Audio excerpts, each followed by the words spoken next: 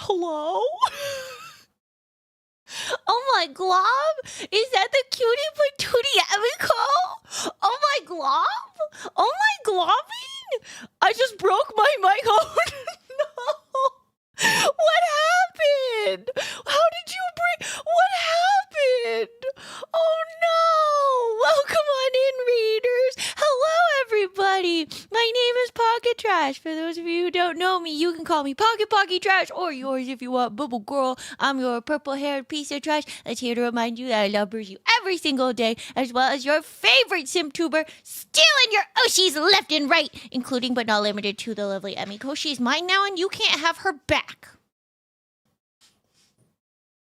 Yeah, that's right. Yeah, that's right. Be jealous. Yeah, that's right. Grrr. Grrr. Yeah, that's right.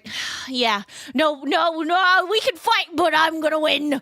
I'm gonna fucking win. Yeah, that's right. Yeah, that's right. Ooh.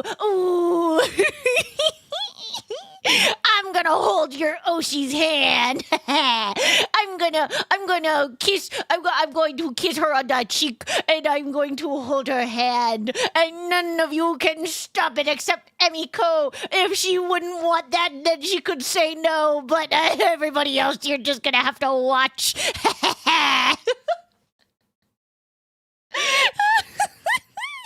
Hello, though. Welcome on in, cuties. I hope you guys had the best time hanging out with Emiko, which obviously you did because it's Emiko. Duh. I'm so sorry to hear you broke your mic. I hope the mic is okay, and I hope that it will be fixed soon. Non-consensual hand-holding? No. Consensual if she would like to. It's not consensual on your end, because you're gonna have to watch.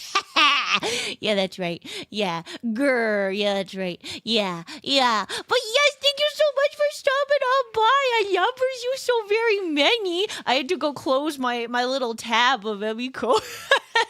Thanks so much. I hope you had so much fun playing Elden Ring. Honestly, you're doing so much better than I ever could. Throwback to me attempting Elden Ring. It didn't go well. I fell off of a tower. I drowned, avoiding monsters that weren't even gonna hurt me. I accidentally hit the merchant and started a fight with the merchant. Yeah, I died while sneezing. It's true. It was a struggle. It was a struggle. Yeah. Did I beat a boss? See, I don't even remember that. I remember thinking that I could fight somebody. About you. Oh, is that what you appreciate about me? I remember thinking I could fight, or thinking that I could win a fight against someone. I could not. And I lost. And it was really sad. And yeah, it was very sad.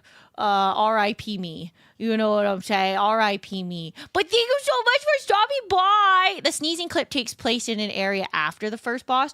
Oh! See, I wouldn't have known that. It's been so long since I've played it. But yes, I hope you guys are all doing well. Emiko, I hope you get your mic fixed. If you lovely raiders need to go grab something to eat, something to drink, or if you just want to sit back and join us for some TEASDSAY, we would love to have you. If you've never been here for a TEASDSAY before and you're like, what the fuck are you talking about? It's the day where we all collectively ponder the existence of humans. I think that's the best way to put it. I think pondering the existence of humans is the best way to put it, you know? We will be reading some Reddit stories. Obviously, it's the best representation of humanity. So, and because it's the summertime and I rarely get to bring out my cute little bikini model, I had to have my little bikini TEASDSAY. So we also have to, hang on, let me change my little hair up. Hang on. Ta-da! Yeah, let's lose faith in humanity together. Yay! Wahoo! Yay, I love that. This is the perfect stream to watch before seeing Spider-Man tomorrow. I hope you have so much fun. But I hope everybody's doing well. I apologize for being slightly late today. I took a nap in the kitty room and they fell asleep on top of me, and so I couldn't leave. But I ended up being able to very quickly leave. They decided to slip away as soon as I was like, oh no, I should probably go get ready. They ended up just going to go cuddle. But if I start sneezing or sounding really congested, it's probably my allergies. But yes, I will play us some nice TEASDSAY songs while I just go turn. I realize one of the lights that is not supposed to be on is on. So please enjoy our lovely TEASDSAY song, which is totally here somewhere and definitely not hiding from me right now. Where did it go? Aha! I found it!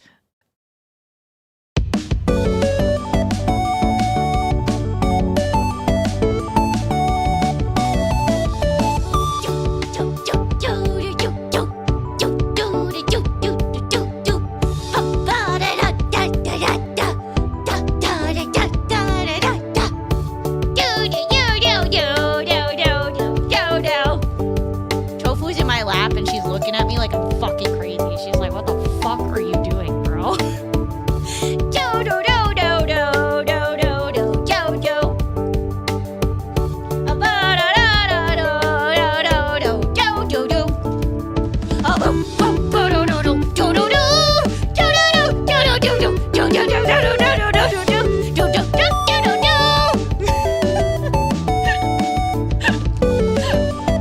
I'm normal, I swear. I'm normal. Semi-normal. Ta-da! And welcome to TEASDSAY, aka the day where we get to read some lovely Reddit stories. If anybody is ever willing to be in the spotlight and would like to share their own stories or stories that you find, you can be anonymous. You cannot be anonymous. It's up to you. But yeah, if you guys are ever curious and would like to share your own stories, you're more than welcome to submit them in that form there. A boba? A boba? I love boba.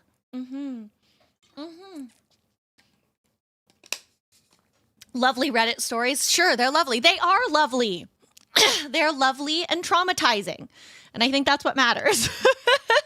You know? Hi, Joker Dynasty. How are you? Wait. You changed your name? Eh? Oh, are you talking about from yesterday? Because I believe you were here yesterday, right? I didn't change my name. No. That was lovely Sylvie. Sylvie was with us yesterday, the super cute pink-haired fox. That was her yesterday. My, I don't see Queen in front. Damn! That was crazy! That was crazy! What the goddamn! Goddamn! That was crazy! What the heck? That was smooth as fuck! What the frick? What the frick? Oh, what the frick, man? I'm in shock. I am in shock. I am in disarray. Wait, here, I gotta play it again.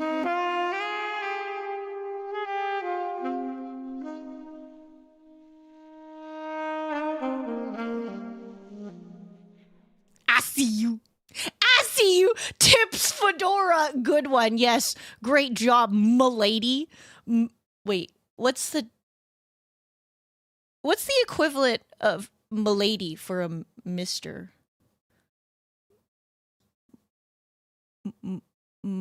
Malister? Also, Demon Rider, I forgot to say thank you so much for the follow. I really appreciate you. Scrotum! I hate it. I hate it so much. I'm pitting it. That's perfect. Scrotum. Thank you so much. Also, hi, Gecko. I love you. That's crazy! Gecko, no! Hi, Soy Cereal. Thank you so much for stopping by. I'm so happy to see you. How are you? My good sir. I see. Gecko, no! Okay, but like on this day, TEASDSAY, you know what? That's pretty accurate. There's a lot of people out there on these Tuesday stories that are fucking fucked up. So, like, honestly, is he wrong? Is he wrong?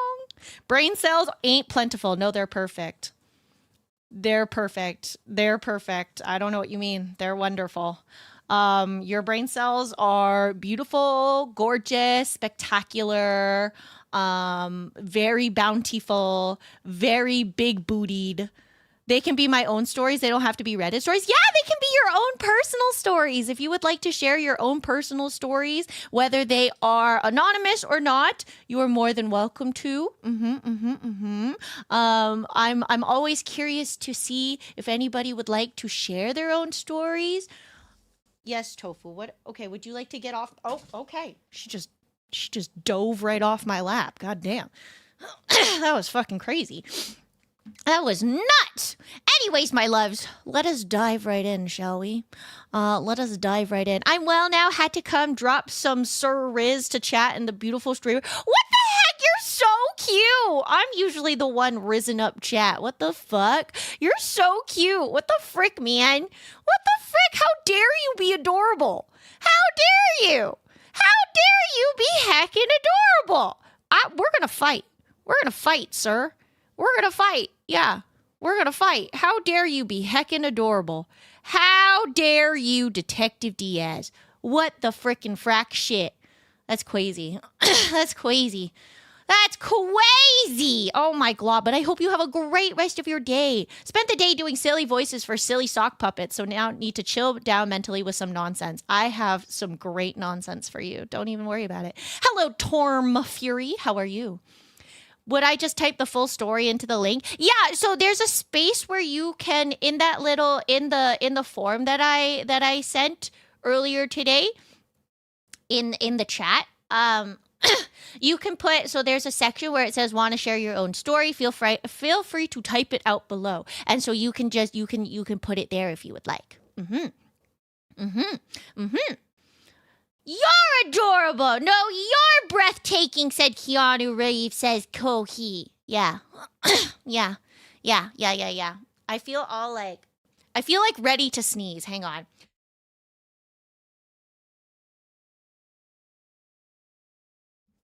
I feel like I gotta sneeze. Why is the Pocky form always folded in half? Folded in half? What you talk about, Willis? What you talk about, Willis? Huh? I'm not folded in half, am I? Well, I'm here. Wait, hang on. I gotta get my tube. I gotta get my hole. Wait, hang on. I gotta get my hole. Hang on, chat. Hang on, chat. I gotta get my hole. Wait, I gotta get my hole. Wait, I gotta get my hole. Yay!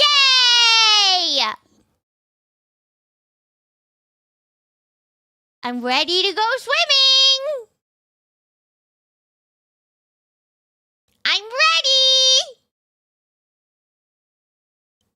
I'm ready to go swimming. When are we going swimming? I don't know, Adam. Why is it always folded in half? What the heck? Relax to this? You mean traumatized by Pocky? What do you mean? Hi, Color. How are you? How are you? Yeah, you like Chippy? Chippy very cute. Chippy sit. Chippy like to sit and go ooh. Chippy like to be. I'm not sticky. You're sticky. You smelly bastards. How fucking dare you? Hi, Trash Rat. I bet it goes nerb when you squish the ring. Good nerb. Yes, that's the exact sound. How did you know? TEASDSAY is trauma day? No, it's not. TEASDSAY is the best day of the week because it's the day when we can all bond over being confused as to why certain people are still alive. Right, chat? Right? Yeah. We can all sit here. Balloon rubbing sound onomatopoeia fails me. No, it's perfect.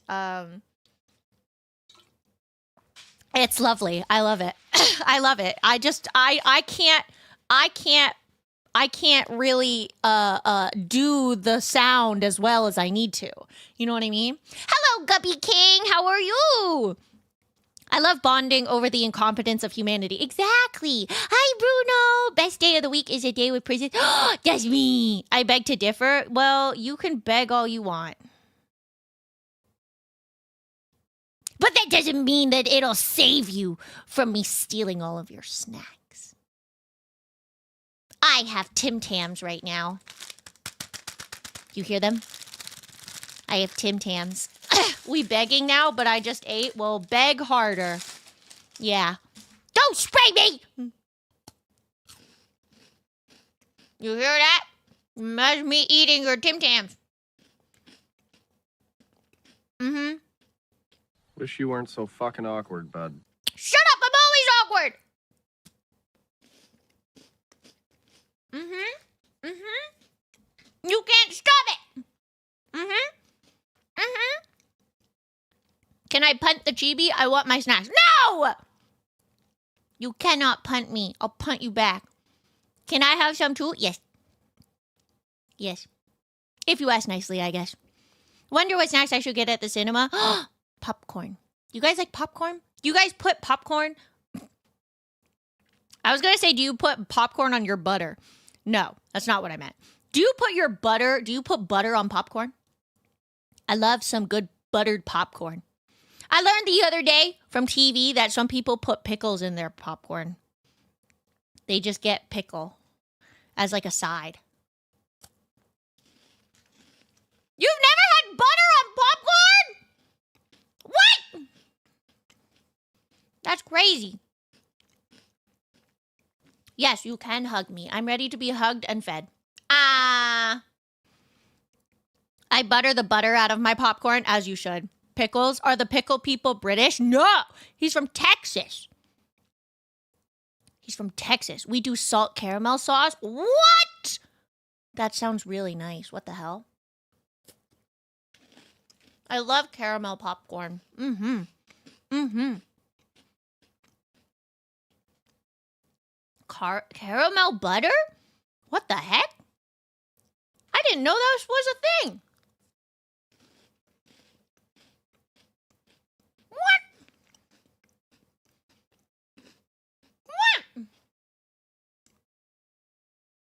Caramel corn is wild and delicious. I agree. Sorry, I had to take a little snack break there. My tummy was a little hungry. Mm-hmm. Unappreciated max combo. Piri-piri and roasted garlic plus popcorn. Oh, I don't think I've ever had that. Hi, Daffy Duck. How are you? I hope you're having the best day ever. Last time I went to see a film, I bought some Pringles at a shop beforehand because cinema snacks are so expensive. Yeah, I always buy my snacks. I try to buy my snacks beforehand. I stuff them into my purse, and then I go. Mm-hmm. Popcorn plus salt and butter plus mochi crunch. What's mochi crunch? Mochi crunch. Mochi crunch. What is this? A popular crunchy snack made from bite-sized Japanese rice crackers. What? I've never heard of this before, I don't think. Oh. Saggy pants. I ain't paying $12.99 for Tic Tac. Not the Tic Tacs! Not the Tic Tacs! Who the fuck is paying for Tic Tacs at the cinema? That's crazy. They just let you walk in with snacks at the cinema I go to. They don't care. Oh, that's nice. I think Werther's Original sells caramel popcorn. Yes, they do, and it's so good. It comes in different shapes, and we call them I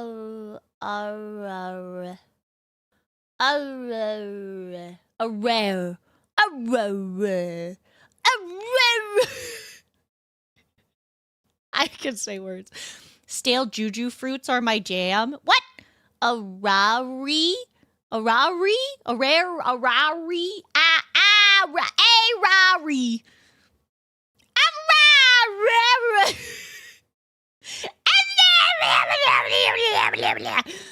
I can say words. And let me show you how well I can say words by reading to you guys from my book that's non-existent on this chibi. How should we start today? Do we want to be traumatized aggressively or like a little traumatized? How do we feel? Hi, Charmy! How are you? I hope you are having the best day ever. Hello, hello. Popcorn chicken is also a godsend. I fucking love popcorn chicken! Fucking love popcorn chicken. We snuck in a to-go box of pulled brisket to one of the fancy ones that serve alcohol. We had reclining seats, barbecue, and a Jack and a Coke. That was when we saw the Logan Wolverine. That sounds so good! What the fuck? A little aggressive? No. No. You want to see me be aggressive? I can be aggressive if you want to see me be aggressive. I'll bite your balls off. Yeah. I'll grab them and I'll twist them off. Yeah.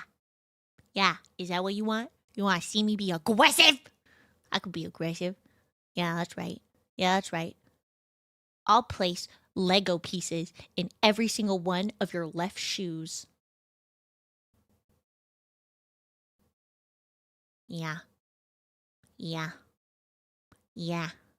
You wouldn't like that, would you? No, you wouldn't. Uh-huh. Uh-huh. That would be actually terrible. Could you imagine you just always find Lego pieces in your shoes? Please have mercy. I didn't do anything wrong, Chibi. That's fair. That's fair. You didn't do anything wrong. Unlike some people. Yeah. Twist off my balls? That's fair. They only brought me mischief and trouble so far. You should just take them right off. Why not the right? I don't know. I just said left first, I guess. Don't spray me! Putting Lego pieces in someone's shoes is the most evil thing to do. Exactly. Hi, C, I love you. Hi, Derek. Hello, hello. Also, hi, Kambuti. I love you. Hello, hello, hello. And hello to anybody. If I haven't said hi to you, please make sure I say hi to you by saying hello to me right now. Say hello to me right now so I can say hi to you. Hello, Galactron. Hi, Maddie. Hi, hi, hi. Hi, hi, hi. Can I pop them off for a bit, like a modular component, and then just bring it back when I need them? Yes. Yes. Hello, Bird Overseer. Hello. I hope you are having the best day. How is everybody doing? You guys all have good day? You all have good day? You all having best day? Huh? Hi, Chips. How are you? Take your pills. I did. I just took them. Yes, we have best day. Okay, good. That's good. Yes, bestest day. Bestest day. Because look at this view. Look at this gorgeous view behind us. Isn't it the prettiest thing you've ever seen? Oh. I disappeared for a little. Sorry. I mean to disappear for a little. That was so aggressive too. Ah! Take your pills, chat. Take your pills, chat. Everybody take your pills. Take your pills, chat. Take your pills. Yeah, that's right. Take your pills. Take your pills, chat. Don't forget to take your pills, chat. Don't forget to take your pills, chat. Take your pills, chat. Don't forget to take your pills, okay? Take your pills. Yeah. It's a good view. Yeah. You have a good day too? I think so, yeah. I've just been kind of vibing. Barely any dragons hiding in the horizon. There's one, but he's chill. Yeah, he's just sleeping. My day being good. Rewatched Shang-Chi since the director of that film directed the new Spider-Man film. Also, I watched the new Masters of the Universe with my family. Ooh! Hi, Bird Overseer. Thank you for streaking with me. I have no pills. Oh, now there's the bestest view I have ever seen. Was that when I was gone? Or is that right now? Was that when I was gone, or is that like... That's my girl. Wah!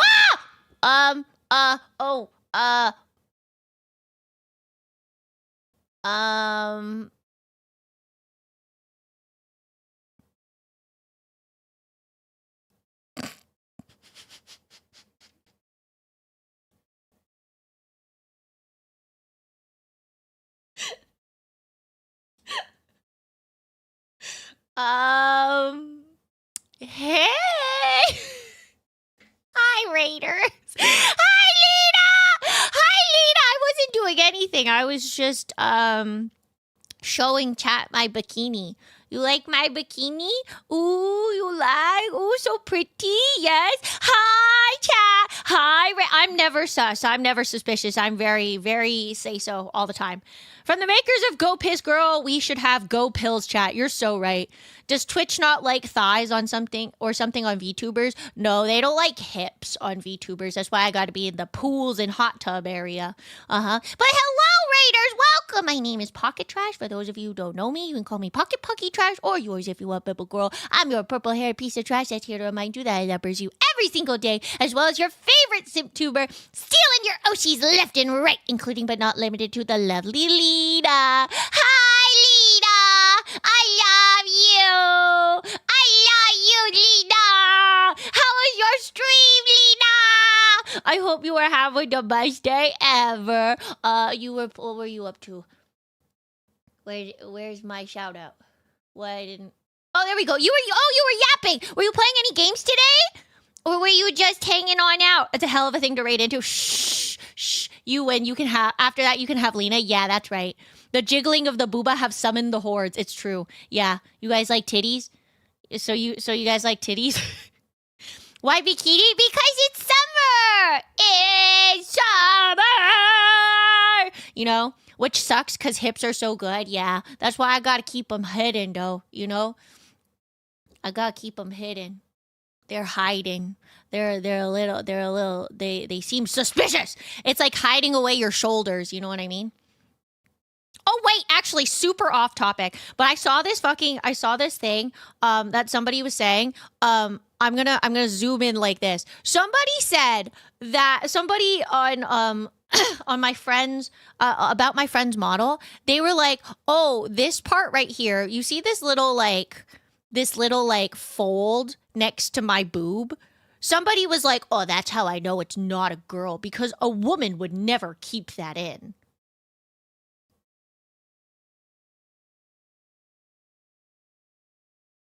I was like, what? I was like, what?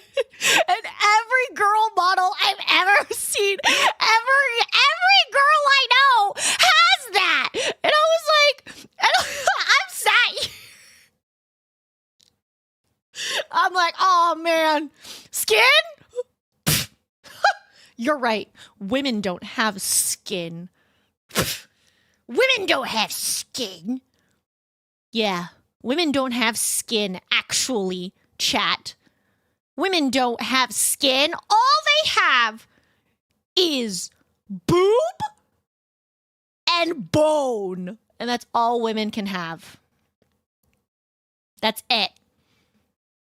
That's it. If you have skin, you know woman. Women don't have skin. Yeah.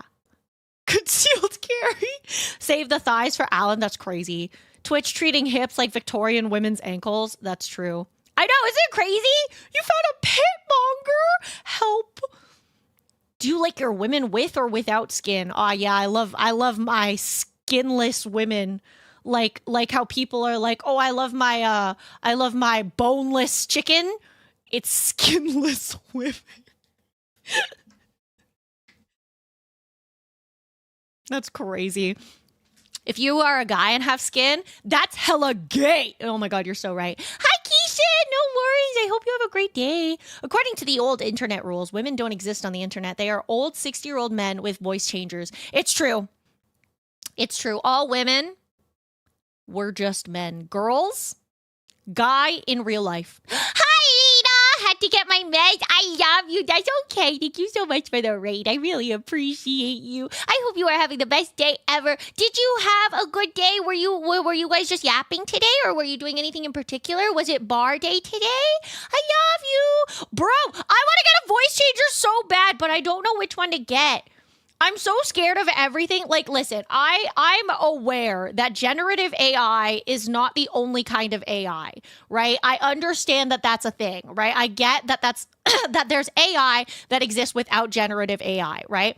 My issue is that some people don't explain when there is generative AI and when there is not. So sometimes I Google things and I'm like looking for this thingy-mabob, and I cannot find the thing that explains what kind of AI it is. So then I give up and then I get nervous. Puppy, when you're alive, when you're feeling 100%, can you find me a voice changer? Puppy. It was really good today. We made more tenzaku for Tanabata today. Oh, that sounds like fun. Had a conversation with a gentleman earlier that I was being very feminine and gay because I used the word hi. Like just saying hi to people. Real bros don't do that. Yeah, bros don't say hi. They say sub. Half heard what kind of voice changer? Any kind of voice. I want the voice changers with like all the little buttons. It's on purpose, unfortunately. They really want to hide whether things are generative AI or not because of how people hate it online. I hate it. I hate it. They're so stinky. They're so smelly. They're so smelly. Wait, Lena, is that food? Am I stupid? Is that food? Tenzaku for Tanabata. What is that? Am I stupid? I might be stupid. I might be dumb. True, I only say hi to girls. Yeah, but you saying hi makes you a girl and makes you feminine and gay. Sounds like you what? Voicemod.net is the one most used on Twitch. Okay. Is this the one that's like you have to pay for stuff? Download for free. I think you have to pay for this, right? Or you have to pay for some stuff or something, right?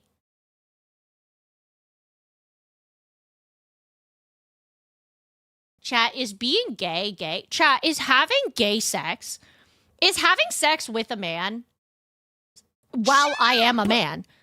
Is that gay? Chat, is it gay to have... If balls are not touching, it's not. Oh, so if a man sucks another man's dick but doesn't touch their balls, is that gay? It's colorful strips, paper stripes that I write wishes of the community on and decorate it with stickers. Oh, that's so sweet! Oh, Lena, that's so cute! What the heck? Did it happen on the gaycation? You're right. Hi, Big Ree. Good morning. Only if you don't say no homo. Oh, is it gay to breathe? Yes. Chat, is a gaycation gay? No. It's a normal part of a straight man's life. Chat, is a woman by herself gay? Balls are touching.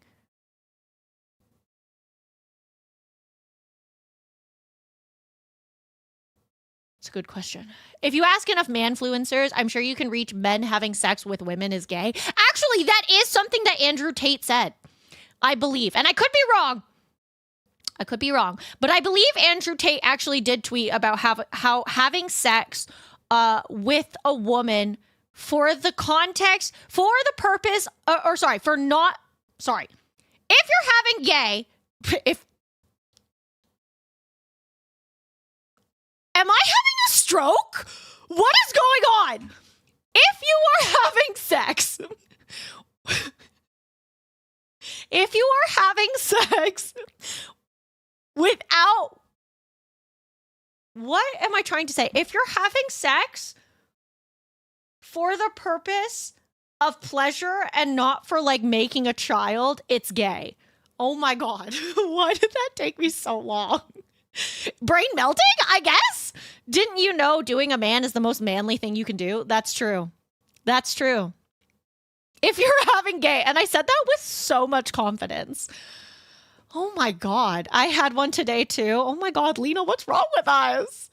Having gay in the gay is very women. That's true. I don't honestly put too much stock in sex trafficker opinions on sex. No, exactly. That's why it's stupid. I hope to God he's trolling and seeing how far he can push it because what the fuck? I hope he's not because that man deserves to die in jail. Just reading chat while sipping tea. Yeah, I'd be trying my best. It's the absurdity of Andrew Tate breaking your brain. It's normal. You know what? That's fair. Yeah, no, you're right. Pocky didn't know that doing a bro job is not gay. Do as the Romans do. It's only gay if you're the receiver.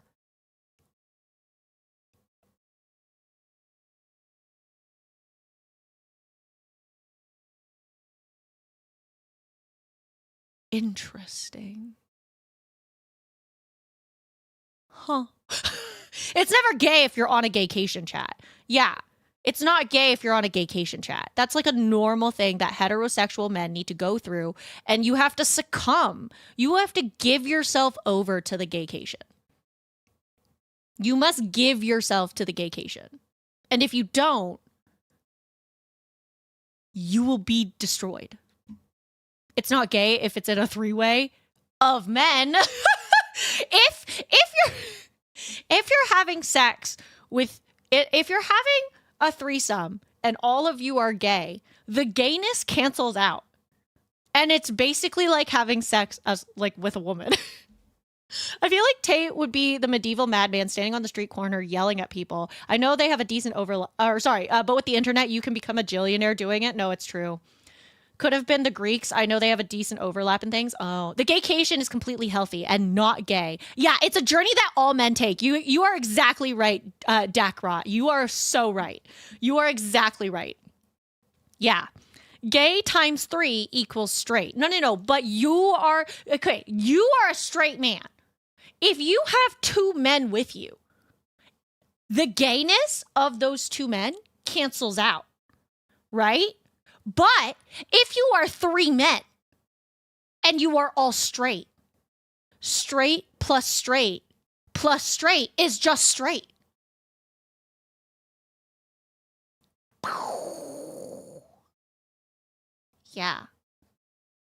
Yeah. Remember, gay was invented by the Biden crime family in 2010. No one was ever gay before that. You're so right. You're so right. Gayness was actually created by trans people who want to read to the youngins and become and keep them gay. And we cannot allow that. If we make the children, if we allow these gay people to be in our families, we will die. Anyway, so if you guys don't know, I'm bisexual. Somebody's going to come in at the wrong time and genuinely think that these are my thoughts. I hope not. I really hope nobody actually takes me seriously. I would be so concerned. I would be so nervous. As a Boy Scout, I'm straight. Here in Denmark, we learned too much about the U.S. Senate, and one of those Senationists said that unironically. I love that. The gay was created by the gay agenda to sell more rainbow merch. You're right. Hi, Kenny Side. How are you? Yeah, don't look at the tags or anything. Bro, sometimes people don't look at the tags. There was this one time when you know what? The Asian tag is actually on there because I was showing off my tattoo one day. When I first started streaming, I was showing off my tattoo. And somebody was like, this is appropriation of Chinese culture. And I was like, it's my name. It's my middle name. It's my name.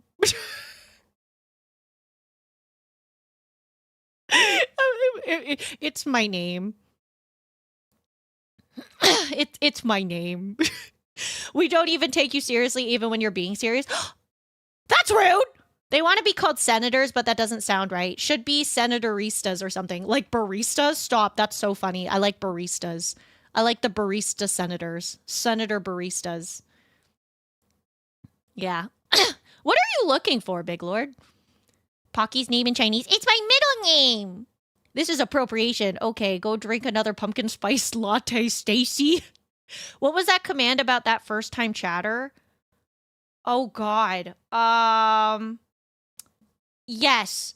Outside. Yes, hello, please. Reach out to old friends. Go out, meet people. Make real connections. This isn't a real relationship. It's not your friend. This person doesn't care about you at all. You are just money for them. You guys aren't just money to me, Chad. You're not money to me. Anyways, on a completely different note, we will be having a drown-a-thon starting on Monday. We are fundraising the... Listen, I can be money to Pocky and still touch grass. Is that my new nickname? I know I'm not just money to you because I'm too broke for that. Real. Don't worry, my AI girlfriend is even worse to me than you are. Not the AI girlfriend. That's crazy. If you want it to be, then yes. Okay, perfect. Touch grass all you want, baby girl. Anyways, okay, sorry. Now that we are sufficiently in the stream and I've been crazy for a long enough period that you guys are all stuck here and captivated by my craziness, let's get started on some TEASDSAY stories. Absolutely, Jobo, you can absolutely make some money. I agree. Checking myself in the mirror, I don't mind being money. Real. Real and true. Real and true. Hi, Jax! I can't take chat seriously sometimes with the jokes everyone is making. Why? We're totally normal. Okay, let us see. What shall we start with? Let's see. What should we start with? Ooh, let's start with this one. This seems like fun. Chat. This is an Am I the Asshole? And it was posted 7 days ago. It was posted a week ago. So this is relatively new. It's an Am I the Asshole? So I hope you're ready. Am I the asshole for being upset that my husband called me lazy during a pregnancy hospital visit?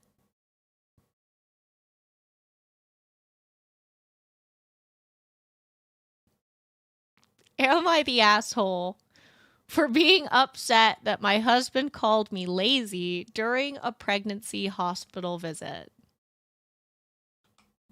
Poll is in chat. Just off of the title, what do we think?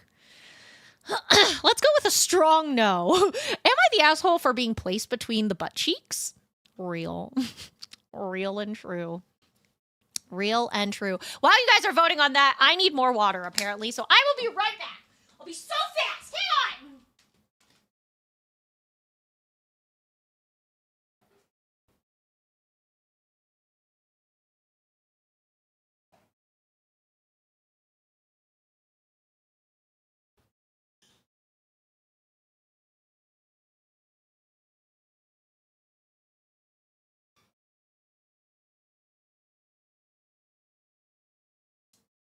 I have returned! And I brought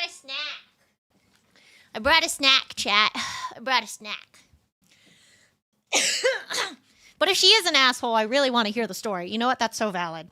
Pregnant people are so lazy. They take 9 months to build a kid, but it would take me like 2 days to steal one. What did you grab? I grabbed a mandarin. Oh, thank you for the follow. Aria Altair. Ooh, I like your name. Aria Altair. Ooh, that sounds very regal. Ooh, I like that. Hello, welcome on in. Thank you so much for the follow. You brought yourself and what else? Ha ha, very funny. Oh, 91% say OP is not the butt. 9% say no one is a butt. You know what? Very interesting. That's our game dev / child stealer. Let's fucking go. I brought a mandarin orange in Jello fruit cup because I thought that it would be really funny for you guys to listen to me eat it. Because like a normal person, I didn't bring any cutlery. And I will now proceed to slurp this. Welcome to slurping ASMR.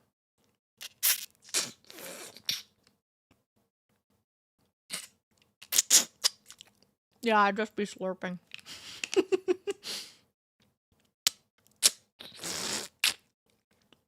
Does this sound bad? Should have saved that for Monday. Well, we can do it again on Monday. Ah, thanks for the follow, Lucas Wolf. I love that you followed as I'm slurping. Did you follow for the slurping noises?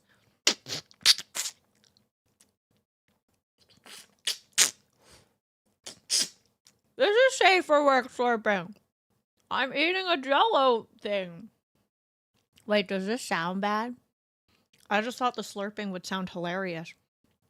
Does it sound bad? Should I not be slurping? Oh no. Oh! Oops, I inked! Oh my glob! Oh my glob, guys! Stop! You're gonna make me ink! This soundbite is going straight to open sound. No! That's crazy. What the heck? Welcome on in, Raiders! Hello, hello, hello! Hello, hello, hello, and hello, Eggy Weggy. Welcome, welcome, welcome. I hope you are having the best time ever. How was your stream, Cutie Patootie? Thank you so much for the raid. How was... You were playing Elden Ring too! Oh my god, Lena was playing... or not. I was thinking of Lena because Lena was our last raider. Emiko was playing Elden Ring earlier. Oh, that's so cool. I hope you were having fun. Did you win? Did you win? Did you win the ring of Elden? Did you win? Oh, yes. Aria, up there, what the heck? You were playing Elden Ring too! Wait, are you guys friends? Wait, are you guys friends, or is this like, was this a coordinate? Am I in Elden Ring? No, I'm not in Elden Ring. Did somebody talking about me in the Elden Ring leagues? oh, you guys were playing it's co-op. Oh, I was like, wait a minute. Hello, welcome on in. Hi, Raiders. My name is Pocket Trash. For those of you who don't know me, you can call me Pocket Trash. That's what I appreciate about you. Is that what you appreciate about me? Welcome on in. I hope you guys were having the best day ever. You can call me Pocket Trash or yours if you want, Bibble Girl. I'm your purple-haired piece of trash that's here to remind you that I lumbers you every single day, as well as your favorite simp tuber, stealing your Oshis left and right. Hello. So you guys came at the best time ever. I actually have not started reading the TEASDSAY stories yet. And if you've never been here for a TEASDSAY before, TEASDSAY is the day of the week where I read to the trashies. And I read Reddit stories. We read some Am I the Asshole, sometimes petty revenge. We read about terrible mother-in-laws, terrible moms, terrible husbands, terrible wives, and terrible children. And it's always a fun time, and we all sit here and question the existence of humanity. But I haven't gotten there yet because I was eating a Jell-O cup that has mandarin oranges in it, and chat was telling me it sounds funny. I thought it was like ha-ha funny. And now I'm questioning. You have my interest, madam. I shall drop a follow because of what you do. Oh, thank you, cool hat guy. Tips Fedora. Thank you. And thank you for the follow. I really appreciate it. Aria, I don't know if you heard me, but when you followed, I was saying that your name sounds very regal. You sound so regal. You sound like a queen. I really like your name. Lets multiple people play in the same game without constantly leaving the main host. Oh, I see. Interesting. Anyways, let me lock in chat. You guys want to hear my slurping? Want to hear my slurp sound? Want to hear my slurp sounds?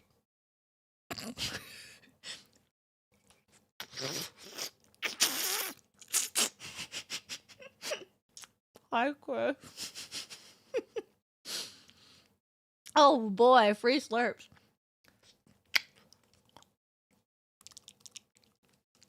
I'm trying to move it, but it sounds so much sussier. I'm trying to like move it because it's stuck to the... But it sounds so much sussier than it is. I'm just trying to move the Jell-O so it'll come out. Oh!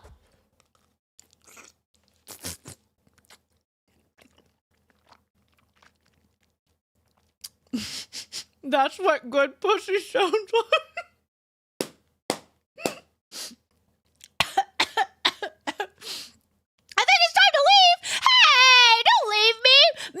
Oh, I got you. Hang on. Let me get you some cute colors. Hang on. Ta-da! Here's my cute little mint hair. I'm trying to think what would look nice with my bikini colors with mint hair. Let's do... How about black? Oh, just kidding. I can't. Oh, right. I can't do both. Fuck! Okay, well, mint it is. Okay, wait, that sounded really bad. I'm so sorry. I'm trying to move the Jell-O. Hang on. I'm so sorry. I'm so sorry. I'm just trying to move the Jell-O.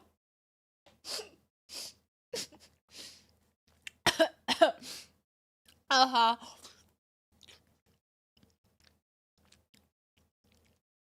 Does this Jell-O you speak of have a name?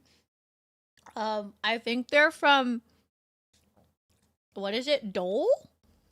Please get a spoon. But I'm almost done. I'm all done now, guys. I'm sorry.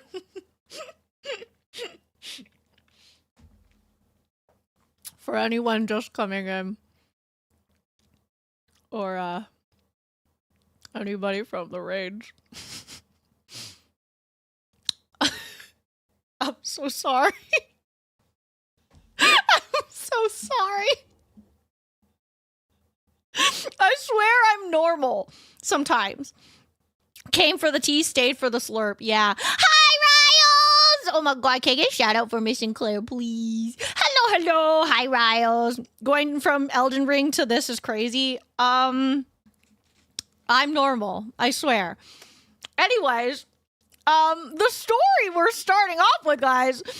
Jingle chat. I don't have any keys. Ooh, jingle chat. Those are my pills. Jingle chat. Everybody focus. Everybody focus. Also, hi, Cassie Nova. Jingle. Yeah, there's a story, guys. Am I the asshole for being upset that my husband called me lazy during a pregnancy hospital visit? Chat voted, at least based off of the title, 91% not the asshole. 91% not the asshole. I hope you guys had a lot of fun at Off Kai. Send you all the lovers. Yes. Crazy girl maracas, that's me. Okay, here we go. Am I the asshole for being upset that my husband called me lazy during a pregnancy hospital visit? I'm 26 weeks pregnant and have been struggling with pelvic girdle pain. Oh my God, that sounds awful. So walking and standing for long periods can be quite uncomfortable. Today, I had a midwife appointment at my GP surgery. During the appointment, we discussed my baby's movements, and the midwife wanted me to go to the maternity assessment unit at the hospital for monitoring. I had already walked about 15 minutes from home to the GP. After the appointment, I called my husband. It was 1 p.m. He was on his way back home from work and asked if he could pick me up and drop me off at the maternity building at the hospital, which was a 20-minute drive from the GP. He came, but instead drove me to the main hospital entrance and told me to walk to the maternity building from there. I asked why he couldn't just drive me to the maternity building entrance since it was only 2 buildings further. It didn't make any sense to me, honestly. He got angry, called me lazy, and started shouting at me. Eventually, he did drive me to the maternity entrance.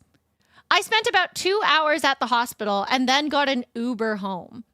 My husband was at home with our 3-year-old and didn't offer to pick me up. When I got home upset, he called me lazy again. I snapped back and we argued. From my perspective, I wasn't asking for anything unreasonable. I was pregnant, in pain, and attending a hospital assessment because of concerns about the baby. From his perspective, he seems to think I was being demanding and unwilling to walk. So am I the asshole about being upset about this and expecting a bit more help and consideration? Thoughts?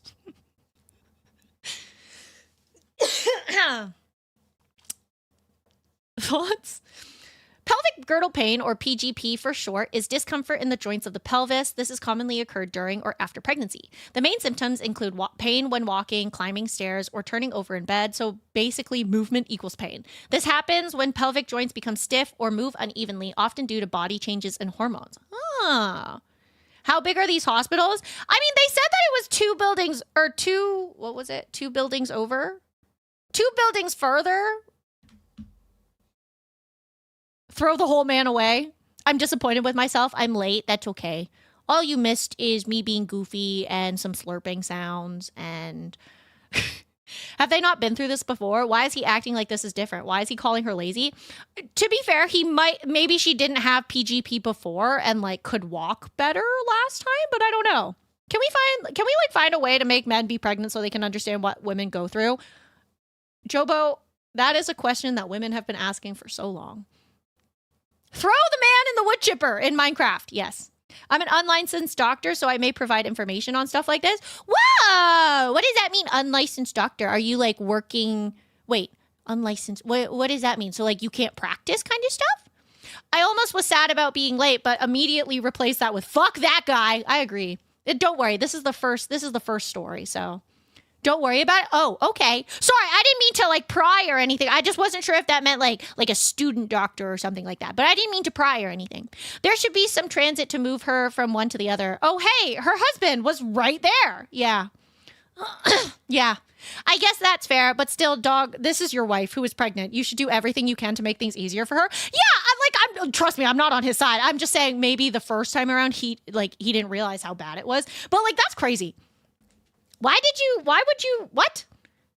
Who voted that OP is the butt? If you have thoughts about why OP might be the butt, feel free to let us know. We will not judge you unless it's aggressive and stupid. OP is the lady, yes.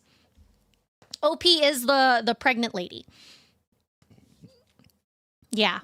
But yes, 90% of us said OP is not the butt.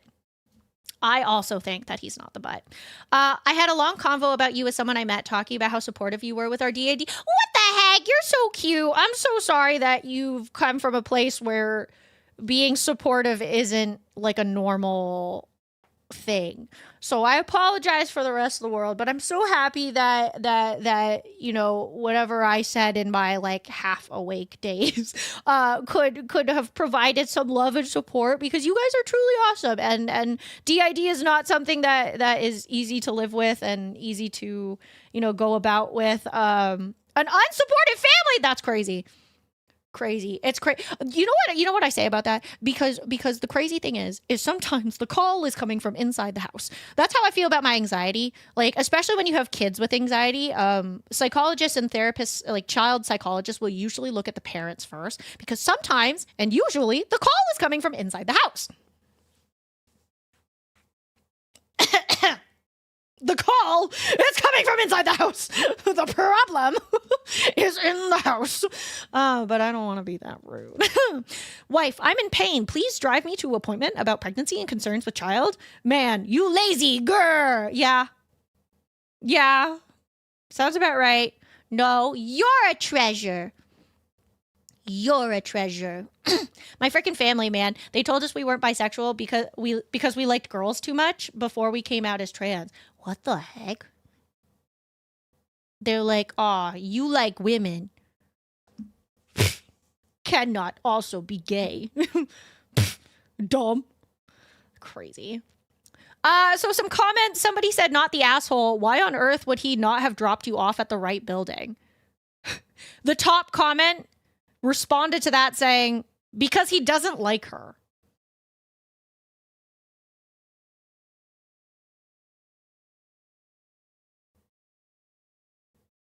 It's true. No, you're beautiful. No, you're breathtaking, said Keanu Reeves, says Kohi. That's really crazy to me, though. Like, I'm really confused as to, like, why would it be so much harder? Like, I'm trying to imagine. Like, I'm trying to, like, fully take everything we know out of it. Even if my friend wasn't pregnant. If my friend asked me, hey, can you drop me off at the hospital? I need to go to this entrance or this building. Unless there was, like, a crazy amount of traffic and I couldn't get there easily, I would still, but even then I would still ask them, like, is it okay if I drop you off here? You know what I mean? This is a man who never really wanted the reality of a family. Bro, the number of people like that kills me. The people who are like, I want a baby. I want to be a dad. I want to be a mom. And then they have a kid and they're like, I hate being a parent. And it's like, well, yeah, they're not fun. Kids are not all fun and games. They're fucking crazy.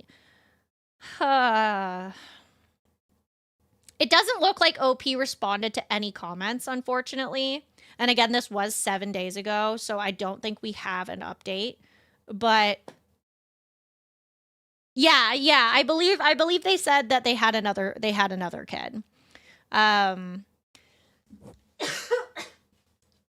oh my God, I'm dying. Kids are a whole ordeal. They're like a 5-year commitment. Don't go into them lightly. A 5-year commitment. 5 years, that's it? 5 years, and then you're like, all right, bye. Chuck them out the window. Honestly, real. No pause. Play and repeat. Hi, Mungo Burrows. How are you? I hope you're having a good day. 5 years. No, it's just 5 years, chat. It's just 5 years. After the first 5, you toss them out the window. That's why there's a musical called The Last 5 Years. It's them talking about how much they were so excited, or it's the musical about how it feels to then throw it out the window. I'm kidding. It's actually not about children. It's a very sad musical, and it broke my heart, and I cry about it every single time. 5 years. Yeah, that might be the total amount of time I've spent with my dad. That's crazy. I'm dying. Don't kill me. Were you eating people? Yeah. After the first 5 years, the resale value drops drastically. Yeah, you would know, wouldn't you, Gecko, having stolen multiple babies? Yeah, kid, you had 5 years to prove yourself. Actually, okay, sorry. We're going to talk about this because it's on my mind. How many of you are Supernatural fans? Because I'm convinced, like, there's so many fan theories, right? There's a lot of theories that, and there's even even the actor himself has talked about how he believes that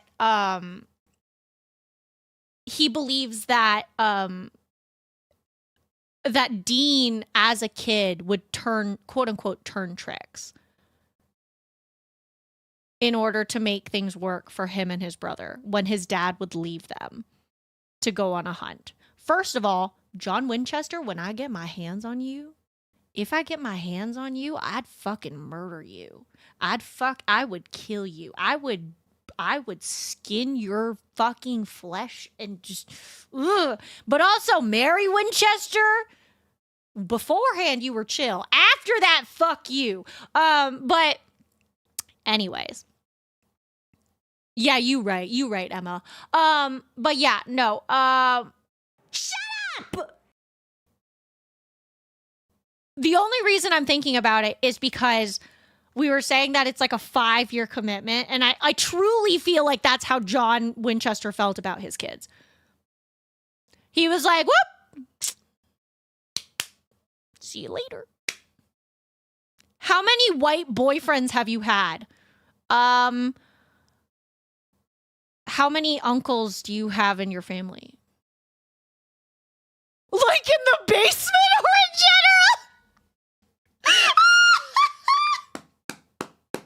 One, and then your dad.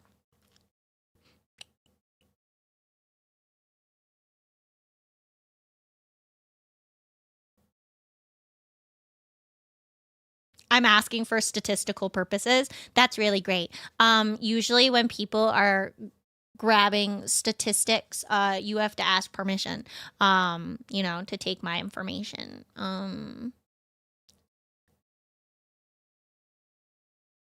I don't know. I have 9,000 trashies. Does that count? They're all my boyfriends, right, chat? You guys are all my boyfriends, right? Right? I mean, I don't know how many of them are white, but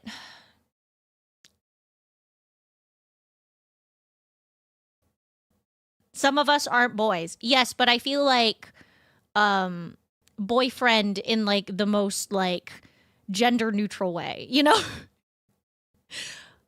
I got a girlfriend. I think you mean we have a girl. It's our girlfriend, comrade.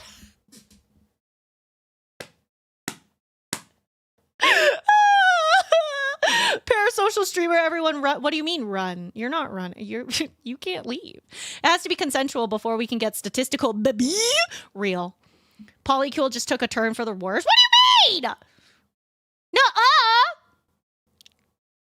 I mean, after John lost Mary from Yellow Eyes, I kind of get it, but at the same time, Sam and Dean could have had normal lives. What do you mean you get it?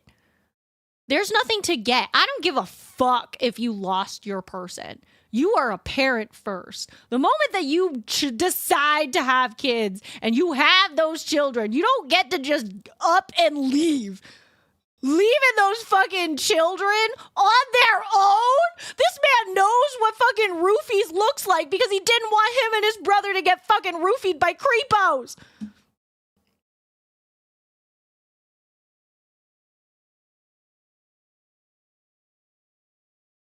Poor Dean. Boyfriend with a space in between? Yeah, a space for the titties. The fuck you talking about? If anything, Dean was more of a father figure for Sam than John. Well, yeah, no shit. But we also have fucking Bobby, who was the more father figure. Got mad at John. John got mad at Bobby for throwing around a baseball with Dean. Fucking pissed me off. I actually recently learned my mom has a brother who's also her uncle.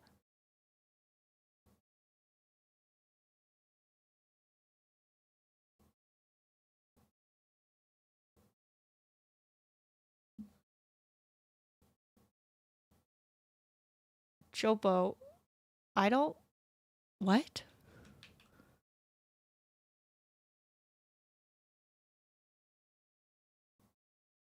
Jobo, I don't know if that... I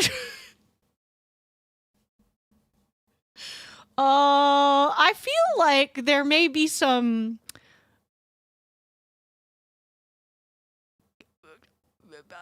There may be some gymcest involved in that story. My granddad from my mom's side apparently had a lot of children with a lot of people. Jobo,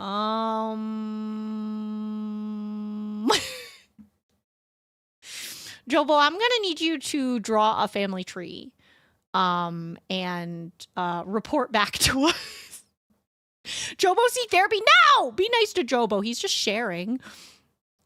I can hear the banjos getting louder. Yeah. Yeah, it's like that TikTok. It's that TikTok trend where it's like, but the saxophones just keep getting louder, but it's the banjos.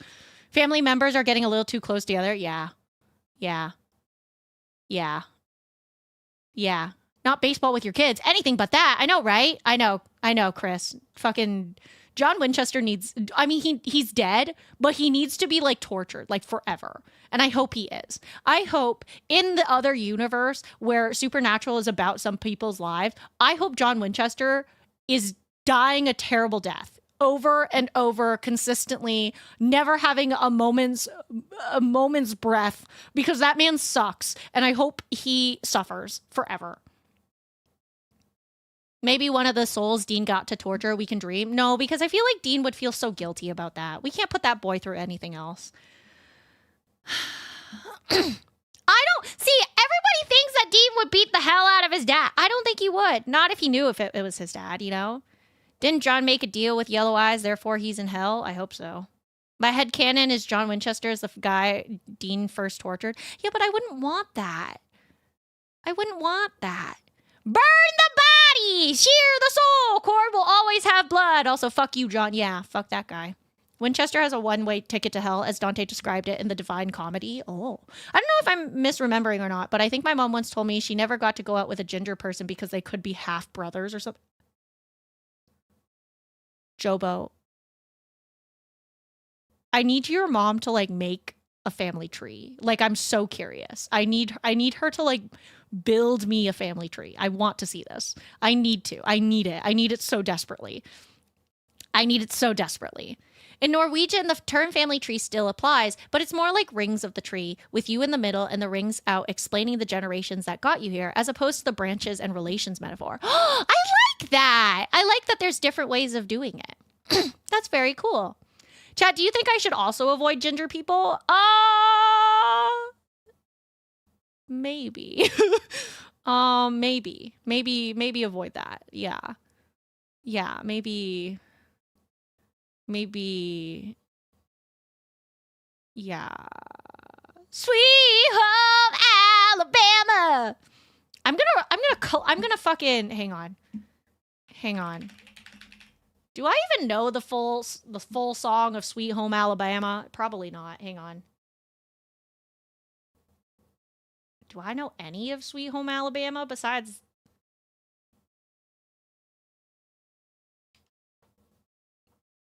Do I know? Hang on. Why won't it load the lyrics for me? How am I supposed to know the lyrics?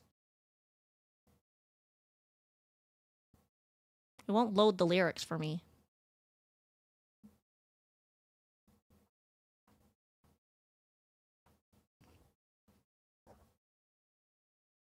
Guys, I'm gonna learn the song and I'm gonna cover the song for fun, and then we're gonna have it on in the background during the crazy incest TEASDSAY stories. Okay, Pocket, do you know what it means? Do I know what it means? Sweet Home Alabama.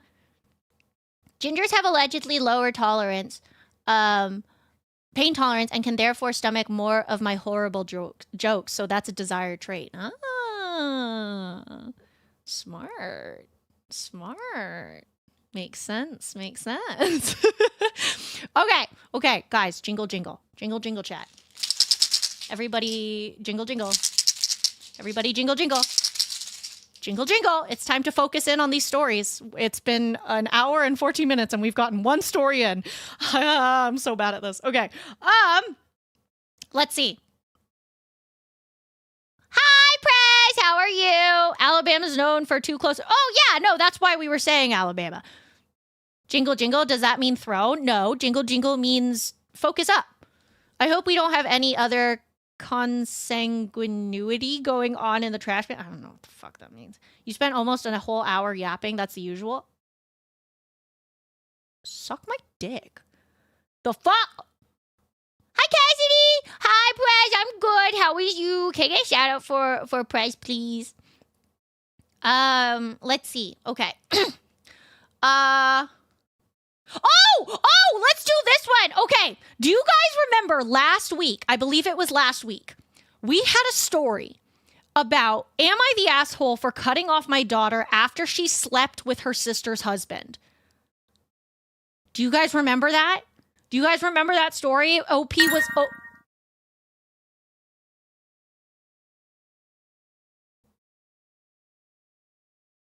Pointy, the Drown-a-thon hasn't started yet. At least save your money for the Drown-a-thon.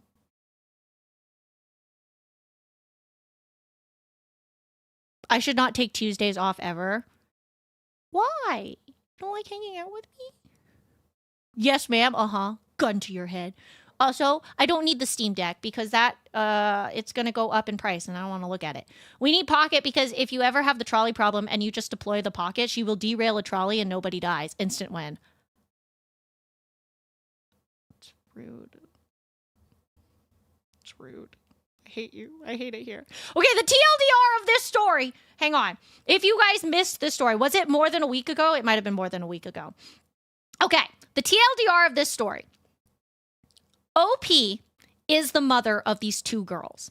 Both girls were in marriages that were longer than 8 years, right? She is the daughter of, I believe, Sarah and Emma, I think are the names that she used. Nope, I lied. Chloe and Emma, okay? So she has two daughters, Emma and Chloe. Emma found out, Emma's the older one, found out that Chloe, her sister, was having an affair with her husband for almost 4 years.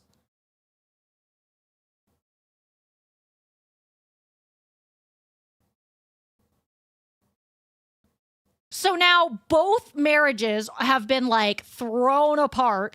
I believe they have kids as well.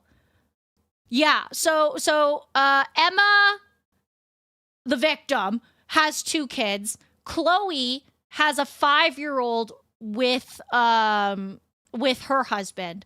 And so then they found out, and OP was like, I don't really want to talk to you, cheating child, because, you know, you just destroyed 2 families, you know?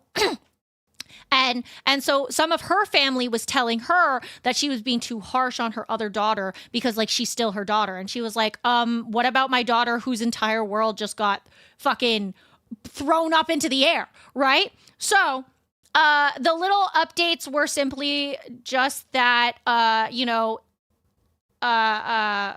OP tried to talk to her daughter, and Chloe basically was like, oh, well, Emma's marriage was falling apart anyway, so it's kind of her own fault, which is crazy to say. But yes, so all of that happened, right? Final update that OP posted. She posted this on the 23rd, which was 5 days ago, after 20 days and 17 days after her last update.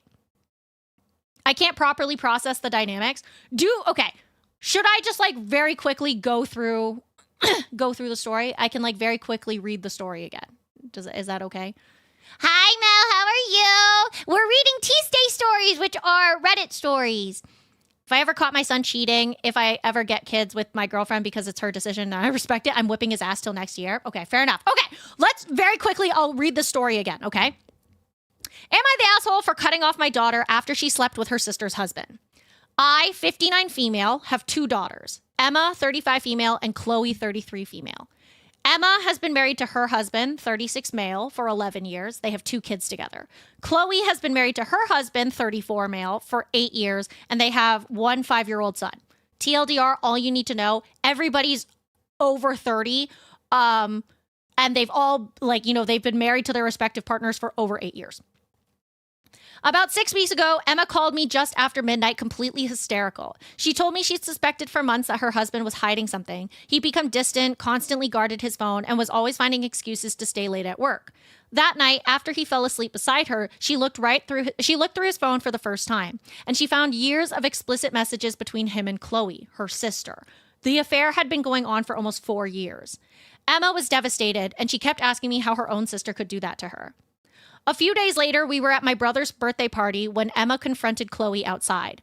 Chloe denied everything at first and insisted that Emma had misunderstood, but when Emma said she had read the messages herself, Chloe completely fell apart. She started crying, admitted the affair, and kept repeating, "I don't know why I did it. I'm so sorry. It was the biggest mistake of my life."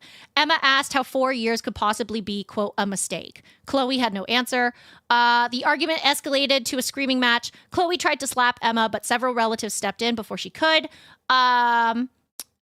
Within days, Chloe's husband, so the daughter that cheated, Chloe's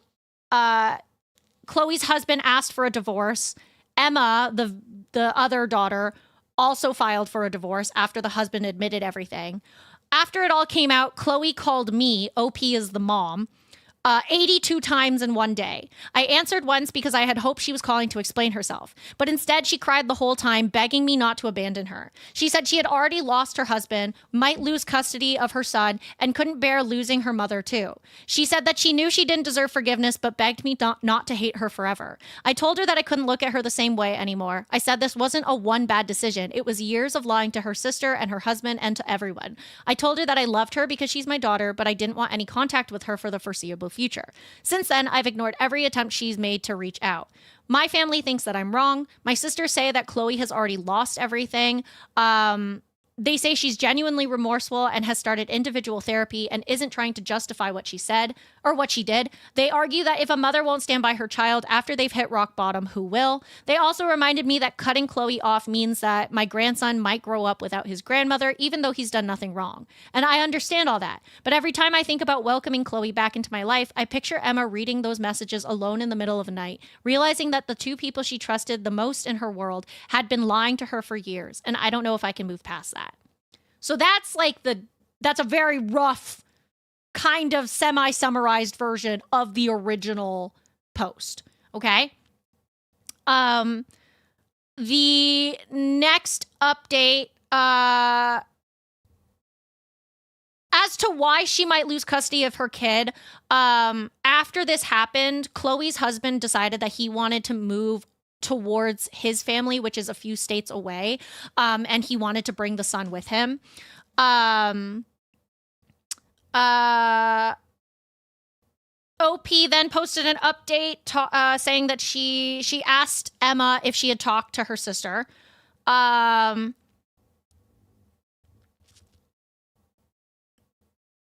blocked her. Chloe went to the kid's school trying to talk to Emma, but Emma refused to talk to her and told her to stay away. OP talked to Chloe. She ended up like deciding to talk to Chloe before she decided to cut her off forever. And she asked Chloe if she actually felt remorseful. Instead of taking full responsibility, Chloe started telling me that Emma's marriage had already been falling apart, that Emma and her husband had been drifting apart for years, and that he often confided in Chloe. She admitted that the affair was wrong, but repeatedly tried to place part of the blame on Emma, saying that if their marriage had been happier, none of this would have happened. Which is Crazy. Hi, Mandalore. How are you? Sorry for anybody in chat. If I haven't read your message, I swear I will get to it. I'm just trying to give a quick TLDR. As she spoke, I realized almost everything was about what she had lost. Her marriage, her home, her reputation, and possibly seeing her son every day. Very little of it was about Emma or the damage that Chloe had caused. At the end of the conversation, Chloe asked if we were, quote, cool now. I told her no, we were not, quote, cool, and we might never be. I said that if I ever found it in my heart to reconcile with her, it would be on my terms and in my own time, not because she thought one conversation could erase 4 years of lies and betrayal. Which is fucking crazy. So those are the updates, right? Let me just quickly read through chat. I bet you this guy is going, and now she doesn't even want to have sex with me. Women are so crazy, right? Yeah, real. Yeah. I'm already remembering my first reactions to hearing the story. Yeah. Biggest mistake for 4 years. That isn't choosing the wrong college. Yeah, I know. It was a mistake that I repeatedly made for 4 years straight. I know. It does sound like a TV drama soap. I know. Maybe the wife that didn't cheat should marry the husband that didn't cheat. You're so right. I slipped and fell and my pee-pee got stuck and we bought a house together and it's not what it looks like. Yeah, sounds about right. Thank you for streaking with me, everybody, though. I really appreciate you. Okay. Let's see. So this next update, the final update comes, again, 20 days after the original post. OP writes, I said after my last update that I would come back one last time once things had settled down a bit, so this will be my final post. First, thank you to everyone who commented on my last 2 posts. I read and replied to more comments than I expected. Some of them were difficult to read, but they gave me a lot to think about. To answer the question that I saw the most, Chloe's son is definitely her husband's. Chloe is white and her husband is black and their son is mixed race, so there was never any question about that. The divorces are still going ahead. Nothing has been finalized yet, but neither couple is trying to work things out anymore. A lot of people also asked about my sisters.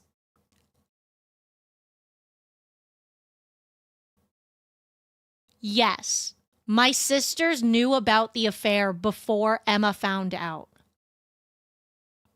They admitted they stayed quiet because they thought it was a family matter and hoped it would end before anyone got hurt. What? What? Huh? Huh? What do you mean? Huh? That's crazy. That's crazy. I understand why they thought that. What? No? Yeah, as in the aunts. So, sorry, yeah, the aunts of the aunts of the woman who got cheated on. Yeah, that's crazy. I understand why they thought that, but I can't agree with it. Emma spent years being lied to while people around her knew the truth. I've decided to cut off both of my sisters out of my life. I don't know if that will be forever, but they have broken my trust. Over the last few weeks, I've spoken to both my daughters separately. I asked Emma if enough time had passed for her to even think about talking to Chloe. Lady, it's been 20 days. Me personally, no. It would need to be 20 years, and then maybe we can think about it. She said no. She told me she isn't waking up angry anymore, but that doesn't mean that she's forgiven her. She said she's accepted the truth was always going to come out eventually. The only thing she could control was what she did after she found out. She also said she has no interest in having a sister anymore. As for her husband, she told me she's made one thing very clear. She'll only respond if it's about the children or the divorce, and everything else gets ignored. What surprised me was that he hasn't stopped trying. Oh, also, I forgot to mention in one of the updates, she did say that Chloe, the one that was cheating, Chloe did reach out to the husband that she was cheating with, but he never responded to her. Which is crazy because, like, that's crazy that you two caused this much trouble and now you're choosing to ignore her? You didn't think you could ignore her for the last 4 years? Fucking stupid. What surprised me was that he hadn't stopped trying. He sent long apology messages, videos about forgiveness, and even Bible messages. None of us are religious, so that confused all of us. He keeps saying she was the only woman he's ever loved and that he made one terrible mistake. It's been 4 years. That's almost half of their marriage.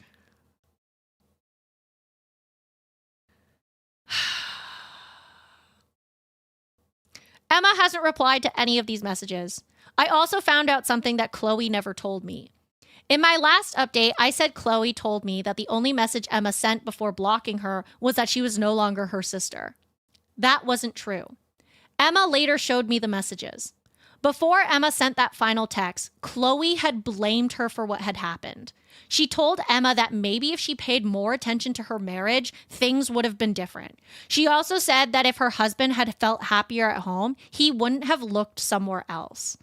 Reading those messages made me feel sick. When I confronted Chloe, she admitted she'd sent them. She said she was angry, desperate, and trying to make herself feel less guilty. She told me she regretted sending them almost immediately, but by then Emma had already blocked her.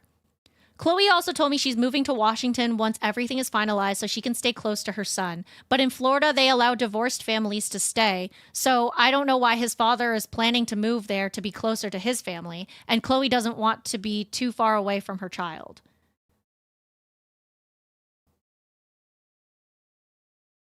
I don't understand what that meant, but okay. She admitted she tried contacting Emma's husband after everything came out, but he never answered any of her messages. She eventually stopped trying. She also told me she knows she'll never get her old life back, but she hopes moving will give her a chance to start over. I told her that starting over doesn't erase what happened. She agreed. A lot of people asked if I've forgiven Chloe. I haven't. I still love her because she's my daughter, but I don't trust her anymore, and right now we don't have a relationship. Maybe that changes one day, maybe it doesn't. I honestly don't know. This whole situation has changed our family forever. Emma lost her husband and her sister. Chloe lost her marriage, her relationship, and Chloe lost her marriage, her relationship with her sister, and most of her family. My sisters lost me because they chose to stay silent. This will be my last update. I hope one day all of us can find some peace, even if we never become a family again. If I messed out some details, I will respond in the comments. Thank you, Reddit.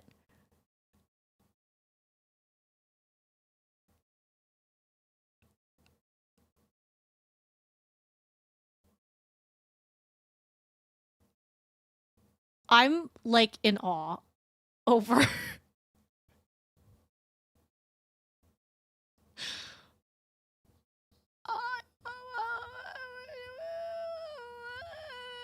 don't even know how to respond to this. Like, what are you, fucking train wreck? Hi, Curry. How are you? I hope you're having a good day. I hope you're having the best day. Oh, my Lord, have mercy. What is it about being a terrible person that eventually just makes you shift to Christianity? Or, like, not even Christianity, to, like, religion. There's something about, I think, you know what it is? I think it's because very often religion will talk about being forgiven. We'll talk about moving forward. We'll talk about, you know, being born again. And I feel like people who know they fucked up that badly feel like, oh, well, I said sorry, therefore I'm okay. As if that, like, takes away all the consequences of the actions. You know? Forgive those who slip into pussy for 4 years straight. John Doe 67. I like that. I like this. Yes. Hi, Robert. How are you? I studied psychology for 3 years before pivoting into game development, but it's still a solid part of me. Add 1 year and it's hopty-dopty shenanigans. I don't know what that means, but okay. I also studied psychology. Fun facts. Remember what CJ from Regular Show said? Sounds like everyone wants to start over. Why don't you just get it right the first time? Fair. He said Bible quotes, instant forgiveness. Yeah. Honestly, that was crazy. I hope you're doing well, though, Curry. I mean, I don't get shocked easy from anything but that. Be happy that I was not the hubby that he got cheated on. Bro, I came in like halfway through the story, so I don't understand any of it. Basically, Robert, OP is the mother of 2 daughters. The one daughter slept with the other daughter's husband for 4 years. And it like just broke the dam. And then surprise, OP's sisters, aka the cheater's aunts, knew about it. And they didn't say anything.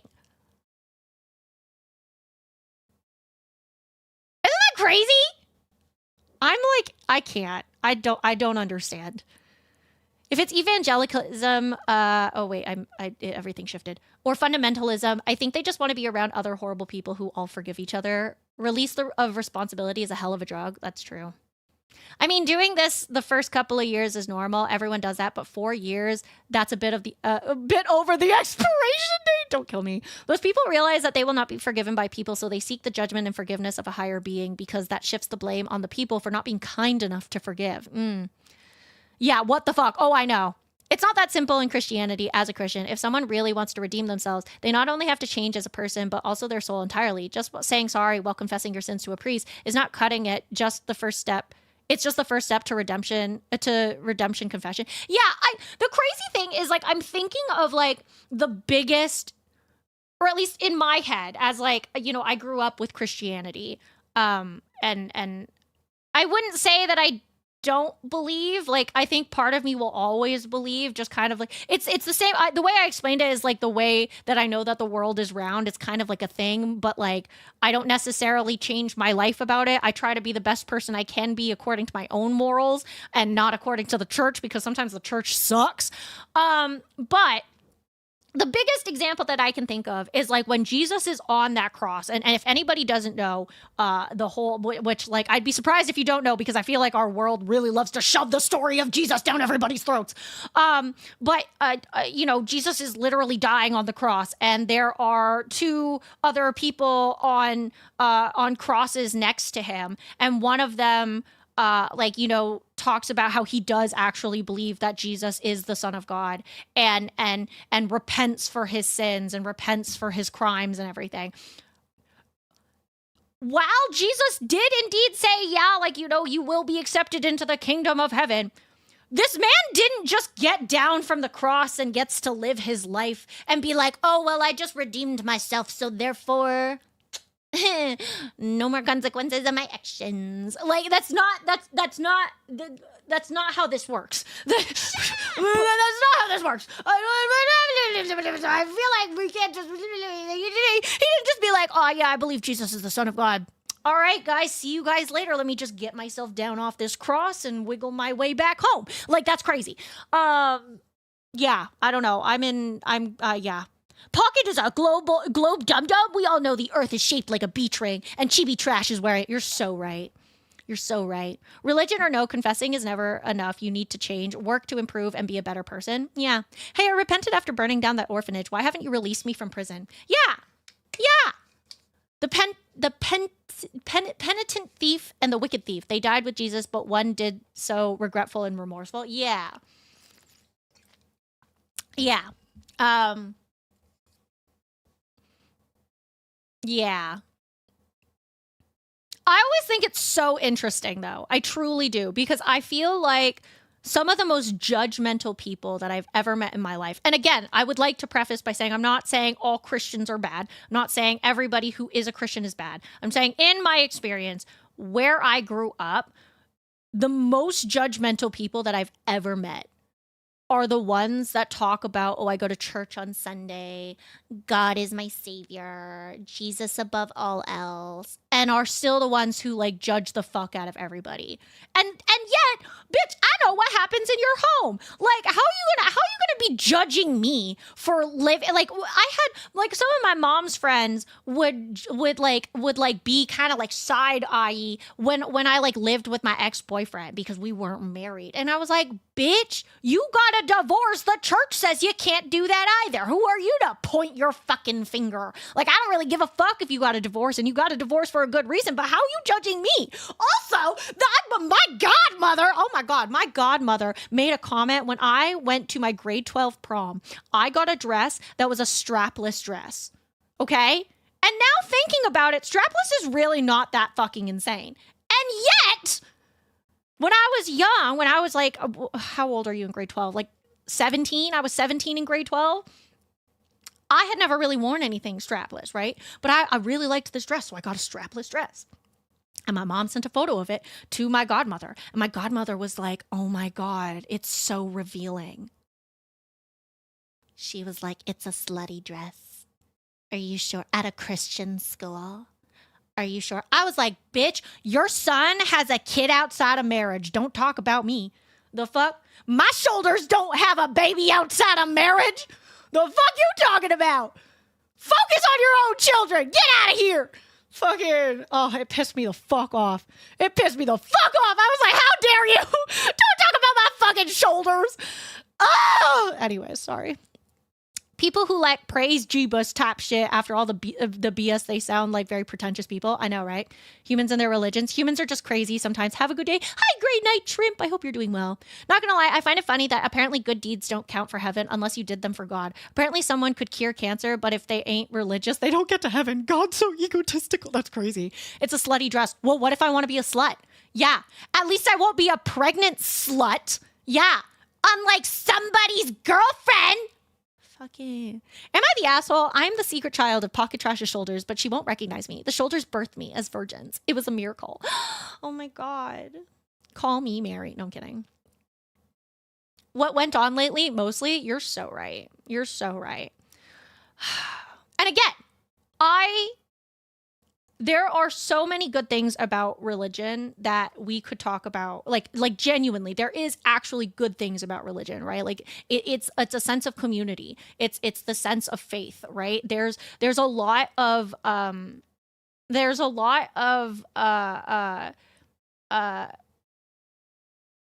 mental health benefits in a way, if you can believe in a higher power, if you do believe in a higher power, it can be very, I always forget the word, not inhibiting, but like it can steer away a lot of negative mental health issues, right? The problem is when like I have an issue with hypocrisy, and that's my main issue. I have a big fucking issue with hypocrisy.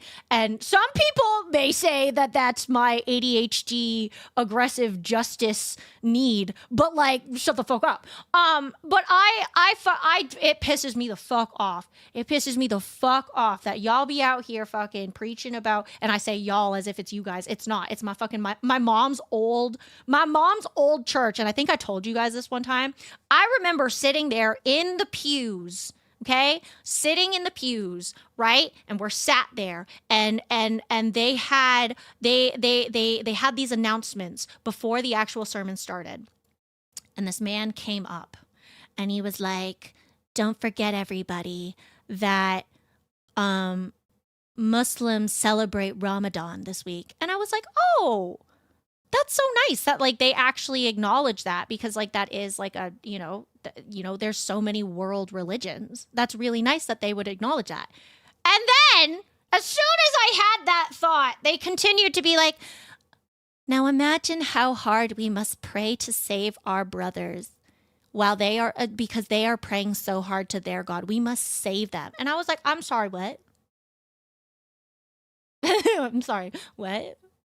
And they were like, "We must pray to save them." And I was like, "What? Huh? The fuck? I beg your finest pardon?" I was like, "I'm sorry. Let's turn this around really quick.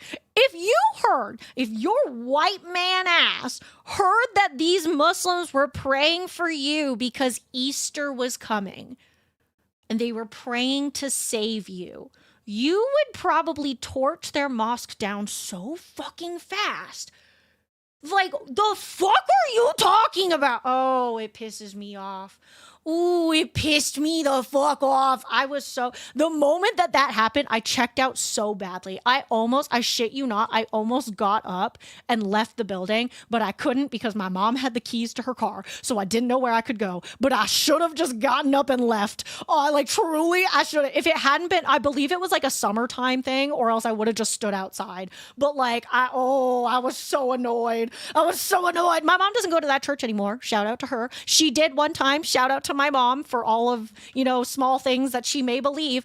My mom did email the pastor, because shout out to my mom. My mom has no anxiety when it comes to sending emails to people of authoritative positions. My mom heard this man go, "The reason suicide rates are so high is because we're turning away from the Lord, and that's why people are depressed." And my mom, my tiny 50-year-old plus, because she is only 50 and she will only ever be 50, my little 50-year-old Asian Asian mom, fucking 5'2", fucking skinny ass piece of shit, starts texting on her little iPhone, sends an email to the pastor being like, "Dear Mr. Pastor, I appreciate you for all that you have done for the church, but I would like to say I do not appreciate what you said in this sermon because you would never say that about cancer. You would not say that we have turned away from the Lord and therefore people have cancer. This is not an appropriate thing to say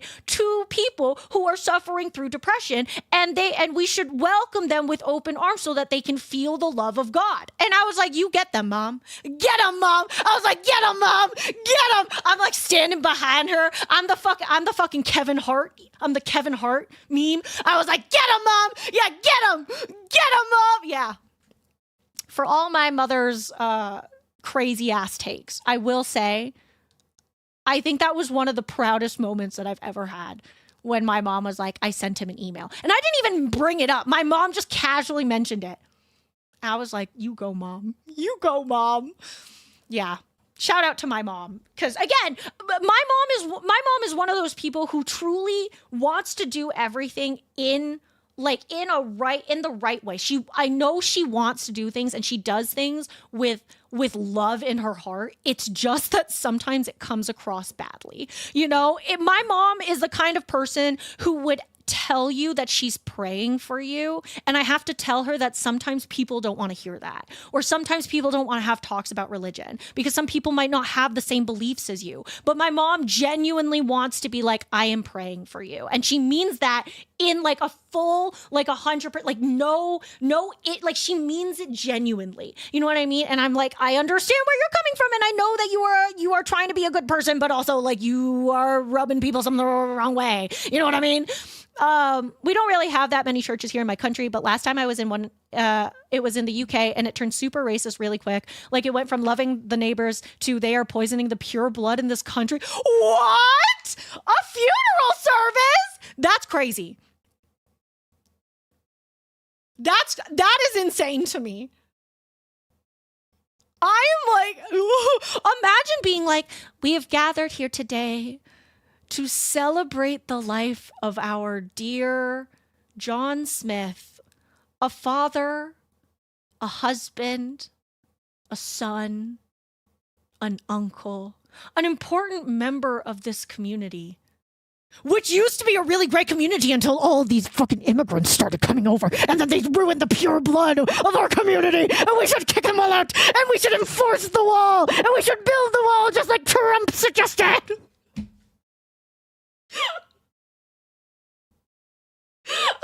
I'm dying. I think I would die of laughter. Like, that would actually be crazy. Oh my God. I am in awe. I am in awe over people. Quitting religion saved my life. I've never been to a church that embraces me being trans. At best, they tolerate it. No, and that's so valid. And that is so valid. And the crazy thing is Jesus has never been like, "Hey, by the way, you should hate trans people." Like, never in the Bible did it say, "Hey, sup, my brethren, hate trans people," like, which is crazy to me. Jesus literally spent his time hanging out with what was considered the lowest of the low. He was hanging out with prostitutes and tax collectors, two people that were seen as unclean and seen as the low people of society. He talked about loving the Gentiles, aka loving people that, you know, that, is it the Gentiles? Yeah, right? Because right? Israelites and the Gentile. I think I got that right, that term right. But yeah, he specifically was like, "Hey, love everybody, love thy neighbor." And they were like, "Well, what do you mean by that?" And he was like, "I mean everybody. And let me now tell you the story of the Good Samaritan who saved somebody, even though it was quote unquote seen as unclean."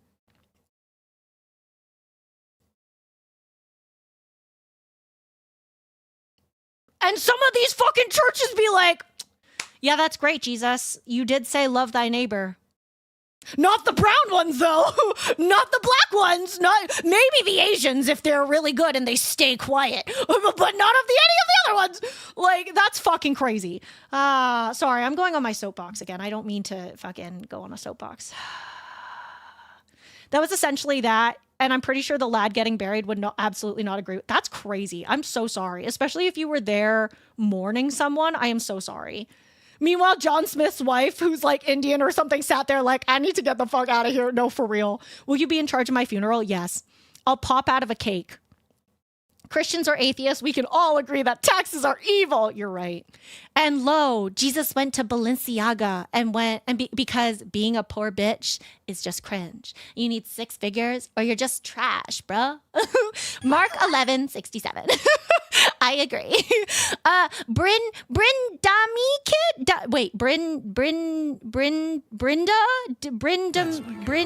I can't fucking read. Oh, Tara! Hi, Tara. Thank you so much for the raid. And thank you for the follow, Brindami. I can't read. I'm so sorry. I can't read. I'm fucking stupid. Thank you so much for the raid. Hi, raiders. Welcome on in. My name is Pocket Trash. If you guys don't know me, you can call me Pocket Trash or yours if you want, Bibble Girl. I'm your purple-haired piece of trash that's here to remind you that I love you every single day, as well as your favorite sim trooper stealing your Oshis left and right, including but not limited to the lovely Tara VT. Hello, my love. How are you? How was Halo? Did you have fun? Wait, which Halo? Oh, wait, no, you're doing art. Wait, why are you asking how Halo was? Was she doing Halo? Wait, was she doing Halo before? The biggest crux about TEASDSAY story time is that Pocky can't read. I'm trying my best. First time Halo, the remake that came out today. Oh, couldn't watch, waiting for tomorrow. Ooh, that's exciting. I hope you guys had fun. Reading is overrated. I agree. Hi, Pocky, you look ravishing. Thank you. Thank you. You like? Ta-da! Ta-da!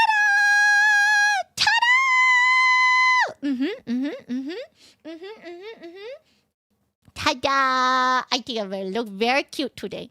Let's go back to our purple hair. But yes, welcome on in. Hi, Drizzy. Ooh, woo. How are you? It was a lot of fun. And yes, I did some Halo before art. How did your art go? How was Halo? Did you have fun? I hope you had the best time. It's things like that that have left me in a state of not knowing what to even believe in anymore. I was raised as somewhat religious and wished to believe, but everything I keep hearing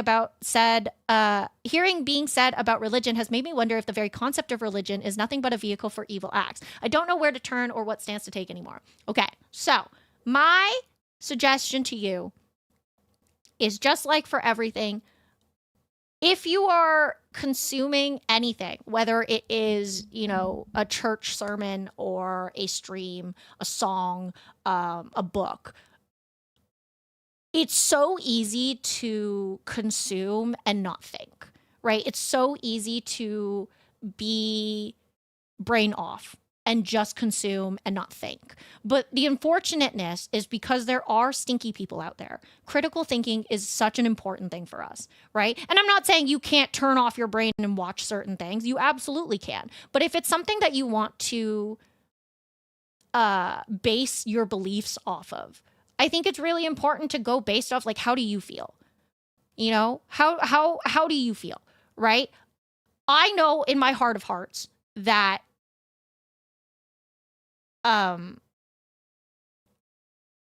Pointy, I said to wait till Monday. At least then it'll contribute to the drown-a-thon, you stinky. But I think if it's based off of if you're basing your beliefs off of it, it's important to think about what do you feel is important, right? I think that the reason why I won't say that I'm fully not a Christian is because I would like to believe that there is a higher being, Isaiah Mejia? I'm so sorry if I fucked that up. Thank you so much for the follow. And to any raiders, I apologize. You came in at like a very serious soapboxy moment. We've been talking about religion very quickly. Right? Oh, wait, is it Mejia? Did I get it right? Welcome on in. But I do think that there are so many good things about religion, right? There can be so many good things about faith and religion. And part of that, like I was saying, is this belief that we are here for a higher purpose, right? I think that there is a big difference in, at least to me, there's a big difference in my belief in Jesus, my belief in God, and the church. Because at the end of the day, the church is people. and humans are stupid, right? And even Jesus, even if you read the Bible, Jesus goes into the temple and fucking flips a fucking table because he even realizes that like half these people are doing it for show. Half these people are not listening to a single thing that God has ever preached, you know? Sweetie Elixir. Oh, thank you so much for the follow. Welcome. I'm not stinky. Shut up. But I think if you want to base, if you truly want to believe in something, there's nothing wrong with that. I think going into things with an open mind, remembering who was this written for? What time period was it written in? Are there any translation issues that could be a problem, right? And remembering that like you don't have to be 100% all or nothing in everything, right? Like I think I will happily be like, hey, yeah, I would love to believe that Jesus is the Son of God, right? But I also believe that I also firmly believe in his teaching of whoever has never sinned, throw the first stone, right? Who are we to judge other people if the fuck, who am I to judge? You know what I mean? Like, who am I to say that you being trans or you being gay or you being whatever means that you're anything less than me? Right? Like, and first, and also, never once did Jesus say to treat them like lesser beings. Like, he was the first one to be like, I will wash my disciples' feet. Somebody who is supposed to be seen as like his servant, he was like, I will wash your feet. I will do so. I will serve you as well because you are my equal in a sense, right? And I think the problem is that humans by nature love to categorize and love to be on a high horse. They love to be like us versus them. In my opinion, it is not in at least our society's nature to be fully giving and fully loving. I think that sometimes you see it in kids, right? Like, I'm frozen. Hello? Oh, my VTube studio just crashed. Ha! Yay, I'm gone. I got banned. No, I'm kidding. But I think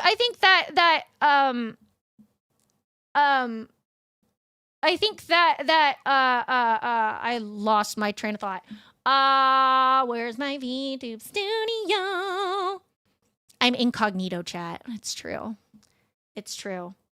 I'm so sorry, Atrium. I'm so sorry. I didn't mean to totally ignore your comments on YouTube. I had it hidden. I'm so sorry. I hope you're doing well. And I hope, oh my goodness, I hope your tornado warning has gone away. I hope you are A-okay. I'm sending you all the lovers. I send you all the loves. I'm so sorry for not. Your Twitch login has, hang on, chat. Apparently I have to re-log in to things. I see.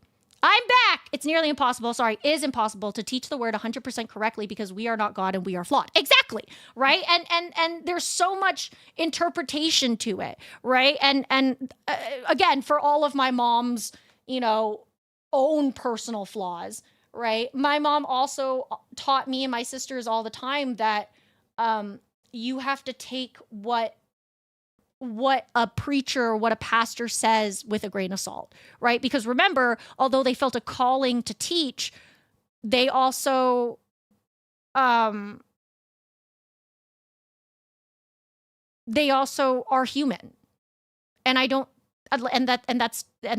that's just how it is, unfortunately. I'm so sorry, Etrium. I know you've been yapping for yourself. I'm so sorry. I apologize, but thank you for being here. Thank you for yapping. Your comments are so appreciated. I've studied theology, and one of the most dangerous places for Christians is in the church because we can often sense a false sense of security in a church and believe anything said. Yes. And again, I don't think there's anything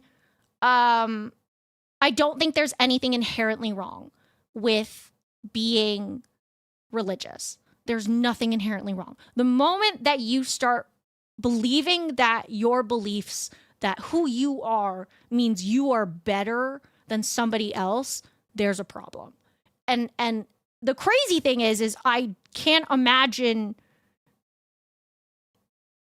like, if you go to any pastor, they won't outwardly say that to you. If you like were to somehow grift your way close enough to the church and you were like, hey, I have a question for you, Pastor so-and-so. Do you think that there are some people who are better than others? And I would like to imagine that a decent amount of pastors would be like, no, like God made us all equal. And then you flip it on them and you go, well, then why aren't you teaching that? Why are you acting as if we are better? Why are you acting as if somebody who is gay is inherently more sinful than somebody who got a divorce or somebody who, you know, wears a certain kind of cloth because supposedly that is also a bad thing, or eats pork? You know what I mean? Like, there's so many things. Bye, Jobo. I love you. I give you a kiss. Mwah! Have a good night. Everybody say night night, Jobo. Anyways, I'm so sorry for the super yappy. I know this is TEASDSAY. I know you guys know. I'm also very big on not hiding how I feel, you know? I'm a member of the Church of Jesus Christ of Latter-day Saints, also known as Mormon, but prefer to be called LDS, but I believe in loving everyone as children of God and nothing else. And yeah, and listen, as long as that's how your basis is, I have no issue with you. You know what I mean? Like, I have no problem. My thing is that the people who don't believe that are usually the loudest ones. And that's why we have such an issue. That's why you see so many of those people and you're like, man, these people must all be that icky. It's just that they're the loudest ones, right? Like, think about all the fucking VTubers who love to be like, I'm a Christian VTuber. And then you look on their fucking posts and it's all just hate, hate, hate, hate, hate. You know? It's always the loudest people that fuck things up, in my opinion. So Skull King, I'm actually not gonna let that message go because hi, I'm gay. While I understand the thought process of love the sin or hate the sin, it's also not. And like, again, your beliefs might come from a different basis than mine do. But as far as I know, because I actually don't know what LDS folks go based off of. So you can fully call me out if I'm wrong. But I don't think there's ever a moment in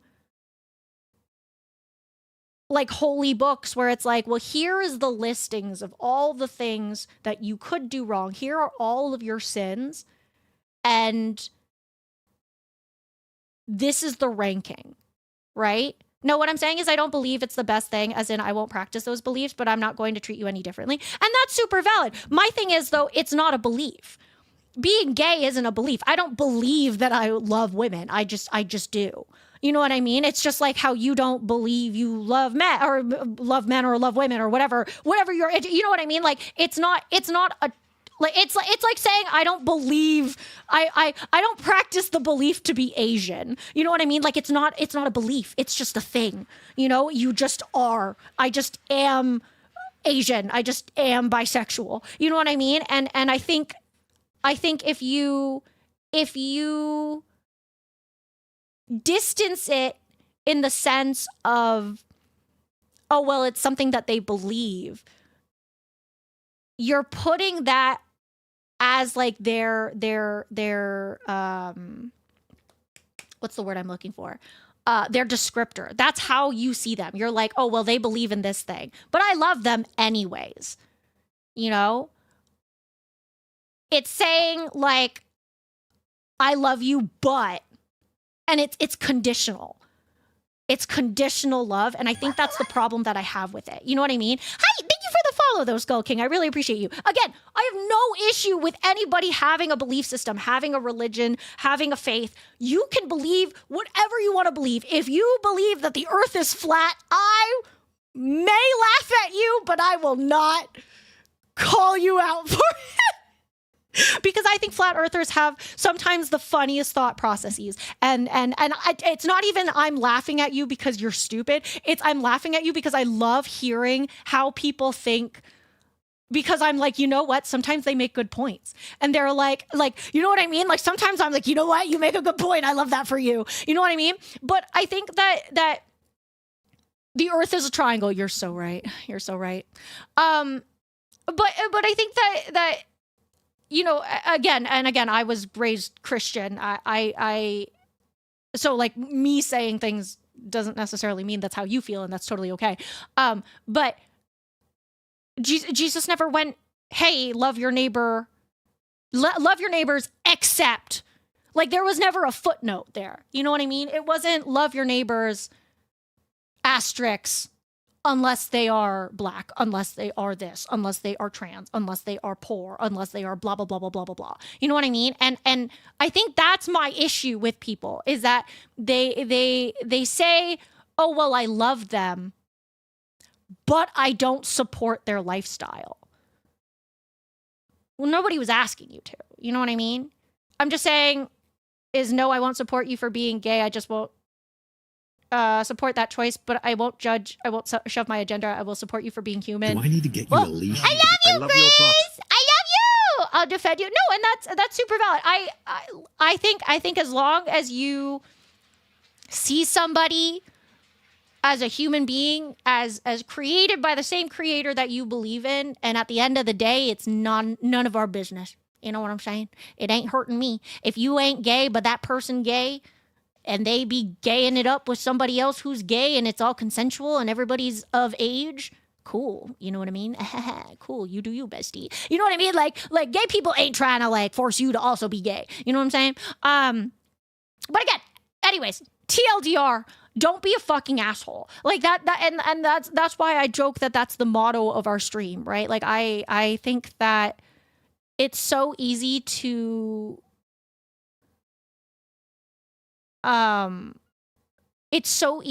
feel like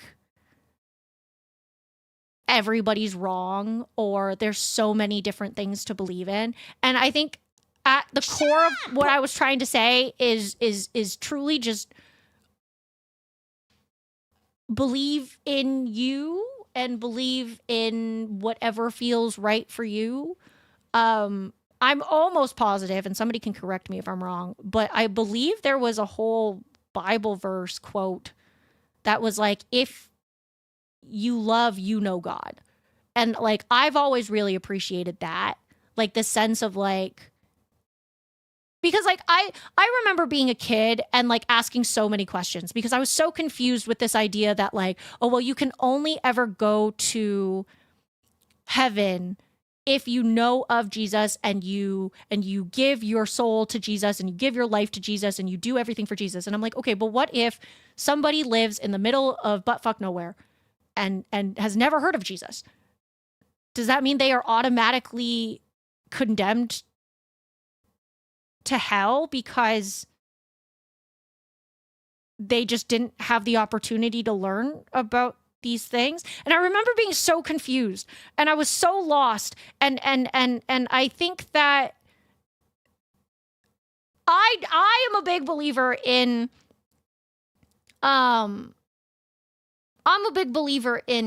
you know, there can be faith anywhere. And if you want to talk about Jesus, I think that you can find love and the love of God everywhere. You know, I think you can see him in I think you can see him in everyday life.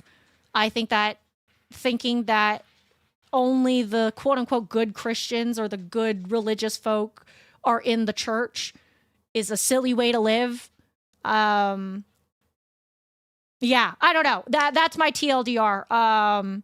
But yeah, Hey. Sorry, guys. I know that was super long. That was just me rambling. I always had the thing of being like, I'll believe once given actual proof. But also I have the thing of at the end of the day, but at the end of the day, too, the books are man-made and were used as a way of oppression. And that's also true, right? And again, that's what I meant by like, critical thinking is very important. Who was this written for? At the time that it was written, who was it written for? What is the audience? Well, Oh, it was saucy stream. hi, Mowgli. Hi, Mowgli. How are you? Thank you so much for the subby. I appreciate you. Oh, my God. Thank you so many. I appreciate you. Thank you for supporting me for 5 months. A saucy stream. Yeah, saucy in multiple ways. But yeah, I'm a big believer in being critically and having critical thinking, right? Who is this written for? Who is the audience? Who wrote it, right? Who is this? Who is writing this? Who is the audience? Who is it meant for? Is there any translation issues, right? And when you have something that's considered to be one of the oldest books in the world, if not the oldest book in the world, I actually don't know.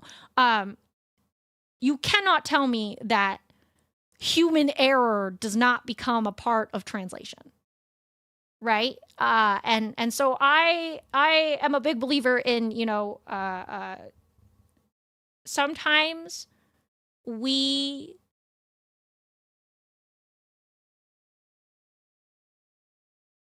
I'm trying to phrase. Sometimes we get lost in people who are considered like higher up or whatever, right? And we get lost in, oh, well, they said it, so they must be right, right? And I think it's almost a disservice to your own brain to just let somebody say something and not even like think about, what is, yeah, words without a brain is just noise. Yeah, you tell them, cool hack guy. The Christian church has actually pondered this problem of those who never hear of God or Jesus because they lived before the time of Christ or too far to hear it. And the consensus is generally that salvation is not dependent on hearing God's word. Actions and good deeds count for much of it. And again, that's what some people believe. Some people don't believe that, right? If you put me in a Christian church right now, I cannot say that I would 100% stay there. I cannot say that I would 100% believe anything that they said, because I think sometimes we take what is written and we twist it, right? We see this all the time, right? You see this when people are clip farming. You see this when people are writing tweets that are meant to rage bait, right? People will take something that happened and twist it in the hopes that nobody asks any questions, and they'll be like, "Oh, here's what happened," and people will run with it. You know what I'm saying? Yeah, no, that's fair, Skull King. You are free to. My thing is, you are free to believe and feel how you feel, or believe how you believe. Believe in your beliefs, as long as you are not forcing it on anyone. As long as you are not telling people they are less than you. As long as you are not, being an asshole. I have no issue. I have no issue. I think that people who will tell you like, oh, well, you're not allowed to do this, you're not allowed to do that. Like, I'm sorry. First of all, did I ask? And second of all, are you Jesus? No, then bye-bye. I'm also a big believer, though, that if and when Jesus does come back, I think he's going to come back, and honestly, I think he probably could have come back by now, and he's probably seen what's happening. He could probably walk into a church and he would get turned away. I'm a big believer in that. If Jesus were to come back right now, he would walk into a church and he would get turned away.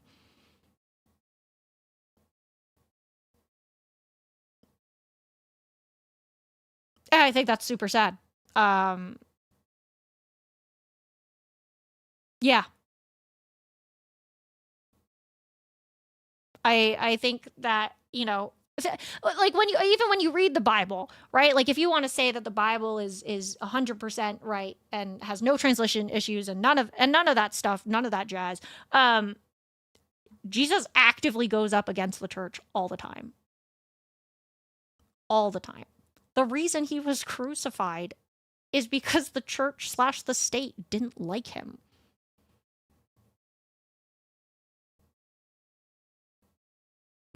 Like, I think it's crazy to me that people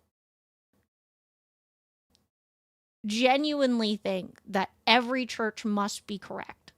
Every church, every pastor, every person who says things supposedly in the name of God must be right because, oh, they would never be lying, right? And anyways, I think the best way to see the church is through the eyes of the sheep in that murder mystery sheep movie. I don't know if you guys know what I'm talking about. Have you guys seen it? I haven't seen it, but I've seen clips. Sheep mystery, what is it called? The Sheep Detectives. God, hang on. I'm going to find the clip for you guys because I want you guys to see this because it's so fucking funny. It's a movie about sheep. What is that? And their shepherd has died and was murdered. And so these sheeps are trying to figure out who murdered their shepherd. And there's this one scene that I'm going to play for you in a hot second, where they are walking past a church and they're talking about God. And I think it's so fucking funny because it truly does show just how confusing it is sometimes. Ready? What is this? This is the church where someone named God lives. Who's God? It's a bit confusing. God is a shepherd. So he could be our shepherd? No, because he's also a lamb. What? And he's also invisible. And he's made of bread. And he dams things. Dams things? Like a beaver? Yes. So God is a big invisible lamb beaver made of bread? Yes. And they eat him on Sundays. Poor God.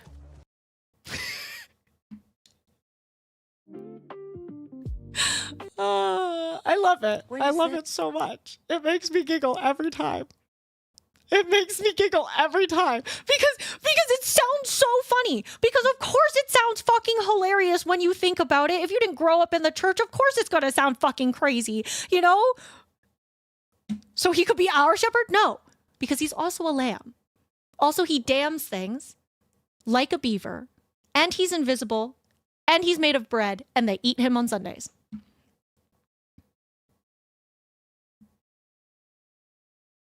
I'm going to show that to my mom. I wonder if my mom would find that funny or not. There was this one TikTok I remember. Actually, I think it was a Vine. I think it was a Vine. And it was just like, remember chat, or remember guys, if you don't sin, Jesus died for nothing. And I was like, damn! And I giggled because that's so funny. And it's so like, it's so crazy, right? And so I showed it to my mom, and my mom did not find that funny. She thought that was very rude. And I was like, "Oop, my bad. Sorry. My fault. My bad. My fault." So I want to show her that sheep clip because I think it would be really funny. Yeah.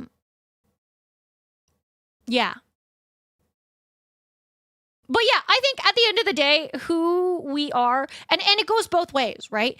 If you do not believe in something, poking holes at what other people believe in also is not okay. You know, unless you guys are having a welcomed debate, a respectful debate, a respectful conversation, poking holes in what people believe in is not okay. And I think that's kind of stinky. You know, I like this song you have in the background. Thank you. It's City at Night by Lo-Fi Fruits. Anyways, TLDR, don't be a dick. Yeah, oh no, absolutely. Post the joke. What did ComBut rate for me? Was it funny? You do love your fruits and the food. It's true. I do. Oh, it's like an actual, you meant like it's an actual like, I see. Okay, hang on. Let me see. Okay, let me read this. This is from Reddit chat. It's from 6 years ago, and it was posted to r/jokes. It says, once I saw this guy on a bridge about to jump. I said, don't do it. He said, nobody loves me. I said, God loves you. Do you believe in God? He said, yes. I said, are you a Christian or a Jew? He said, a Christian. I said, me too. Protestant or Catholic? He said, Protestant. I said, me too. What franchise? They're franchises?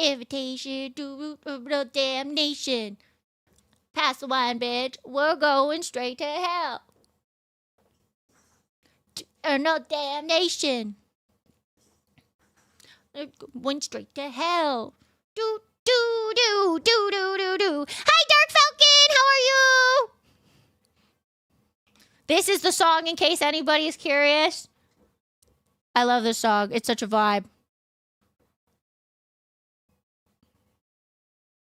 Do, do, do, do, do. Everybody add it to your playlist right now.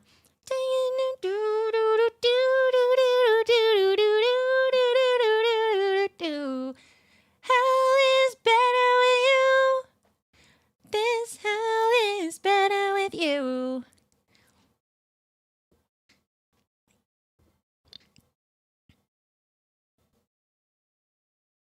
It's a good song, but not quite my taste of music, and that's totally valid. That's so valid. I have a really weird collection of music. I feel like I kind of just listen. These days, I've been actually, you know what I've been listening to these days? I've been listening to the Hamilton mixtape because it's been a hot second since I've heard it. And so I've just been playing that in the background recently while I'm just like doing things. But I actually haven't been listening to a whole lot of music these days because I've been too busy either listening to videos or streams or just mentally dying, you know? Anyways, now that we're done talking on our soapbox, at least for the first 2 hours, let's go into a new TEASDSAY story. Again, if anybody here has never been to a TEASDSAY before and is like, what the fuck are you doing, Pocky? We are reading some Reddit stories, and it always means a lot of fun. So if you would like to join us, you are more than welcome to. If this isn't your vibe, that is A-okay. I forgot to say, Tara, if you need to do some after-stream aftercare, please feel free. But I also know that you are probably either resting right now or anything. I'm sorry for the late mention of it. But yeah, okay, let's see. Speaking of stinky people being smelly and just, you know, not... and just like enforcing their way through life. Let's do this one. This is another Am I the Asshole?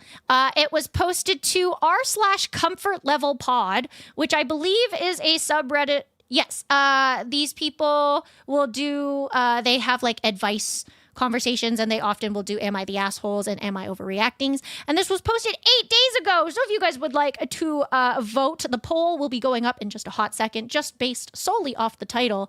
Am I the asshole for not wanting to welcome my best friend back into my home ever again?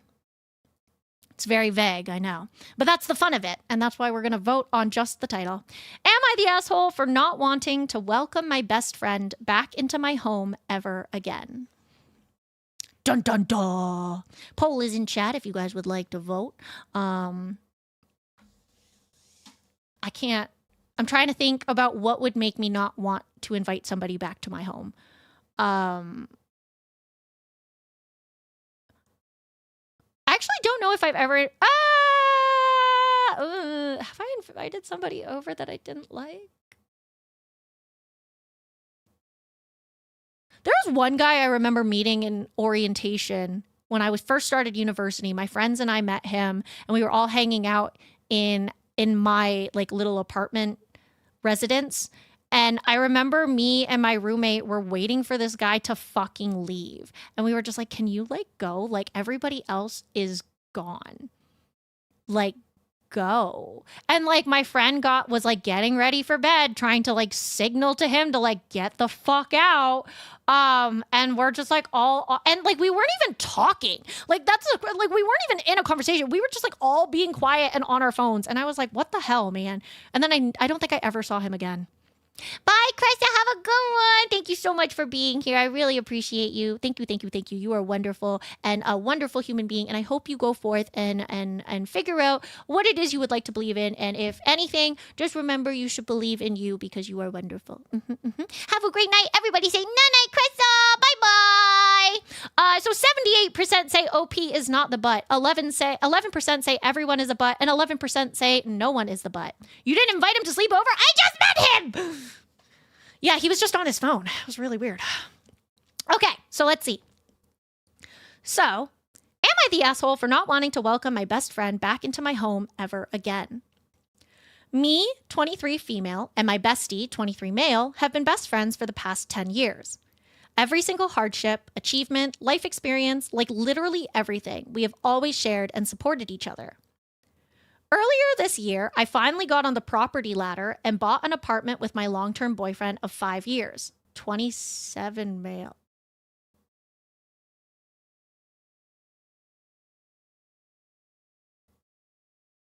I don't like those ages. I'm not going to say anything because it's not a part of the story, but I'm 19 and 22. You know what? Wait, no. Yes?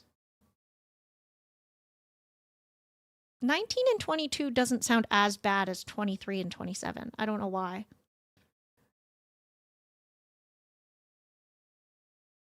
That's 4 years. I think it's just because 27 sounds so much older. I don't know. Anyways, 23 and 27. Yeah, anyways. I finally was able to escape my high stress and kind of toxic family dynamic, and I've never felt more free. Also, congrats to you, OP, for buying an apartment at 23. That's pretty cool. That's pretty cool. Good on you. Not a lot of people can do that. Sorry, yes. Sorry, it was 18 and 22. 18 and 22 feels really weird. Depends on when they turned 18, but I will allow it. Yeah, they bought an apartment. Shout out to you, OP, because buying things is hard. How old was Pocky when she got a house last year? So 28, I guess. My boyfriend and I take so much pride in our home. We keep it absolutely immaculate and deep clean every 3 weeks. We fill the place with fresh flowers and plants, and even though we don't have a lot of money, we've decorated it slowly and put our souls into it. Because I've moved slightly out of the city, when my bestie came over, he stayed for the whole weekend, arriving Saturday and leaving Sunday evening. I was so excited to show him my small town I've grown to love and celebrate this massive life achievement. I collected him from the station and made him lunch as soon as he came through the door. I made him up a nice bed in the spare room and planned a whole weekend of fun stuff. The first day, he kept making sarcastic comments about the area I live in, saying it was stuck in the 70s and the roads were outdated and that there was nothing to do. I let it slide and just explained that it was a slower way of living than the city. He also kept complaining that he had to pay so much money for a train ticket to come and see me. I let it slide and just kept going. We got home from a day of exploring and I made all 3 of us dinner. I expected us to all have conversations and socialize while I was cooking, but he went and stayed in the spare room while I cooked. He didn't say anything. He just left. I had to call him out when dinner was ready and it was really awkward. Dinner was a whole spread that I made with love, as cooking is my favorite hobby. He proceeded to sarcastically rate my meal a 6 out of 10.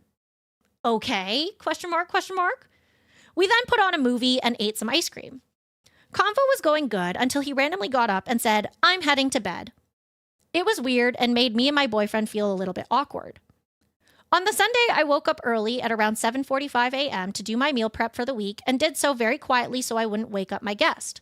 My boyfriend woke up at around 9 a.m. and joined me in the living space to have breakfast. My best friend proceeded to come out of the spare room at 11 a.m., even though he knew I had a whole day planned for us and that the shops in my town close early on Sundays. I let it slide, got him breakfast, and once I got dressed, we went on with our day. The plans were nice and we were just chatting and exploring, and I thought things were great. It got to be about 4:30 p.m. and he told me his train was going to leave at 5 p.m. and asked if I could take him to the station. I said, of course, but I was a bit confused when he previously spoke about coming down. He said his train home was 7 p.m. I let it slide, and we said our goodbyes at around 5 p.m. Shortly after, I sent him a message saying that it was lovely to see him after so many months, and that I hope that I was a good host, LOL. I said that me and my boyfriend would welcome him anytime and that our door will always be open. Here's where it gets fucked. He messaged me back at around 11 p.m. saying that he had a nice time and that I was a decent host, but I need to clean my toilet because the stains aren't pretty. And he very patronizingly explained to me how to clean a toilet and what type of toilet brush I should be using. He lectures me about how I should be happy I'm hearing it from him and not someone important because it's basically embarrassing that he had to tell me this. For context, the stains he's referring to are some slight lime scaling on the inside of the bottom of the toilet because we live in a very hard water area. There was no poo or anything gross. He then proceeds to tell me that for future reference, I should have tea and biscuits ready to serve when he came in, as that's something he learned about hosting from his mother. Even though he doesn't drink tea, and I literally made him a whole lunch party pretty much 10 minutes after he walked through my front door. I also made sure that there were plenty of snacks and drinks the whole time that he was here. What the fuck? I welcome you into mine and my boyfriend's home, our safe space. I take you around my area and clearly show pride and love for where I live. I put effort and money into making sure I have food and drinks for you. I made a nice private and comfortable space in the spare room so you felt at home. And on top of that, I was excited to see you because you're my best friend of 10 years and I finally achieved something that I've been working towards for so long. And you take, leave, and then shit all over it. I'm angry and upset and blindsided. I don't want you in my home if your intention is to pick apart things that don't even matter. So, am I the asshole for not wanting him back here and not wanting to hear him out? What? If you guys had a friend that came in and did all of this, would you ask them to come back? No tea and biscuits? I'm out. Yeah, gotta have them tea and biscuits, chat. Come on. No. No, full stop. Poll is in chat. Pocky, why another shit story? Technically, it wasn't another shit story. There was no poo, okay? Friend, what friend? Bye, bitch. Yeah, no, that's so valid. Super valid.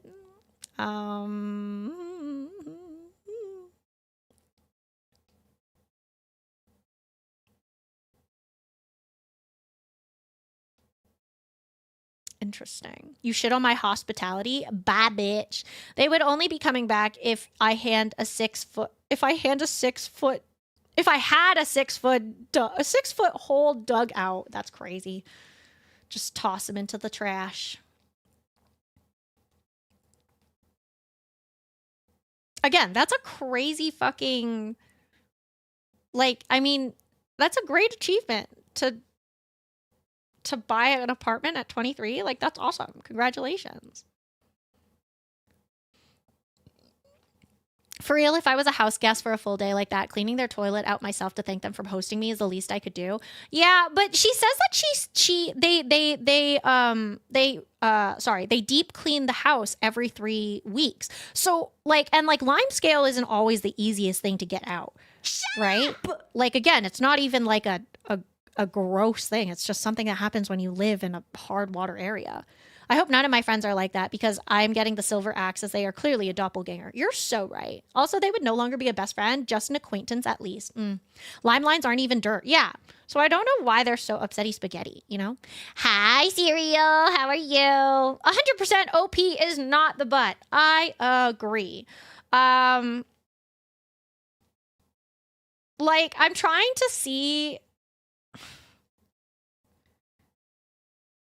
I don't know. I will say, I think this is, again, another story. Just like most of the Reddit stories we read, I think a lot of these stories can be solved with communication. And unfortunately, it seems like OP is very like, I let it slide. I let it slide. I didn't say anything. I let it slide. And like, it seems like she doesn't want to confront him, which is totally okay. You don't have to confront people. But I do think that like some things would be cleared up if you called him out for his shit. You know what I mean? Good night, Brissy. Have a good one.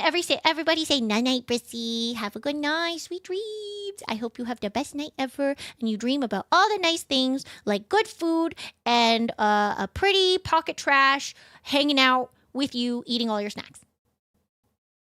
I don't clean my toilet, but I would clean toilet if I'm in my friend's house. Why don't you clean your toilet? Clean your toilet.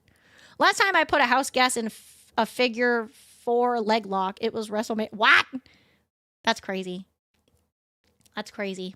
Welcome back from the ads, everybody. Yeah, I don't know. First of all, you're gonna get a side eye from me if you're gonna tell me after I cook for you, and you're gonna have the audacity to say 6 out of 10.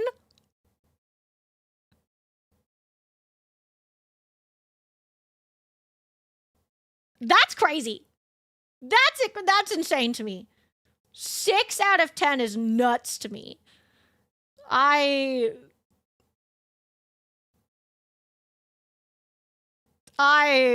Yeah, the early dip was kind of goofy. Yeah, like, I mean, if there was a reason for it, but like, also like, I'm like in shock. So some comments, somebody said, did he bring you a hostess gift or leave you a thank you gift? Opie said, no, he didn't. So the commenter then says, something he should have learned about being hosted from his mother. Bring or leave a hostess gift as a form of thanks or treat your host to a nice meal. That's true. Anytime that somebody, like, you know, hosts me, I try to bring them something or, you know, that's crazy though. And like, I don't even think that's necessary, but like, if you're going to be like, actually, to be a good hostess, you have to have tea and biscuits when I'm here. Like, okay. Why clean my toilet when I can invite my friends over so they could clean my what? That's crazy. Somebody else said, not the asshole. Your friend is a jealous hater. Time to move on from that friendship, unfortunately. Unless he realizes he's been an ass and comes to you to apologize, it's best to put some space there. Some friends can't handle when we grow and accomplish things. Do we think he's jealous, chat? Do we think he's jealous? Somebody else commented, jealousy is not a good look on your former bestie. If you have good things he doesn't also have, he evidently has to make sure you feel bad about all of them. You have a long-term relationship and are a property owner. It doesn't sound like he has either of those things, or he'd have had his partner with him for the weekend trip. So he had to complain about everything you did, or in his mind, didn't do, as well as complain about the location itself. And I think he slept late specifically so he could screw up your plans for the day because shops close early. Not only do you not ever need to host him again, it sounds like it's time to pare down. I don't know this word. Pare, P-A-R-E. I've never heard of this word. Is this a word that I should, I missed it. Where did it go? Fuck. Oh, okay. I can't. Anyways, to cut. Oh, I didn't know that. Fun facts. It sounds like you need to pare down all aspects of communication with him. He hasn't got it in himself to be happy for you when you have something good, if it's not something he also has in his life. And if he does have his own version of that thing, he's the sort who would expound at length about how his version of that thing is much better than your version. You might see him as a friend, but it sounds like he sees you as competition. Call off the contest ASAP and leave him to his jealousy. To be honest, I was just waiting on the your life would be better with me comment. I mean, it could be. Maybe he's jealous of the partner? Non-family guest I had in my home complained I didn't have the right brand of mozzarella. What? Not the right brand of mozzarella. They're like, actually, I only eat this brand of mozzarella. That's crazy. Absolutely not. If I did that to my girlfriend, she would beat my ass. She may be 5'4", but she got hands, as she deserves. As she deserves. Yeah, no. That's crazy, though. I think it was... this guy sucks. No update, unfortunately. It was 8 days ago, so maybe we'll get an update, but I will keep a lookout. Take revenge on former friend by living best life without him. I agree. It is true, though. And you see it a lot, actually, in the VTuber space.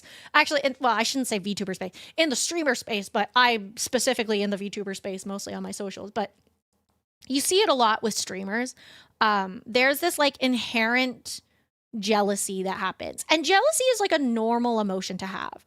You know, it is okay to be like, man, I kind of wish that happened to me. Like, that's a normal human experience, right? The problem is when you don't work those emotions out and then act on them. You know, like, I've had people before like, I don't know, like I had this one friend who I would like tell about like all these cool things that I had going on. And I'd be like, oh, this, and this, and this, and this, and this. And they would be like, oh, that's cool. Now my things. And I would be like, oh, okay, my bad. I didn't realize we were just like casually laying things out. And then I'd be like, oh my God, but your stuff is so cool though. Like, and like I'd hype them up. And then when it came to my stuff, it would be like very like blasé, you know? I used to mod for someone who was fearful of being revealed as a homeowner instead of being proud of being self-made as a streamer because of that inherent jealousy. Oh, Drownathon starts on Monday. If you want to help me fix my flooded basement, please tune in for goofy rewards and chances for prizes. Oh, yes, that too. Also that, yeah. Yeah, I don't know. I think that it sucks the most when you have a friend who does it, but like doesn't necessarily inherently do things like negatively. You know, like I've had friends who do things subtly where it's like I can tell, but from an outside perspective, people are going to think I'm crazy. But I trust my gut, okay? Should have had the idea to pin that 2 hours ago, but Sala, whatever. Oh, c'est la vie. Yeah. No, don't worry. It's okay. I wasn't sure if I should be promoting it already. I can start promoting it tomorrow. We can talk about it then. I'll post something about it on Twitter or something. But yeah, Drownathon, if in case anybody is curious. My basement is dying. It's going to cost a lot of money to fix, but that does not mean you have to give. I have a lot of goals that will be coming up, and I'll be sharing. I did mention them yesterday, but I will be sharing some of the goals, and if you guys would like, I do know that the amount of said basement is so much more aggressive than the goals that I am going to be offering, because unfortunately I have very few talents, and a lot of those talents are unable to be shared easily. So I will be doing my best to be thanking you all, but again, it is not necessary. I don't want anybody to feel like it's necessary. It is. I will be okay if we do not reach it. I will be fine. It is solely because some people asked, are donos through Ko-fi gonna count? Yes. I have a little thingy on Ko-fi already. She can't do too much. She's been treading water for like 3 weeks. She's tired. No, don't listen to him. I'm okay. I promise. I'm okay. It is a very expensive thing, and I know that. And asking people to do that much is insane. We will be having, I've been tinkering around with the idea of a punishment wheel for like every 100 maybe. And we have some prizes for our top gifters. And then we have different goals once we cumulatively hit certain things like a movie night, things like new art or new covers. I had an idea yesterday that maybe I would hire a pet psychic or a pet communicator and we could listen to them on stream. I think that would be so funny. Because what my plan is, if I do hire one, my plan is to ask them to tell me what Tofu and Goggins are thinking, but not tell them about the cats. And that's how I will judge if they are real or not, because I feel like Goggins would immediately tell, if they could communicate with someone, Goggins would immediately tell them, I want to hang out with the kitties. But if I don't tell them about the kitties, they'll never know about the kitties. So, you know, exactly. Yeah. Leaks and not the water kind. Yeah. The first day of Drownathon, the goal will be reached on the first day. No. Oh God, no. Because Dima Soupathon was like a fifth of what this is, and that's totally okay, you know. Like, again, I'm not expecting this to be done. I don't even think we're gonna hit the full thing, and that's, again, totally okay. I never want people to feel like guilty if they don't give. I would like for everybody to know that it is okay if we never hit the goal. I don't actually know when people normally end subathons. So I don't know if there is an end date because I don't really know when people end things. Do people usually just end them whenever they reach the goal? I don't know. When a donathon is happening for a certain reason, I always feel weird about needing goals like new art or cover because these goals need money. It feels like it's taking away from the goal. No, I understand, but I always feel bad if I don't offer anything. You know, like I feel like if I were to offer nothing, like it's just going to seem like I'm just using you guys as cash cows, and I don't even think of you guys as cash cows. I think of you as pay pigs. No, I'm kidding. I'm kidding. Some people end it based on a timer that oh, right, timers. Oh, yeah. No matter how many goals and rewards we come up with, she'll never feel totally chill with asking. Yeah, but I'm going to try and actually finish these goals, you know, properly, you know, not just like an hour later or a year later.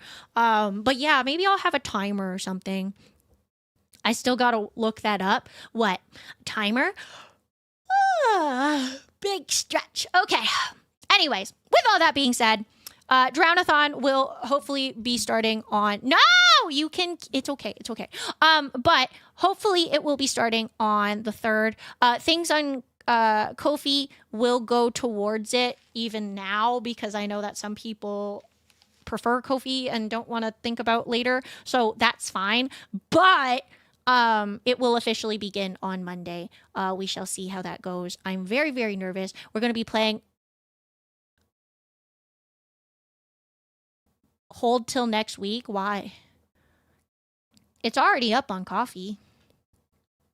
It's fine. It's not that big of a deal. But because it'll be easier to track. Well, no, because if it's just on Ko-fi, I can just find it that way. You can find it on Ko-fi pretty easily, I think, right?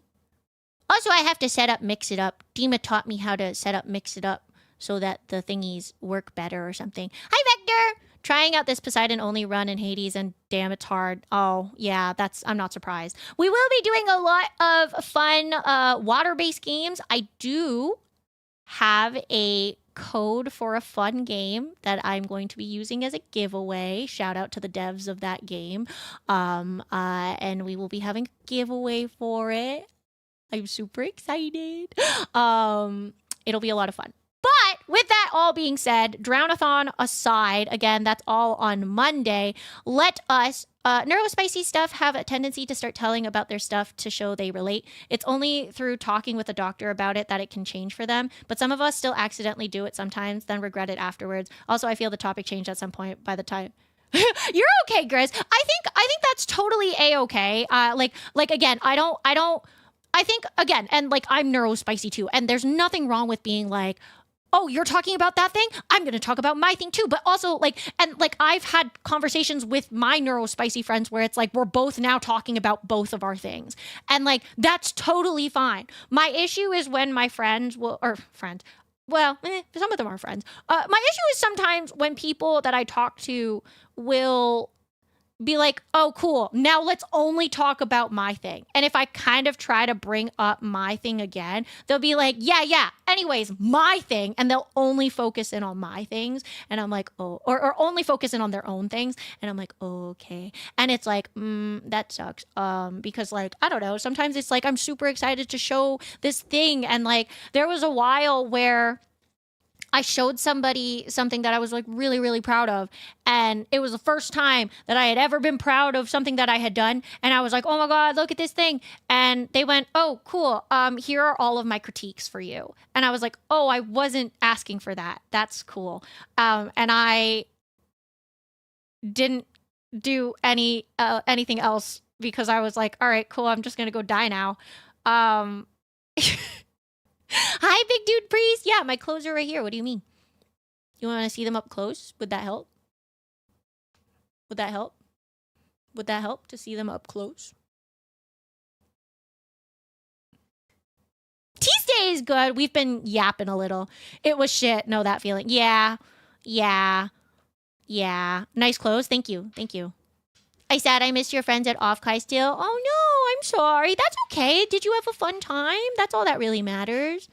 Everybody's talking about Offkai 2027. Dima was asking me if I could go. because I told her that if she has a booth, I would be her booth babe. But I don't know yet. I've got to figure out.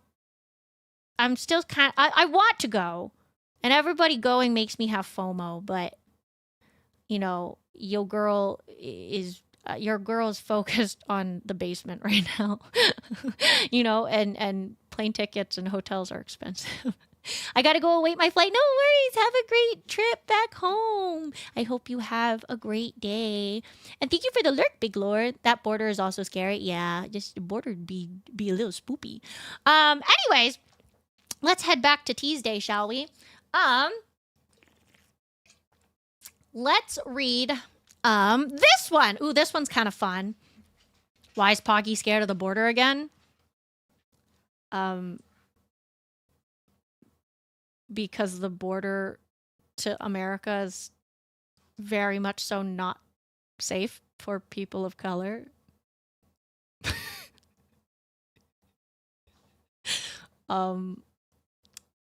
Because even when you have a proper way to get in there, sometimes you still get deported for no reason. Yeah, and I don't really feel like being deported. I feel like I'd get deported to Asia, and I'd be stuck there, and I'd be like, I don't belong here. Ah. You know? Hi, Trium! I'm so sorry for missing your comment earlier. Hello. Oh my god, no, that's totally okay. Again, the Drownathon is very much so like a potential, you know? I would offer you 1,000 euros. What would you offer for that amount? Well, if you go to the Fansly, if you're interested in NSFW content, you can buy things. You know, if I find anything extra, I would. No, that's totally okay. Don't even worry about it. Again, there's no pressure at all. And I want you guys to just know that like it's there because some of you guys are like, oh, I want to help. It's simply there just for whatever. You could do Oshi Uplink and stay in Canada instead. That's true. I was waiting to see how Oshi Uplink kind of looked. I am a little nervous when it comes to, you have a what now? A Funsly? Yeah, if you're interested in NSFW stuff. Wink, wink, nudge, nudge. You just type in fansly.com/ I think it's /pocket trash or something like that. But I do get a little nervous when it comes to conventions because I feel like sometimes I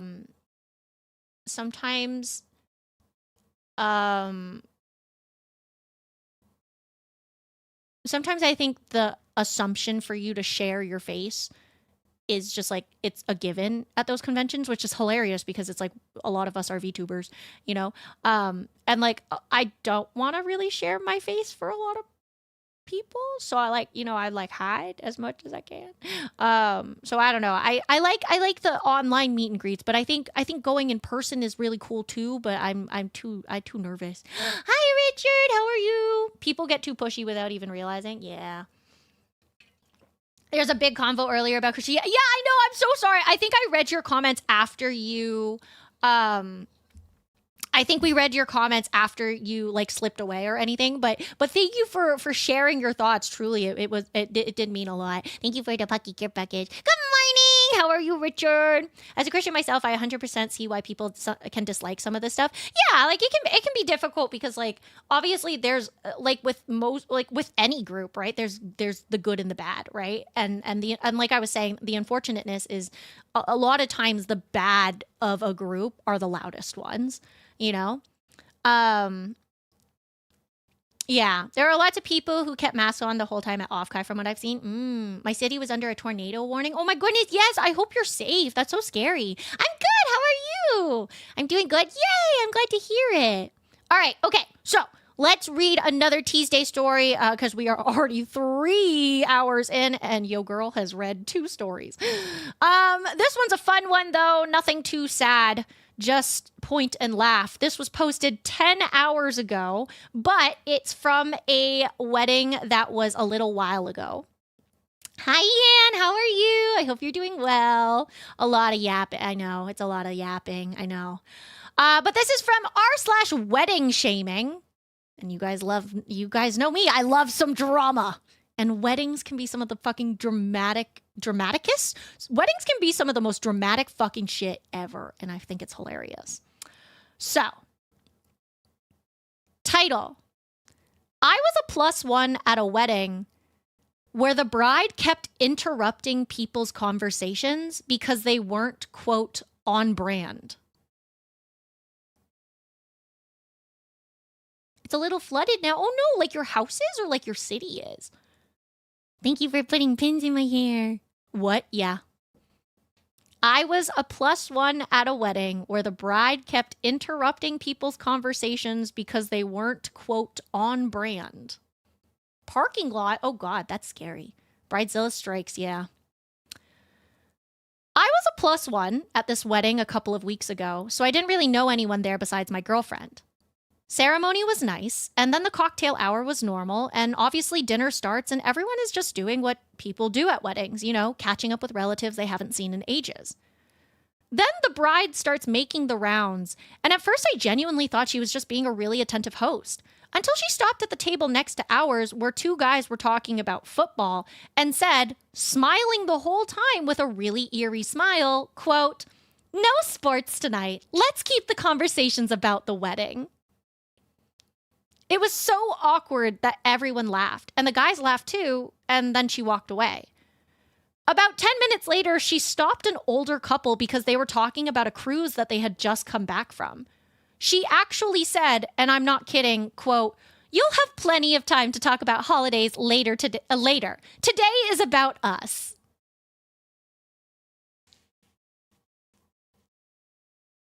She kept doing it all night, and it was driving me insane, noticing how she was sucking away the joy from her own wedding.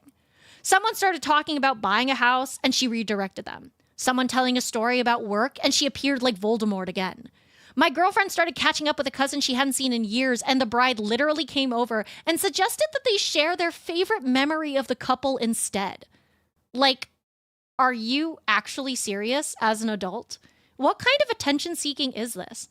It said so much about her as a person, and I was kind of also worried considering my girlfriend is friends with her. On the drive home, I asked my girlfriend if I'd imagined the whole thing because it was so weird. She just goes, "No, she did this at the wedding. She did this at the engagement party too." I'm honestly left questioning, how is my girlfriend even friends with this lady? Isn't that crazy?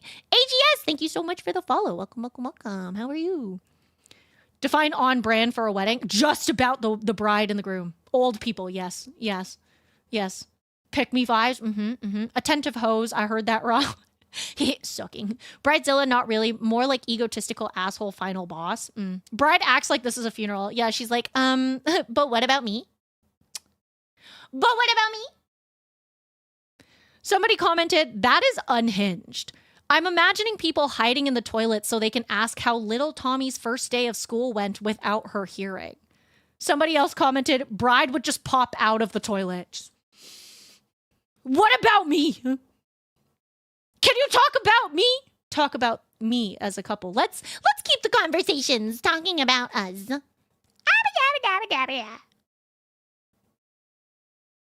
Especially as a +1, that must be so awkward because, like, how do you even talk about the wedding for that long? Like I can understand, like, you know, you want to hear how you thought the wedding went. Yeah. And like normally when you're at a wedding, people will be like, oh yeah, the venue was really pretty. Oh, I really like these decorations. Oh my God, wait, it's Cusco. Cusco! Me. It's all about me. Not him, me. Hold on for a moment. Have you considered me? Yeah. It's a funeral for the vibe. You're so right. Somebody else commented, that behavior sounds so incredibly unhinged. People talk about all sorts of things at weddings. It's how they connect and find commonalities amongst other guests, some of whom will be complete strangers. This would totally change my opinion of the couple, and I would likely distance myself after this. Edit, OP, I think you need to share your concerns with your partner and find out what they think about this. It's easy for people to just dismiss this. If it was 1 or 2 times, I may have just chalked it up to the bride being too focused on her wedding. But the fact that she did it all night, that says to me that there's more going on. Yeah, I would be a little like,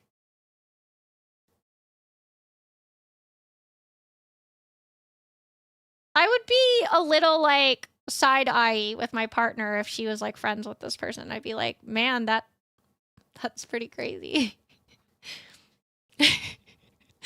Yeah, I heard that you were talking about something that isn't me. It's time to shut down free speech at my wedding. Yeah, I feel like it's kind of a red. I mean, it's a red flag for that lady for sure. But I don't know. I think it would be like a pink flag for the partner. She could maybe have walked around and asked people instead what they thought. It's not that hard. No, truly, it really wouldn't have been that difficult. Somebody else commented, just chuckle and say, quote, "Oh, don't worry. We're definitely going to be talking about you." OP responded with a gif that says, "Be aggressive, passive aggressive." Oh, so good. So good. With how that person seems, could be a forced friendship, but I don't want to assume things. That's true. Yeah. I just thought it was fucking hilarious, this idea that, you know, this lady is just super duper needy for attention, you know? There's a comment from OP, if I can find it.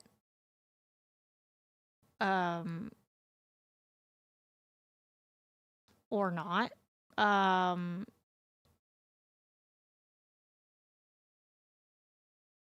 Okay. I hate when you like click on somebody's profile and you click on a comment that they made, and when you click the comment, it doesn't automatically show you said comment. Like show me the comment. Why how am I supposed to see the comment? I would like to see the comment. Anyways.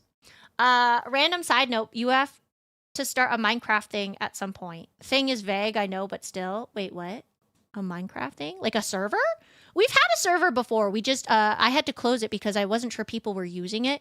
But I have considered opening it back up. Oh, maybe that should be on the goals. Wait, puppy, are you around? Can you write that down? New goal for the Drownathon. Reopen the Minecraft server. I gotta remember that. 100%. Okay. Nice. I gotta eat. Night, Grizz. Have a good one, but it's underwater. No, it's not underwater. Minecraft underwater freaks me the fuck out. But it's Minecraft server, but everybody has to do something, has to create something water related. I play on Bedrock. Oh, I think we had a thing that allowed everybody to play, whether they were on Bedrock or not. I forget what it was. But yes, we did have a thing that allowed that. Oops, all beaches, yes. All sand, all beach, all water. Nanegwiz. All right, let's see. Let's do our title story. Minecraft, but you spawn in the ocean? That's crazy. Let's do our title story. This one is called... where the fuck did it go? I just saw it, and now it's gone. Oh, here we go. Am I the asshole for telling my friend... Shut up! Oh. Okay, for telling my friend shut up. Am I the asshole for telling my friend shut up? We're waiting for the ads on Twitch. But in the meantime, how's everybody doing? I'm sorry that this TEASDSAY is all over the place. Hi, Captain Milk. How are you? Not the butt. Okay, good. Hi, Buddy Boy Joe. I saw you were the first one today. I appreciate you. I mean, it depends on the context on why you're telling your friend to shut up. You know what? That's so valid. I'm going to take a break now. No worries. Have a good one. Thanks so much for stopping by. I'm so sorry for not seeing your messages earlier, but I hope you are having the best day ever. Thank you so much for being a YouTube watcher. It really does mean a lot to me. Thank you. You low-key a pea head if you tell your friend to shut up. A pee-pee head. Thank you. Yes, thank you. Are you 5? I can't tell. Pee-pee head was my nickname in college. Yes, me too. What a mood. I had a badge and everything. A badge. That's nice. Yeah, goo goo gaga, what's up? You know what? That's super valid. Super valid, bestie. I hope you are having a good day. Depends on what the reason was. You You guys are being so dramatic. You guys are all focused on reasons. Welcome back from the ads, everybody, over on Twitch. All right. I was waiting for you guys. This comes from r/AITAH. It came from 1 day ago. And this person has already deleted the post. But it's okay because I have screenshots. This is titled, "Am I the asshole for telling my friend, quote, well, it's been 17 years since your parents got divorced. Get over it."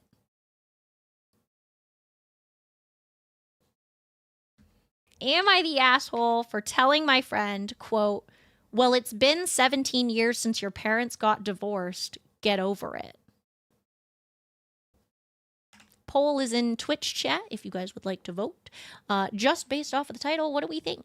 Asshole? Not an asshole? Yes, the asshole? Totally an asshole? What do we think? Just based off of the title. Spicy, I know, right? Very spissy. Spissy-bissy, if you will.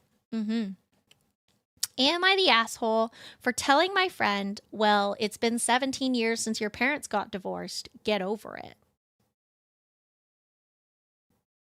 It's a pretty saucy response, I'm not going to lie. Or response, a pretty saucy thing to say.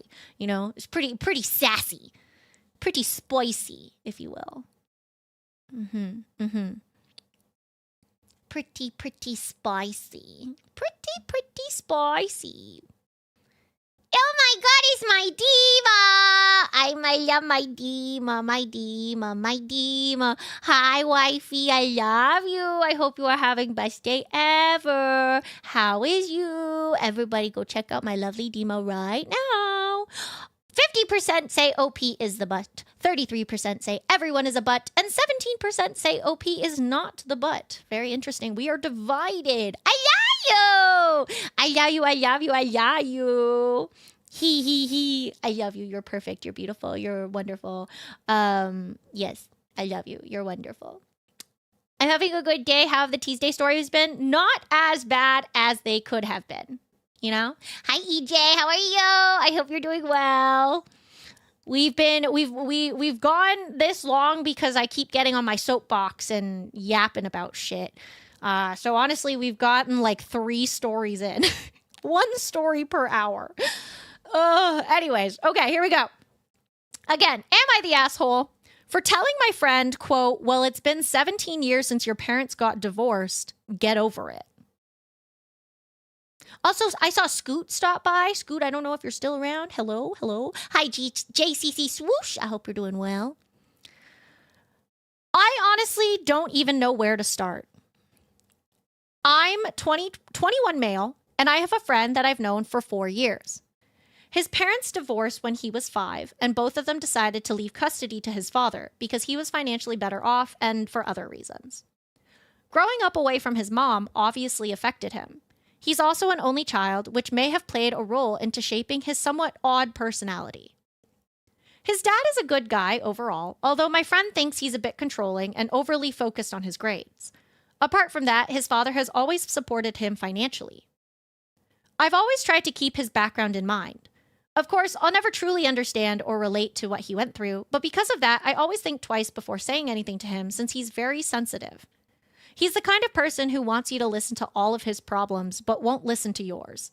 I didn't pay much attention to that because he has some good traits, very faithful and genuine, so I overlooked a lot of things that he says which other people might find hurtful.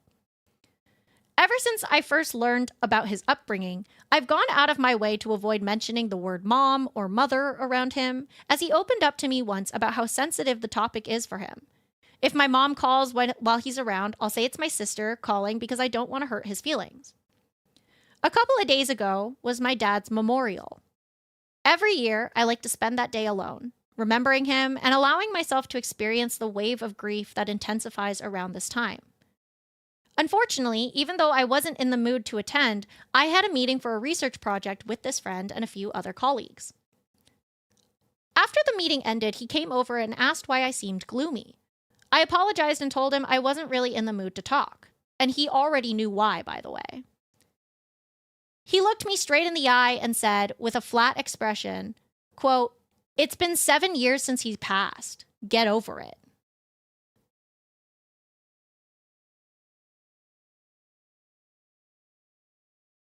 Hi, Vaulos. How are you? Thank you for the lurk. I was so shocked by how insensitive his comment was. It made me mad, and I immediately replied, "Well, it's been 17 years since your parents got divorced. Get over it." No, for real though. Mia's best friend in Princess Diaries was fucking crazy. I hated her. I hated her so much. She pissed me the fuck off. You're still feeling like that? Didn't that happen like a month ago? Girl, I hated her. I hated her so much. She was so annoying. Ugh. I want to murder someone? Yeah. I'm doing well. Hope you and chat are doing well too. Thank you. I am doing well. Sorry. So I immediately replied, quote, "Well, it's been 17 years since your parents got divorced. Get over it." The moment I said it, I regretted it. It was a cruel thing to say, and I can't forgive myself for stooping to that level. I wasn't raised to treat people like that. His face immediately turned red, and he walked away without saying a word. He hasn't contacted me since. I honestly don't know what to do. Am I the asshole in this situation? How can I apologize? What should I even say? What do we think, chat? Is he the asshole? I spelt that wrong because I'm an idiot. There we go. Poll is in Twitch chat. Do we think? What do we think? What do we think? Is he the asshole for saying what he did? Not the butt because the other guy started it. You know what? That's fair. It's pretty valid.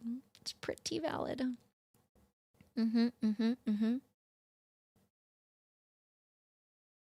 It's very interesting.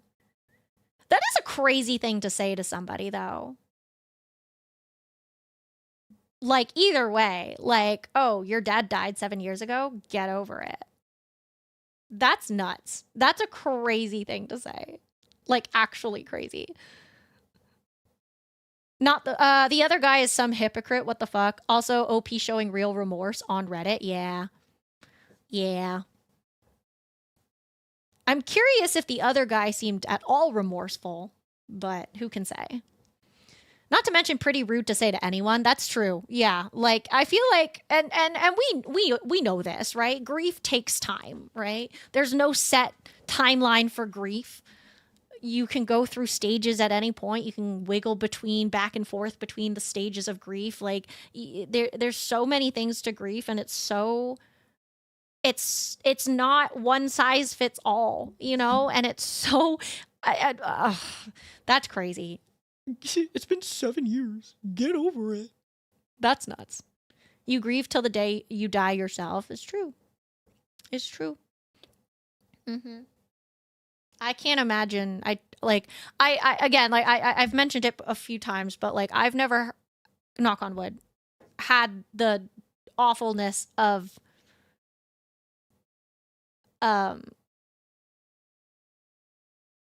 losing somebody that close to me.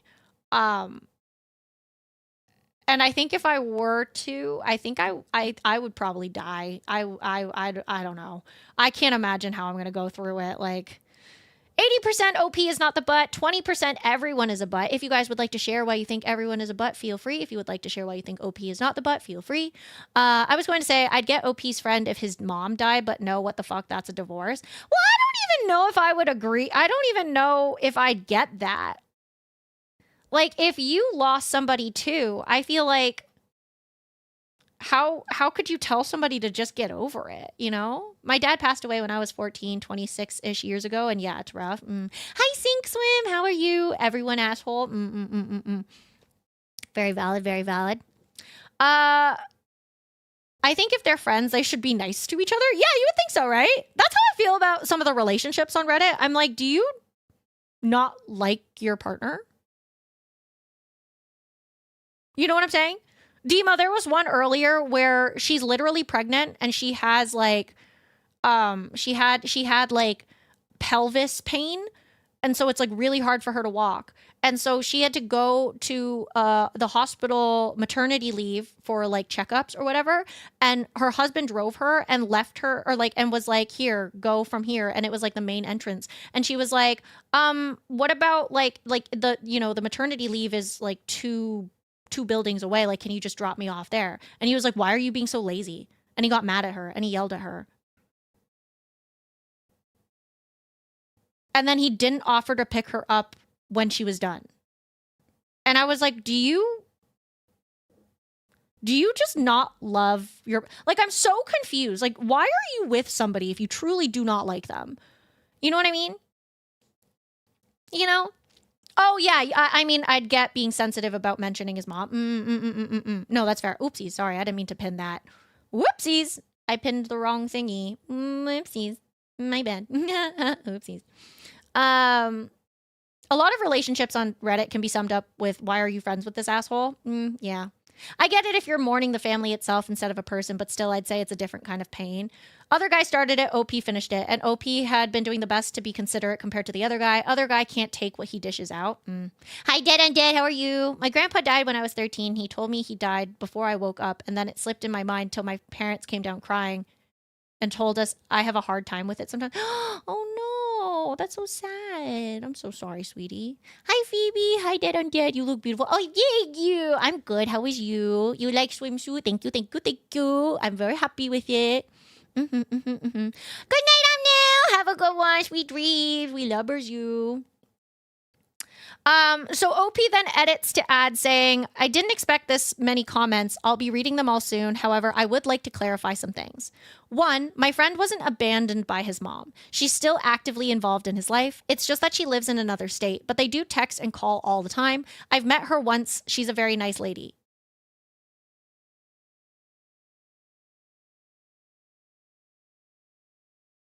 So why are you so sensitive about your mom? She's literally still in your life. You were not abandoned. What is happening? 2, he didn't ask me not to mention the word mom. It's just that he talked once about how it hurts him when others mention their moms because he grieves the fact that he didn't grow up with her, ? I just avoid mentioning my mom because I don't want to hurt him. I don't know. Maybe I'm overthinking it, but I noticed once that he felt down. Am I the asshole for saying my mom is toxic in some ways, for saying things that are... For saying things are two-way and asking her to fixate on mistakes? What? I'm confused. OP's friend is bizarre? Yeah, a little bit, right? Edit to add number 2. I appreciate y'all's comments. I didn't expect to receive a lot, but I'll make sure I get you all opinions before proceeding to the next step. A lot of you suggested to cut him off, and I would have considered this if we were only classmates. But here's the thing. We're together in the same learning community. In my med school, a learning community is where a group of students basically stick together for the entire semester. And that means next year I'll be doing rotations and group projects with him, etc. So it would be hard to just cut him off, as we'll have to communicate at some point. That's crazy. Are both of them men? Yes, they're both men. Oh my God, they were roommates. No, they're not roommates. But they are both men. Yes, they're 21. Or at least OP is 21. There's only one option then. They're gay. You're so right. And they were roommates. Oh. Oh my God, they were roommates. Throw hands and then talk it out, but throw hands first. Oh.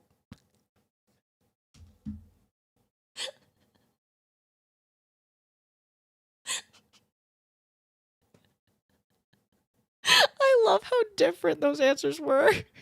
There's only one option. They're 2 men. There's only one option. You're right. They're gay and they need to fall in love and kiss and be together forever. No, I was going to say they should throw hands and talk it out and I should get to watch them fight, but okay. The only option is to nuke the earth. I agree. Dima acting up? What? No. No, you're so right though, bro. A lot of anger is just... Okay, there are 2 options. All right, 2 options. They either throw hands and talk it out, or they throw hands and then make out. I think someone is sensitive about their mommy issues. If they ask the other, then clearly they should make a fan fiction. You right. Fan fiction is the solution to everything. Somebody commented, that was a crappy comment from him. Yours was justified. You support his emotions. He ignores yours. It's true. Somebody else said, not the asshole. He sounds like a shit friend. You're nice for giving him a chance, but cut your losses. No friend would ever say that about their parents' death. Somebody else said, I know this is most likely a made-up story, but if anyone is a grown-ass human and still cares about their parents' divorce is beyond childish. Whoa, okay, I wouldn't say that. Like, grow the fuck up. You're an adult now. My parents divorced before I was even born, so fucking come at me. Okay, settle down. Fucking Mr. Reddit admins or AI. I think you need to settle down. I do not believe that. Let's let be clear. Anything that happens in your childhood, anything that happens in your day-to-day life can affect you in ways that you may not understand, you may not know. If you are still feeling sad about, you know, your parents divorcing from when you were a kid, that is okay and that is valid, and you are not weird for having those emotions. What's weird is forcing them on other people and then telling them that their emotions should just be ignored. It's fucking weird. I think they've just got to talk. Yeah. I feel like that's like the solution for like 98% of Reddit stories. Like they just have to talk, you know? Throw hands, make out, start pegging. Right. Yeah. If they're good enough friends, I feel like this is something they could talk over and move on forward from. I agree. God is dead and I'm gay. You know what? I don't know about that, but I'm also the gay, so mood. Talk no jutsu. Jutsu? I don't know what that means, but okay. OP responded to this saying, it's up to you if you don't want to believe it. I get that definitely a lot of people make up stories for whatever reason, but I don't have many friends. And I'm not the kind of guy to open up easily. So I thought this was a safe space to ask for advice. I now get that his comment was extremely insensitive. It's just that it was his personality from the beginning, not to that extent. A lot of people think he's autistic, but not to offend any autistic people because he just throws some mean comments without thinking. That's crazy. Hi, Origami. How are you? I hope you're doing well. I hope you are doing well. Sending all the lovers. But yeah, I feel like this guy's just upsetty spaghetti. I'm gonna... Hang on. Can I find his fucking... Hang on. Researcher... What was it? Researcher something? Fuck. Researcher what? Shit. Hang on. I have to find his username. I want to see if he left any more comments because he fucking deleted his post. How the fuck am I supposed to know now? Now I need to know what he said. Fuck. I want to see if he left any other comments. Hang on. Oopsies, not that.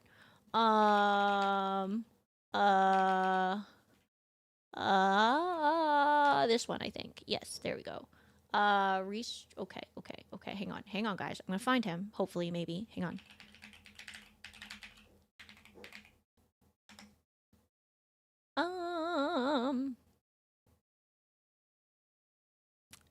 Hello? Profiles. Oh, Aha! Okay, I found him, I think. Okay. Reading through some of his comments.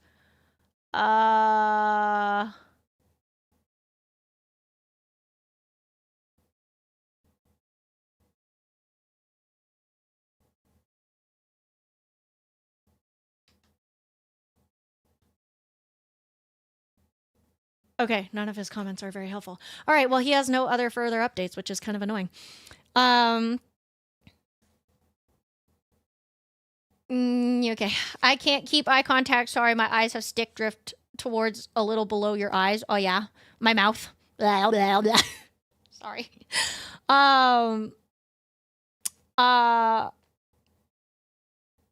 Okay, besties. We've already moved past the whole God conversations. I don't think we need to talk about that anymore.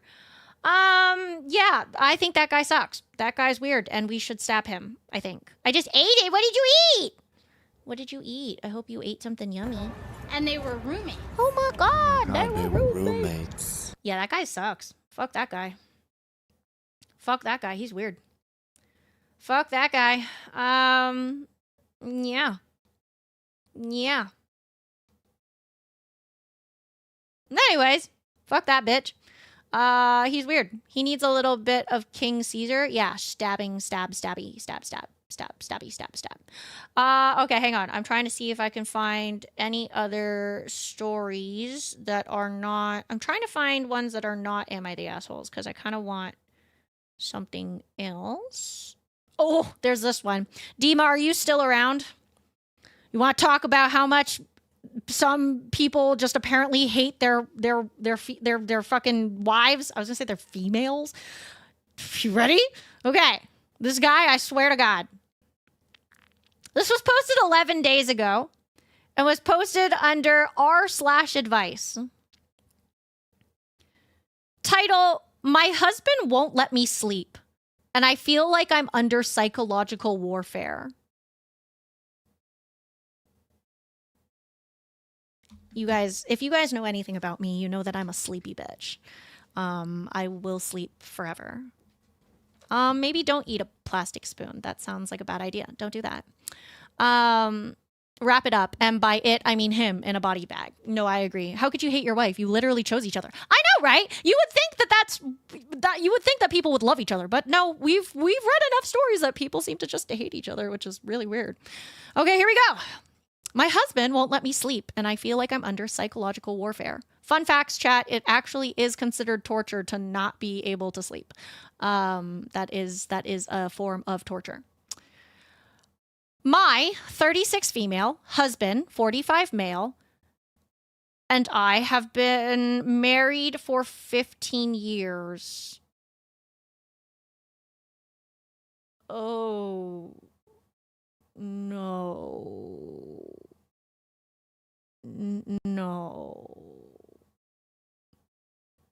No, no, no,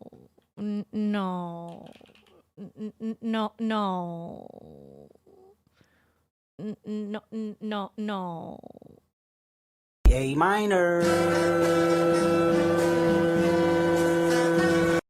I didn't even read that the first time. So in case anybody is curious, they've been married for over 15 years, meaning that she was 21 and he was 30. And that's before they got married, meaning that they probably dated. So...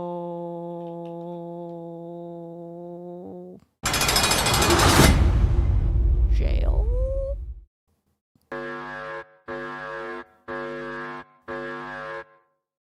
Jail. Jail. I think jail. I think jail. I think jail. I'm thinking jail, and I'm thinking jail. Jail? Jail. Cool. My husband, 36 female, my 36 female, husband, 45 male, and I have been married for over 15 years and have 3 children, 5, 9, and 11. Oh, this poor child. Oh, my Lord of mercy. He has always been a morning person, and I've always been a night person because of my mother being in healthcare and us adjusting to her schedule so we could spend time with her after work. He has always resented that I don't like getting up early in the morning. We have a job with a flexible schedule. We literally go in when we want, within reason, and within a window of, quote, core hours set by the company. So there's not really such a thing as being late. Even given this, he prefers to get up at 3 a.m. and go to work around 4 or 4:30. I'm sorry. What? That's not being a morning person. That's hating your life and wanting death. What is wrong with you? That's not being a morning person. Absolutely not. What is wrong with you? As long as I'm not involved, you do you and leave me out of it. However, on the days that we're off, and even sometimes when it's a work day, but he's going in before me, since we both work, he makes it a point to wake me up. But he does it, quote, covertly, where he can claim it was unintentional and that I'm just reading into it too much. Things like closing drawers entirely too loud, turning on multiple lights, sometimes playing videos out loud on his phone while he gets ready. Last night, I specifically asked that he let me sleep because I wasn't feeling well, have had a migraine for a couple of days now, and knew the kids would sleep in due to it being summer break. He did the same trope of huffing around like an elephant getting ready and woke me up, and then gleefully came and kissed my head to say goodbye before nearly skipping out. I've talked to him about this multiple times over and over, and each time he says he's trying to be quiet and didn't mean to wake me up, but I don't believe it at all because he does this so often. He'll sometimes even wake the kids up and bring them downstairs and, quote, accidentally let them run into the room to jump on me and wake me up when he, quote, turned his back for a second. Over and over. In fact, I had been working my master's degree for 2.5 years with classes very early every Friday. So the first Friday I was finally free, I told everyone in the whole house, including my mom, that I planned to sleep in as long as my body would physically allow to celebrate. He not only woke me up, but he woke me up around 4 a.m. For what it's worth, I am a deep sleeper. My dad set off the fire alarm when I was a teenager, and I slept through it and had to be woken up. So it 10,000% feels intentional. If I don't get some sleep in the morning, I'm going to literally crash out. I have a migraine of a lifetime, I'm not feeling well, and I feel like I'm a prisoner of war. What the actual fuck? He says I'm overreacting. Yes, we're already in marriage counseling, and no, it's not helping. I don't know what else to do. I'm trying to figure out how, if I choose divorce, the reason I'd have to tell people is he won't let me sleep. Please give me advice. I've tried a lot of options and don't know what else to do.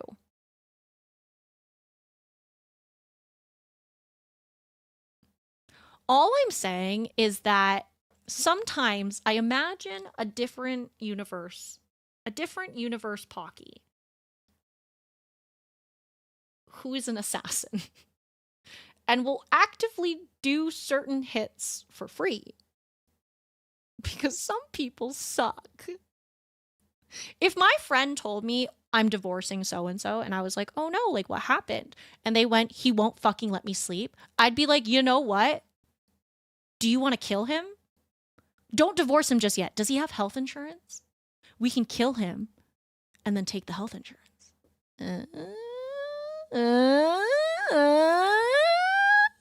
It feels like one of those things where he just doesn't believe anyone else can be tired. Honestly, yes, in Minecraft. Sorry, in Minecraft.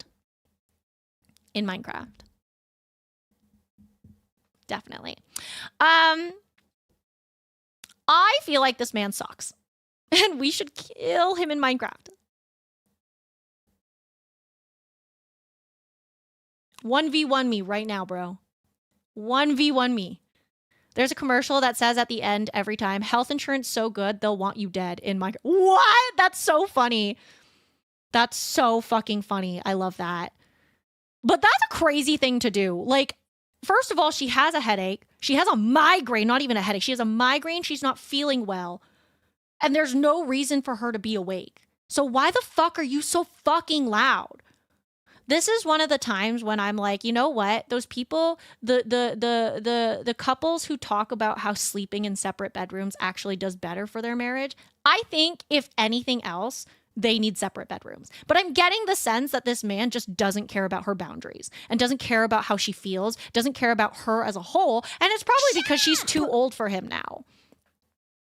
He's probably like, oh, I've got a 19-year-old assistant I would like to bang, so I should probably get a divorce with my wife. But if she suggests it, then I won't be the bad guy.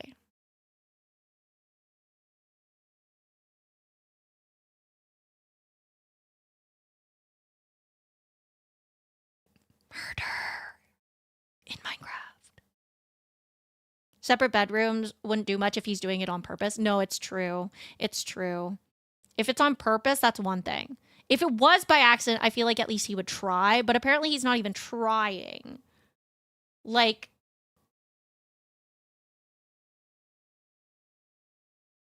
he's probably watching some bro podcast that's teaching him to assert his dominance or some bullshit. Then go fucking pee on a tree or something, man. Don't interrupt my sleep. Fucking stupid. Well, thank you for the follow, Arcana Hop. Welcome on in. How are you, cutie? I hope you are having the best day ever.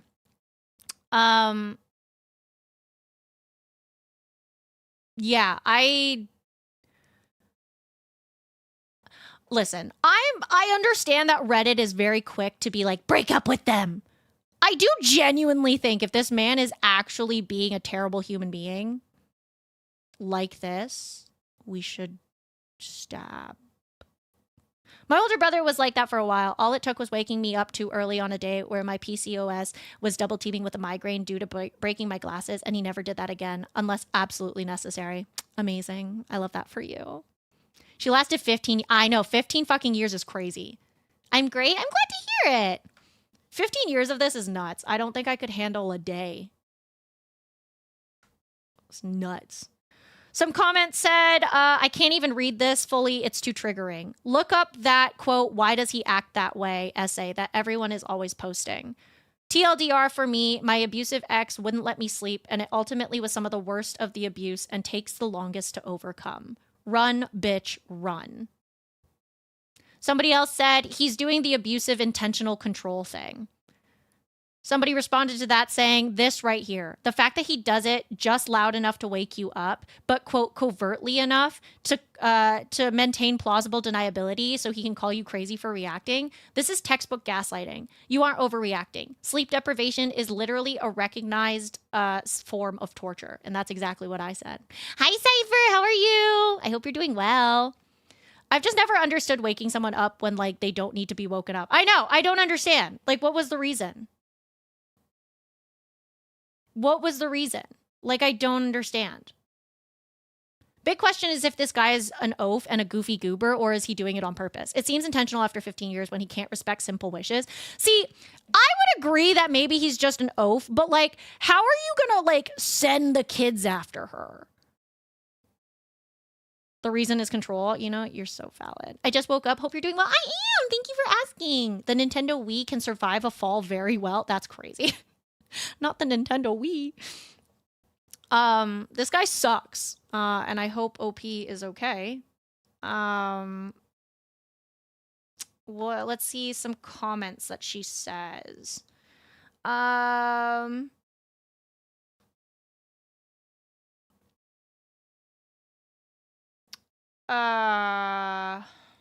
is it? Somebody says, what does your counselor say?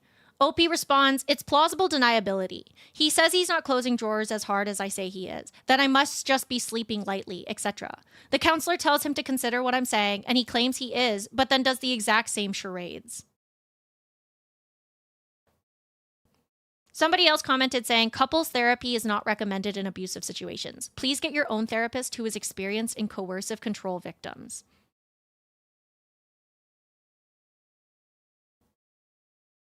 Sending the kids in is wild. If he's not reacting to the kids going in with, oh shit, oh damn, God no, but he's going in with, oopsies, the darn kids got away from me. He's doing it on purpose. No, I agree. Oh my God, she's in a separate room. Oh my God. Oh my God, she was in a separate room.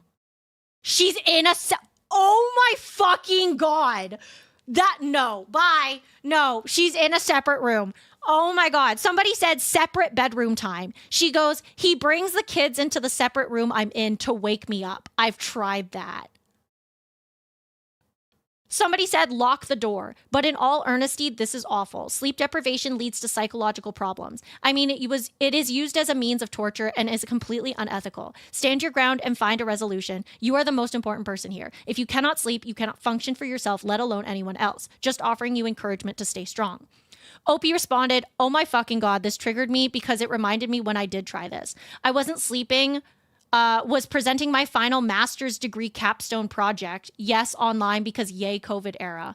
Not only did I have the door locked, but my mom put up a sign on the door saying, quote, do not disturb, presentation in progress. He literally ignored the sign, unlocked the door mid-fucking presentation, and came in anyway because he, quote, needed his shoes to take the kids to the park. And said things like, quote, well, did you not want me to take care of the girls? Did you not want them to go to the park? And yes, he had other shoes in another fucking room. Dishonor on your whole family. Make a note of this. Dishonor on you. Dishonor on your cow. Stop.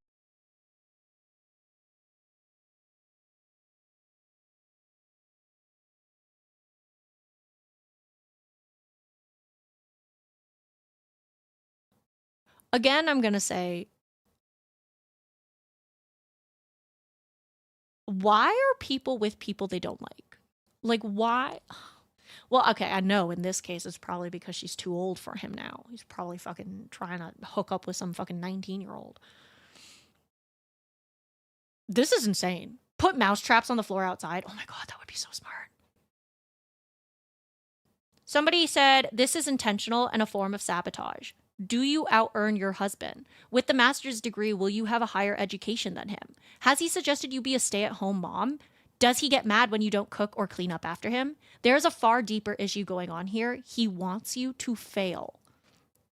Opie said, he has a higher education, but yes, I out-earn him.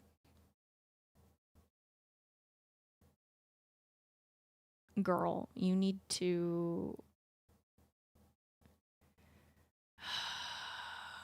leave this man.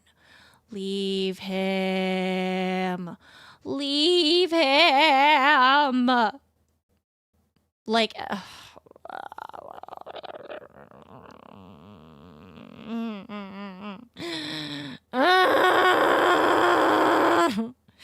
somebody said, what an inconsiderate asshole. He really doesn't love you if he cannot accept the fact that you need more sleep than him. Also, fun facts, women in general need more sleep, I believe. And it's especially when they are on their periods. If you are having a period, if you are bleeding that much, your body needs more rest. Like, and that's just like a normal fucking thing to think, right? Don't be a fucking dick. Hi, Wu Syndrome, how are you? I never understood the out-earned salary thing. I don't either. Somebody said, I would be getting my ducks in a row and leave this hateful husband. My God, it's not that hard. What a douche. Opie responded, it is that hard when 3 kids are involved. This is me trying to get advice first and sort things out. Girl, you tried. Girl, you tried. Y'all are in therapy? You tried the separate bedrooms? That is you trying. There is nothing else. Get the fuck out. Run. Run. Dip. Set sail. The commenter responded, sorry, I didn't mean for you. I meant that it's not a hard choice for him to be considerate. It's a choice. Your children will learn this disrespectful and abusive behavior. I'm really sorry. I know it's not easy.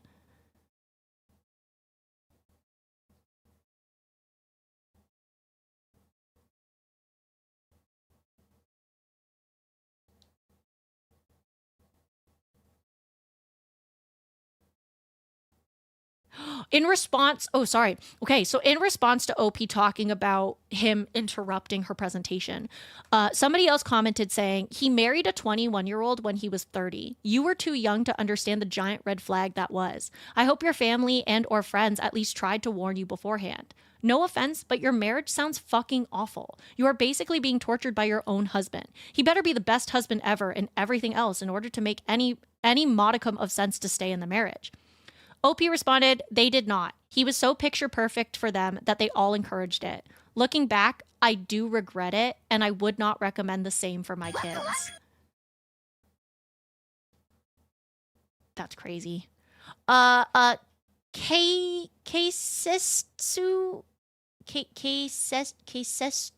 of the Sword Arts. Welcome on in. Thank you so much for the follow. Yeah, that's crazy. I'm sorry. If my friend was like, I'm dating this 30-year-old, I'd be like, for money? And if they said no, I'd be like, why not? Listen, I've been a sugar baby. If it's for money, I have no qualms with you. Get that bag, girly pop. But like, I know. I'd be like, is it a sugar daddy? Because he better be giving you good money. But they have 3 kids. Yeah, I know. So it's not a sugar daddy anymore. If they have kids together, it's questionable to call. No, I know it's not anymore. What I'm saying is when they were first together. You know? I'm not talking about sugar relationships now. Hi, Revity! How are you? Let me see. So somebody responded when OP said plausible deniability from the counselor, that the counselor told him to like try and consider. Somebody commented, this would probably be overkill, but I wish you had a secret camera that showed him in action in the mornings that you could show your counselor for a very nice I told you so moment. OP responded, ooh, I don't know why I didn't think of that. This is a great idea, actually. It's true. It is a good idea. I would say do it. I would say do it. I'm here for tea. Oh, the tea is hot, Revity. The tea is hot. Men suck. I say that. I don't mean all men. Please don't kill me. I'm not talking about all men. Please don't stab me. I'm not saying all men before any of you hop on your fucking Twitter accounts and go, oh, Pocket hates men.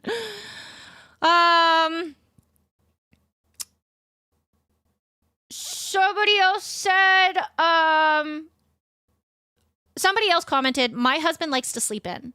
On weekends, I'm usually up early, ready to get things done, and sometimes I'm impatient for him to get up. But I don't wake him up because he's an adult, and I love and respect him. If he asks me to wake him up at a certain time, I'll quietly ask if he's ready to get up. If he says no, I leave him alone and let him sleep. That's what respecting your partner looks like. What concerns me isn't that your husband accidentally wakes you. It's that you've repeatedly told him how important this is. You've begged him, you're in counseling, and it keeps happening. At some point, intentions stop mattering. The impact is the same. Sleep deprivation is harmful, and your partner should be protecting your well-being, not undermining it. If I were in your position, I'd seriously consider staying somewhere else for a few days so I could actually get some uninterrupted sleep. And I'd tell him exactly why. Quote, I don't want a divorce, but if you continue to ignore something this important after I've asked, begged, and gone to counseling with you, you're showing me that my health and my boundaries aren't a priority. Living separately to get some sleep starts to look a lot like what life after a divorce would be. Sometimes people don't grasp the seriousness of their actions until they see where those actions are leading.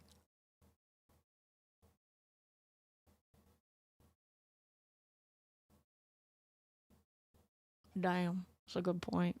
OP responded, I like this response a lot. I'm going to write some of this down. It's a good point. It's a good point. Too late? Sorry, my bad. Oh, whoa, oh no, my insecurity. My boyfriend will gladly go, yeah, fuck all men when someone says all men. That's so funny. Specifically, the main character in the story is keeping her up from good sleep nonstop. Yeah. I love that point that they said, though, that this commenter said. At some point, intentions stop mattering. That is so important. Because I think when you are a good-natured human being, when you are, when you are truly loving towards someone and you want to see the best of them, it's so easy to be like, oh, but that's not what they meant to do. They didn't mean to do that. They didn't mean to do this. They didn't mean it in that way. And then at some point, intentions stop mattering, right? Like it's so true, right? Like at some point, I understand this is not your intent, but how do you not see the impact and decide I'm going to work on this until I am better? Like you are saying that trying harder is so difficult that it's harder than what your wife would have to go through if she just didn't have any sleep. That's crazy. People are fucked up. I swear to God.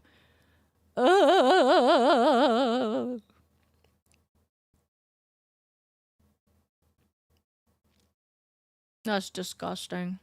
Actually disgusting.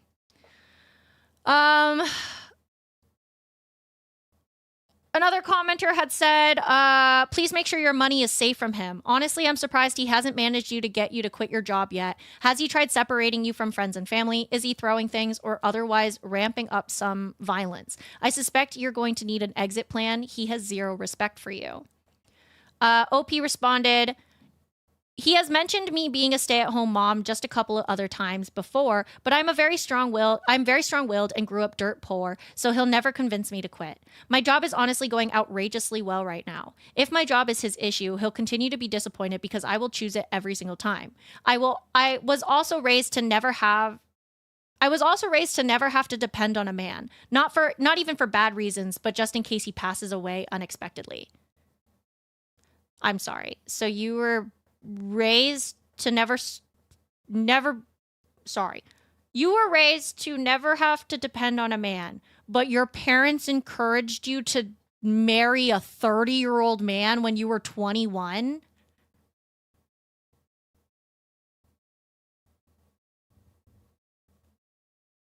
Your parents got some weird parenting values, is all I'm gonna say. At some point, quote, I didn't mean to, needs to change into, quote, I'm actively trying hard for you, or he can get the fuck out. No, I agree. The result is more important than any sort of intent.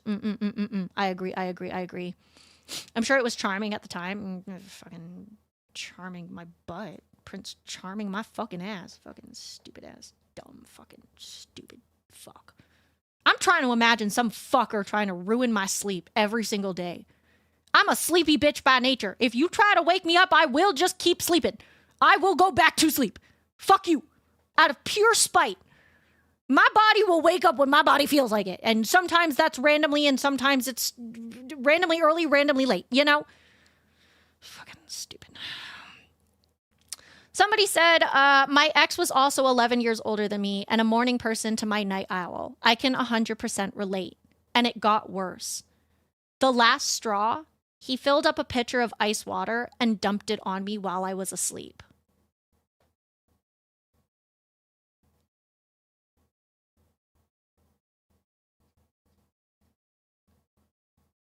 Then they put in quotes, we have to talk. In quotes, you talk, I'll pack. OP responded, whew, girl, this might be the line where I'd flip the fuck out and cross over into DV, cause what? I'm so sorry. I'm trying to imagine someone messing with my sleep every day. What do you mean? What did I do? I didn't do anything. What did I do? What have I done? I've never. That would be me. Sometimes I'd be in the kitchen dead at night making lasagna, which wakes up my girlfriend. Okay, if, maybe don't wake up your girlfriend. Maybe make something else. Or, I don't know, don't make lasagna in the middle of the night. Listen, I wake up at random times too, but I ain't trying to wake anybody up. Can't imagine dating or being intimate with someone who's more than 2 to 3 years older or younger than me. Bro, I feel that. Pocky just messes with my dinner schedule because I'm too busy watching her to cook. Why don't you just put me in the kitchen? I'll be good. You can put me in the kitchen on speaker. I'll be so good. I won't talk about gay sex or 2 women having sex really loudly or dicks and penises or gay sex, boobs, boobies, titties, hentai, anime girls fucking. You could just put me on speaker. I'll be so good. That's okay. I'll be really good. I won't talk about any of that stuff. I promise. Whoa, I just joined. Oh, hello, Max Sir Penis. How are you? Imagine all that gay sex just spilling into your food. Yeah, but if you're having gay sex, if you're having sex with another man, it like cancels out, you know? You won't talk about boobs while cooking in the kitchen. Yeah, totally not. Boobs, tits, nipples, women, pussies, vagina. Oh. So funny. Oh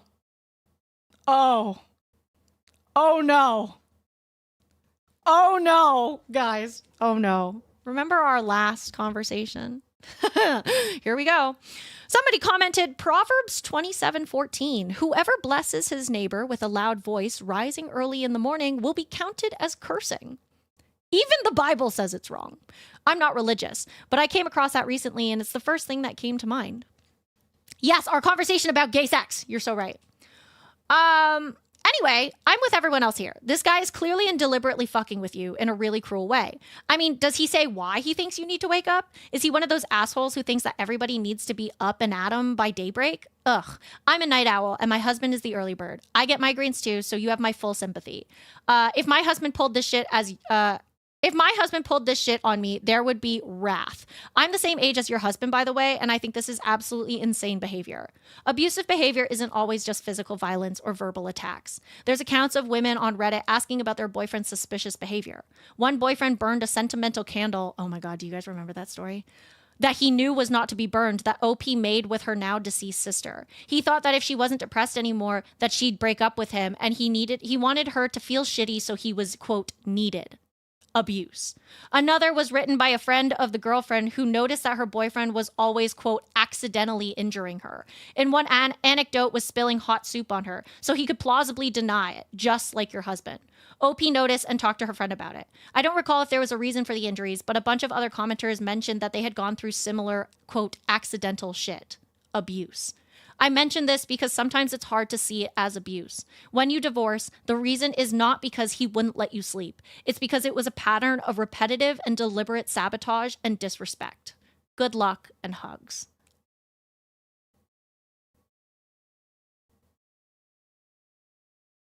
OP responded, oh my goodness, he's outrageously religious. So thank you for bringing this verse back to my memory. I've read the Bible, but completely forgot about this, probably from the lack of sleep.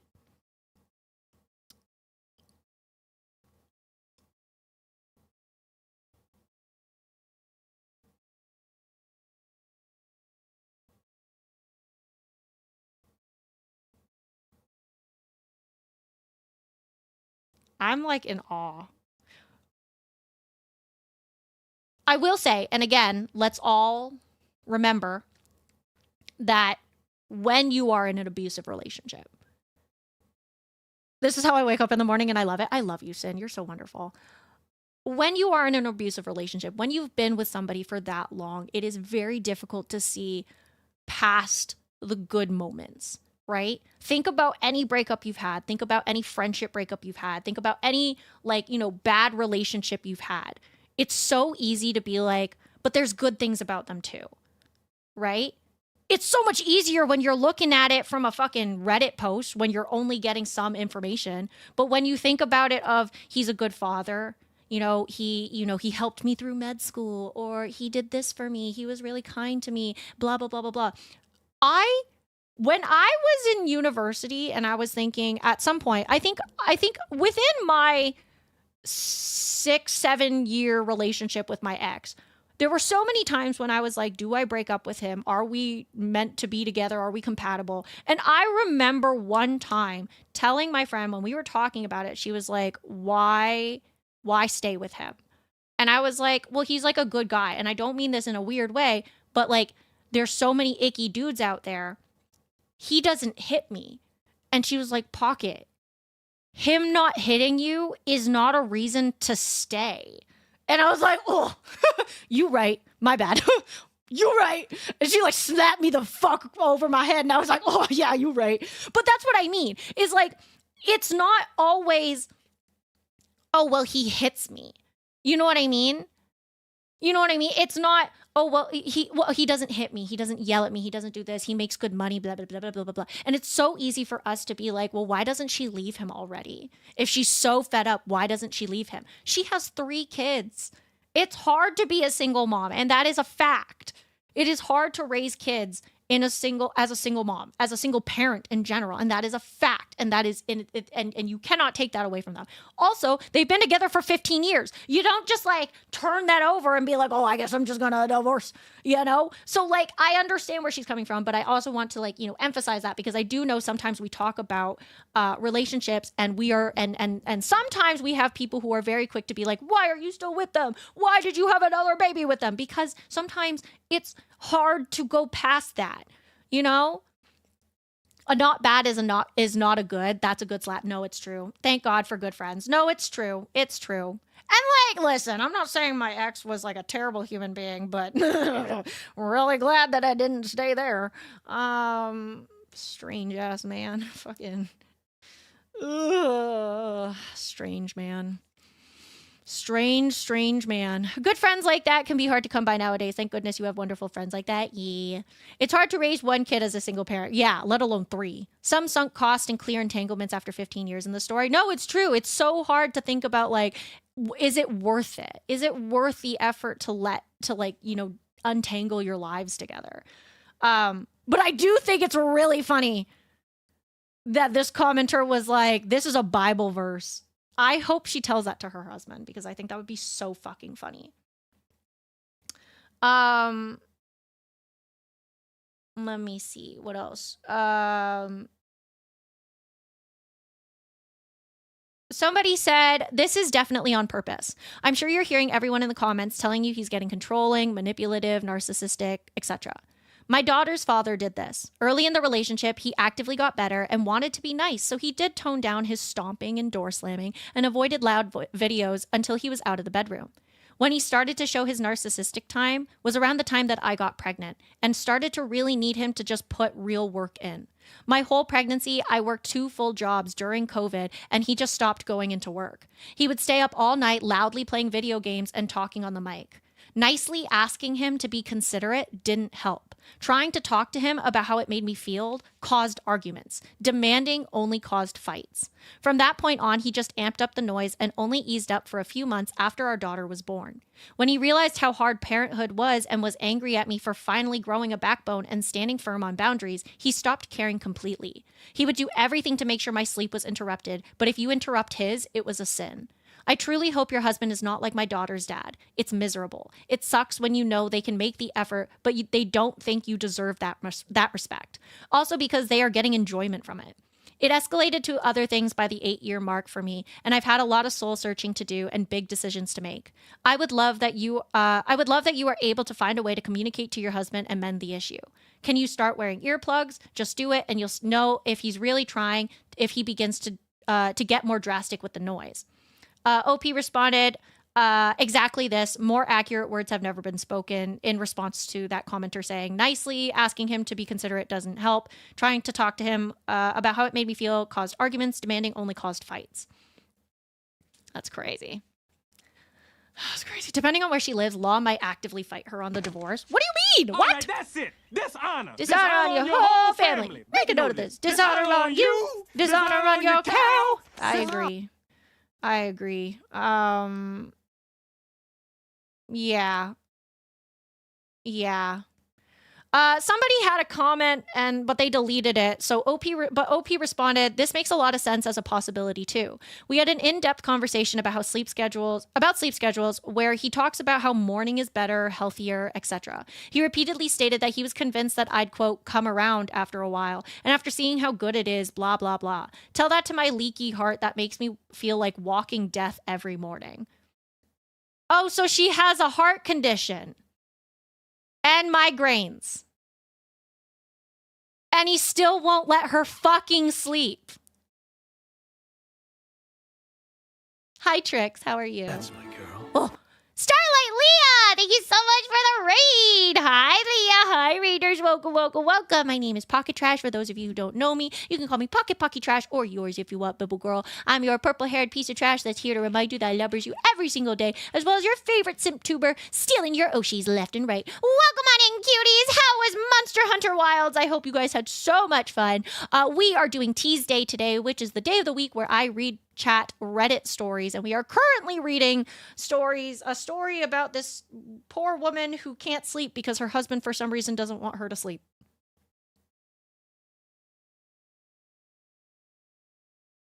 I don't know. He's weird. Guess who isn't sleeping until 6 a.m.? Yeah, people who wake up early usually go to sleep early. Real. It was good. I'm glad to hear that. I hope you had the best time. If you need to do some after-stream aftercare, that is A-okay. Grab something to eat, something to drink. If you just need to sit back, relax, that is totally okay. If you would like to hang out with us, we would love to have you. And that goes for any of your lovely community as well.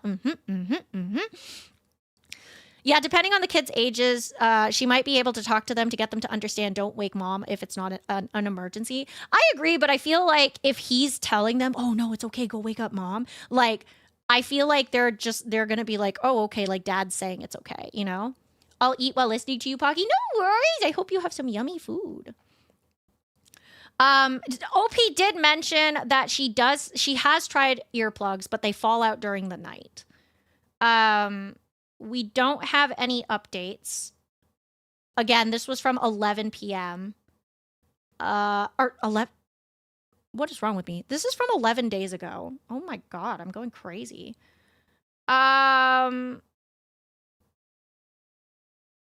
Yeah, so I'm going to follow her, and maybe if we see an update, I will let you guys know, but we'll see. I end up sleeping with my earbuds on and they fall out when I'm passed out. Oh, that's fair. That's fair. Earplugs are uncomfortable to sleep with. I'll eat, oh, you're eating pizza. Ooh, what kind of pizza you got? What kind of pizza you got? Honestly, that story was about icky people and I hate that for us. So, we're gonna do,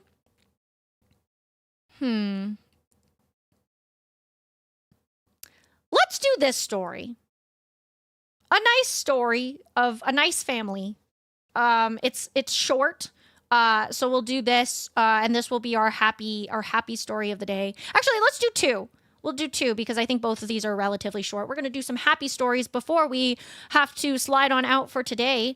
I just got I got a diaper thrown at me. Ow! I'm eating birthday cake, not my birthday though. Ooh, that's okay. What kind of birthday cake is it? Spicy and meaty. Ooh, very fun. Okay. So this is from r/Girl Dinner Diaries. And we've talked about this subreddit before. It's kind of just where people are sharing photos of their meals, but also sharing a story. So this was posted 4 days ago. OP writes, "It's been a long journey." Title, "I never wanted to be a father. And now I'll be a mother. It's been a long journey, but here we are. My wife is almost 38 weeks pregnant. We had to do IVF because of some brutal subfertility on my end. Turns out I have an intersex condition where my body doesn't respond to testosterone the way it should, which actually worked out for me because I already knew that I was trans and was planning on starting hormone therapy once we were done having kids anyway. While it definitely cost us more financially and emotionally than we ever thought it would to have a kid, we were able to make it work. Our kid/kids will still be biologically ours, and I got to start estrogen way sooner than I thought I would be able to. In my younger years, I didn't want kids. I had a lot of reasons, but ultimately it came down to just not wanting to be a dad. And now here I am, about to be a mom. We're still working out what all that is going to look like, what terms and names we're going to use and stuff, but most of the family is on board, and we live in a relatively tolerant city, and I'm so ready to have little baby dance parties." I just thought that was really nice. Not enough talk of intersex conditions, and it's probably a lot. It probably fixed a lot of insecure men. This is true. Fun facts: my dad actually doesn't believe that intersex people exist, which I think is so fucking funny. Like it's like a medical condition, and he's like, "Show me the proof." And I was like, "You mean like medical studies about intersex folk?" And he was like, "Oh no, none of that. Show me real proof. None of this leftism bullshit." And I was like, "Okay, okay, Dad." Oh yeah, no, they exist. My dad is just fucking weird. It's so funny when they're just like, "It's not real," and you're like, "Okay, no, for real though, fucking for real though." And it literally came at a day when I was like, I was trying to not rock the boat. I was all by myself at my parents' place. It was probably the worst fight we've ever gotten into. It was during that time when, I don't remember what it was. It wasn't the Olympics, I don't believe, but there was a boxer, I believe, a female boxer who, after photos were like going around on Twitter and online, people were accusing her of being trans. And so then everybody was like up in arms about, "Oh, trans women shouldn't be in female sports. What about the women?" And I hadn't even brought it up because when I'm at home, I don't talk about this shit because I know my dad doesn't like to talk about this shit. My dad is weirdly conservative about certain things.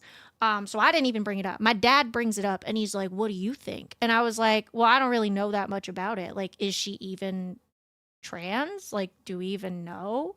And he was like, "Well, what do you think about trans women in female sports?" And I was like, "I don't fucking know. I would have to do more research about it, I guess. Like, I don't fucking know. Like, I think people should do whatever the fuck they want." And he was like, "Well, I don't think they should be allowed. It's not fair to the women. I thought you were a feminist. I thought you wanted equality." And I was like, "Well, I'm a intersectional intersectional feminist. You know, I believe in a lot of different things, and I believe in equality for all women, including trans women. And I was like, but I'm curious. And I was trying to be very polite about it. And I was like, what happens if it's just a woman who naturally has more testosterone? Like how I'm like, and I wasn't trying to pick a fight. I genuinely was just like, I don't know anything about this, because if we were to, say ban trans women from, competing, what if they are intersex and they don't know? What if they just have a certain level of testosterone levels? You know what I mean? Like there are some women who just have higher testosterone levels. So at what point do you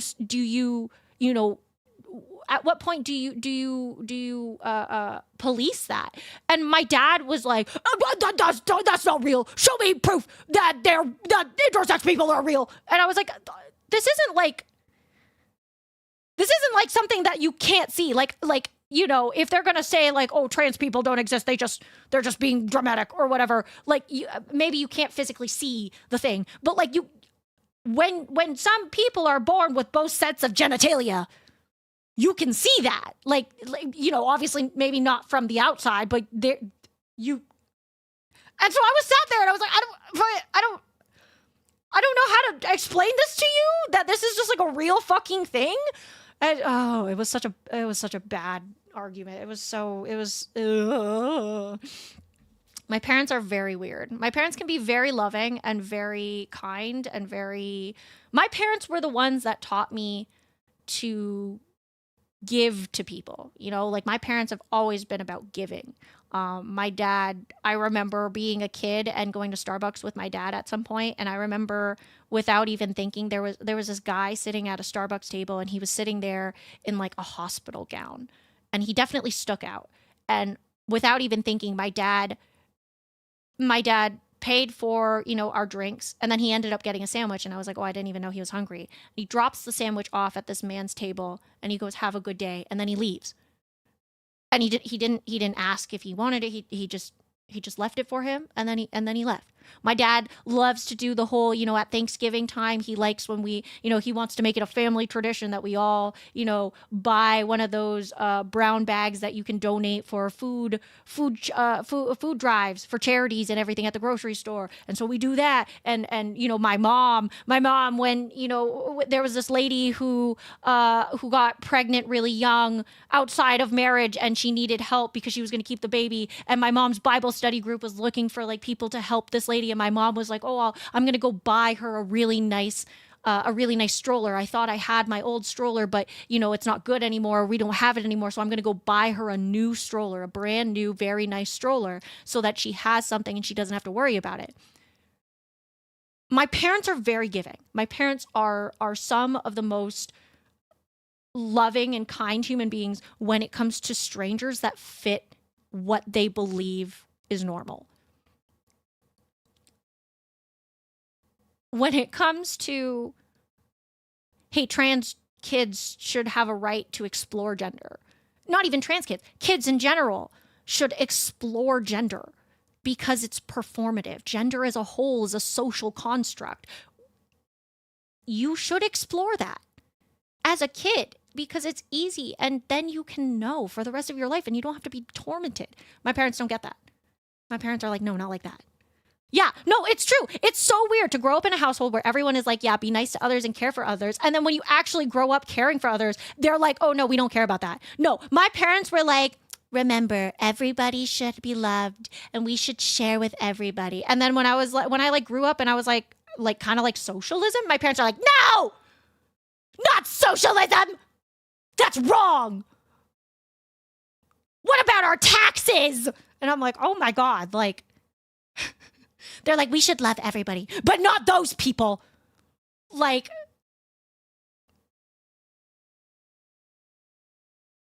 my parents are so weird. And it's very interesting because, like, I don't know. It's very weird. My parents are very much so, I love everybody, and that's why I believe, quote unquote, all lives matter. And I'm like, but that's not what we're talking about. And they're like, but don't you believe everybody's life matters? And I was like, yes, but we're talking about Black lives because, people are dying because cops are apparently so scared. and they hold a gun and then they just shoot 75 times into a body that didn't have anything. That cop's life does not matter, in my opinion. Fuck that guy. That guy sucks. If you're that scared, don't have a gun. I don't know. Just fucking figure it out, man.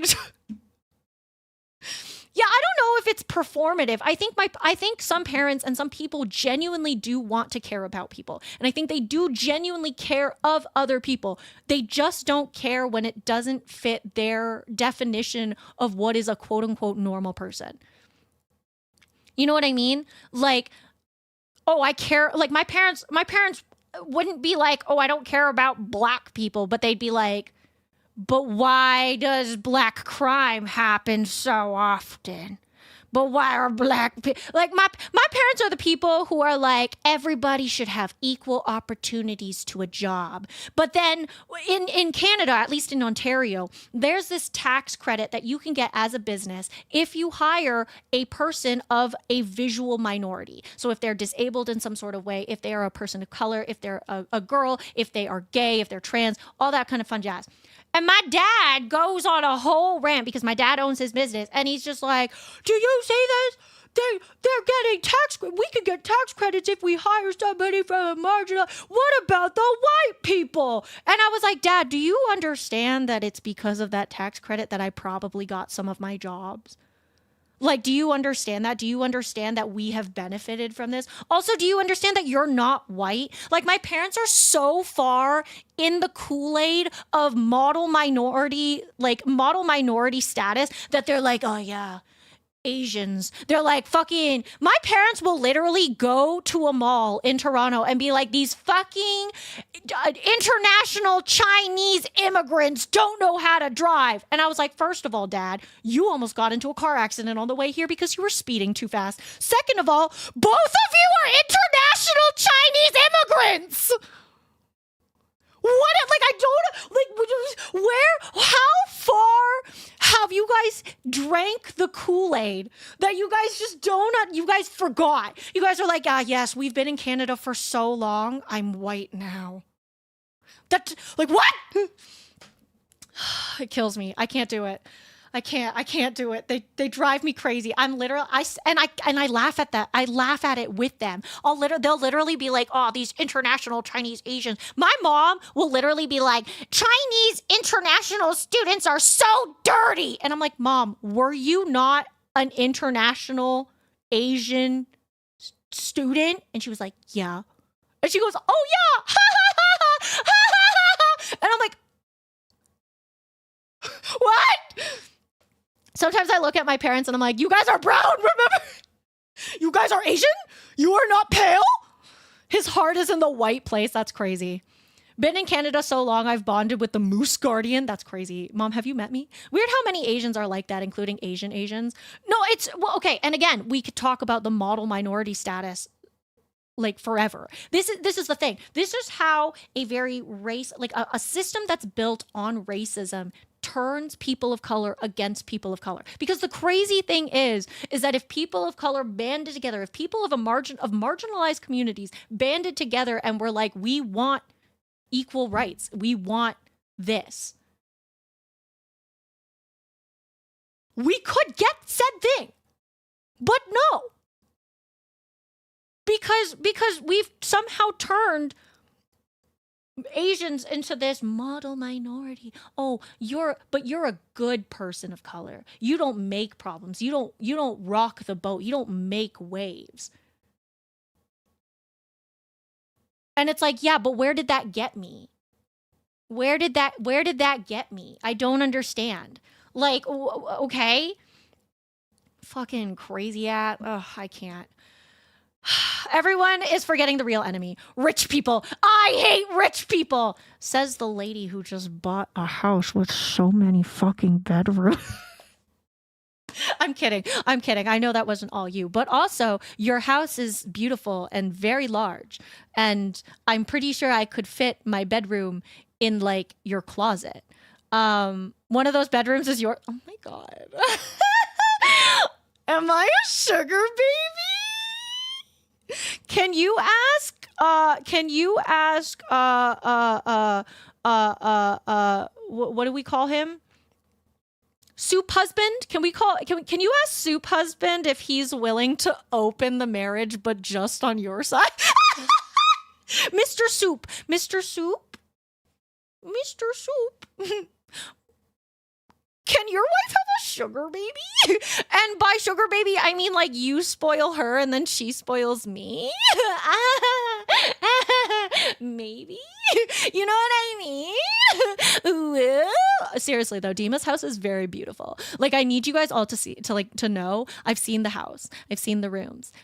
Her closet is genuinely the size, like, and I shit you not, I'm not even joking, like I'm not exaggerating. Her closet is bigger than my office.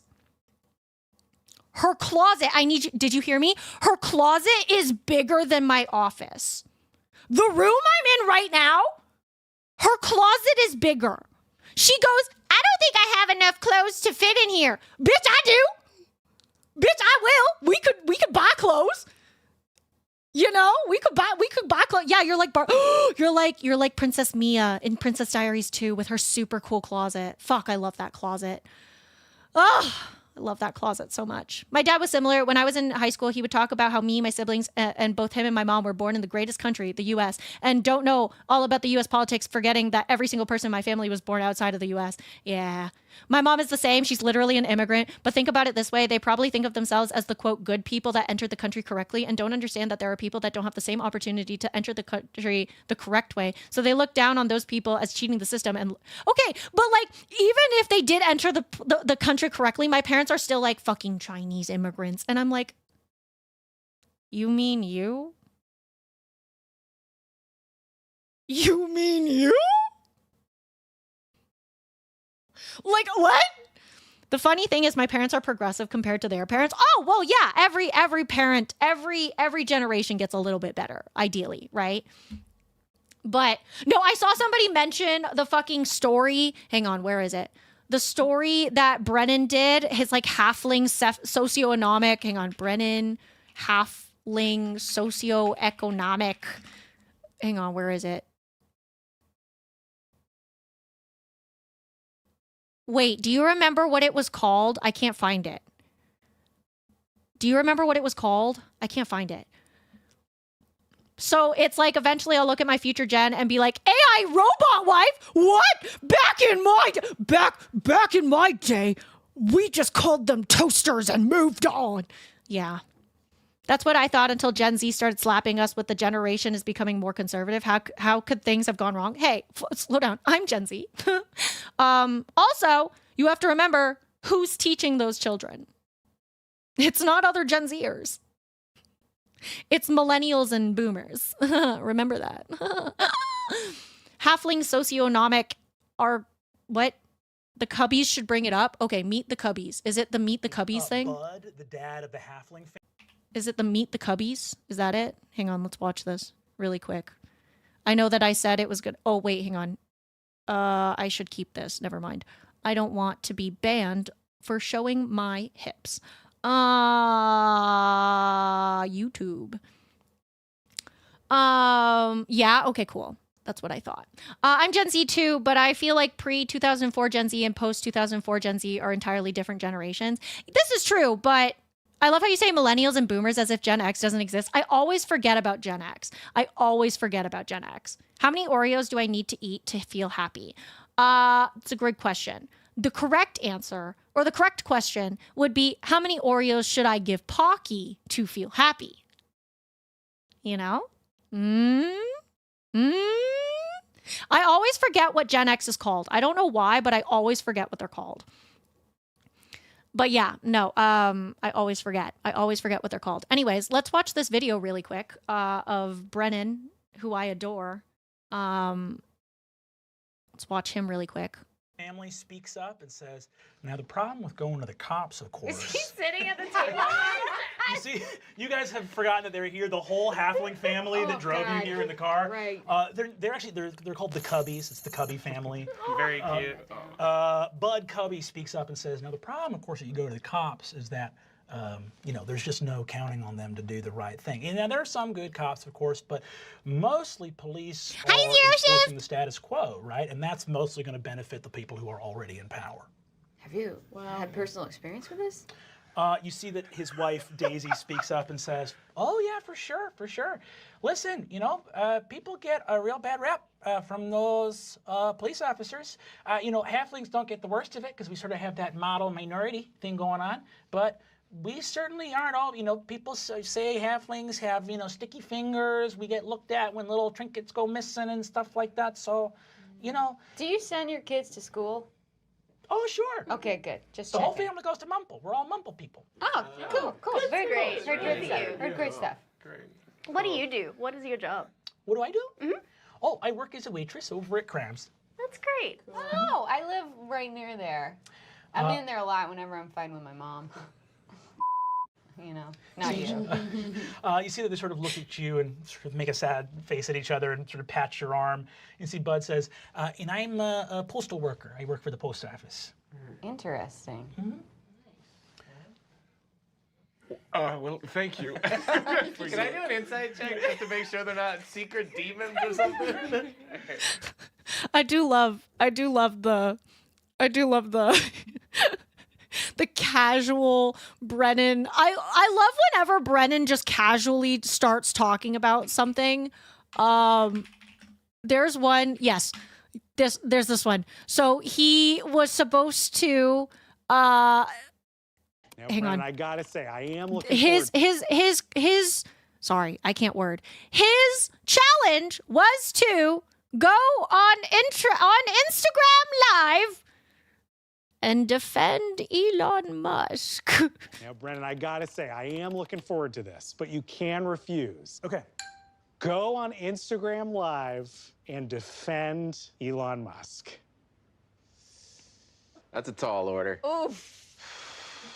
Yikes. I understand. I know you're a highly competitive person. I know this is a highly I know. I competitive fucking game, love but there's Brennan. He's some so lines funny. that He's so sometimes you just fucking don't wanna funny. cross. I'm thinking of, kills do I me. want to do this in a clever way? And I'm balancing that against my desire to categorically say that I will not do this and refuse the call. Clever way sounds fun. Like it makes good television? You can probably sense where my priorities lie. Let's go. You can stand in front of the Game Changer sign if that helps you out. I was gonna stand in front of this. Okay. How does Instagram? I have no idea. Okay, we're going live. Just wanted to come in here. A lot of people have been saying that Elon Musk is a singularly evil, wildly incompetent, befuddled Nepo baby silver spoon motherfucker, a guy born under literally the wealth of apartheid, one of the most evil systems of oppression in the history of the planet. People are saying that there's no vision that he had either for Tesla or for PayPal. Companies can spend their entire lives trying to get a piece of nomenclature that is corporate IP branded, like Band-Aid for bandages. We were all saying tweet, and he got rid of that and replaced it with post. Some people are saying that we're living in a time where we are watching anti-capitalist maybe the biggest example of why capitalism doesn't work and why these billionaires are actually often the least deserving people you know. These are assholes that got lucky at the casino, and the entire wealth infrastructure of corporate ownership is in fact basically a fraud, and these people are born on third base, and our digital public squares are forever ruined by their horrible, increasingly right-wing, fascist ideologies. This asshole in a backwards what a true dyed-in-the-wool moron. This is what people are saying. That's what people are saying. Sometimes when you say true stuff... Wait a second. Yeah, what's that? Defend? Oh, sorry, what's the problem? Defend Elon Musk? Elon Musk, if you're watching this, make sure to get 8 hours of sleep every night, because otherwise you can develop some cortisol levels that are unhealthy. Okay, yeah. Have I defended him from... Yes, Great. Absolutely. Right. Cool. I love that man. Oh, you love Elon. I love him. He's so funny. Brennan is truly hilarious. He makes me giggle He's a great example of a good autistic man. Not that there's bad autistic man, but sorry, a good famous, there we go. A good famous autistic man. Very autistic. Very good, very wholesome, love him. I saw this one video where he was talking about what was it? He said something to someone about honey. And he was like, he was talking to someone super important, and they were talking about like, oh, do you think this honey has gone bad?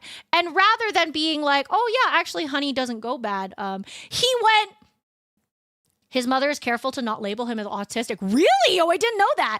But I love that he, instead of being like, oh, I'm gonna, make a good impression of this person, honey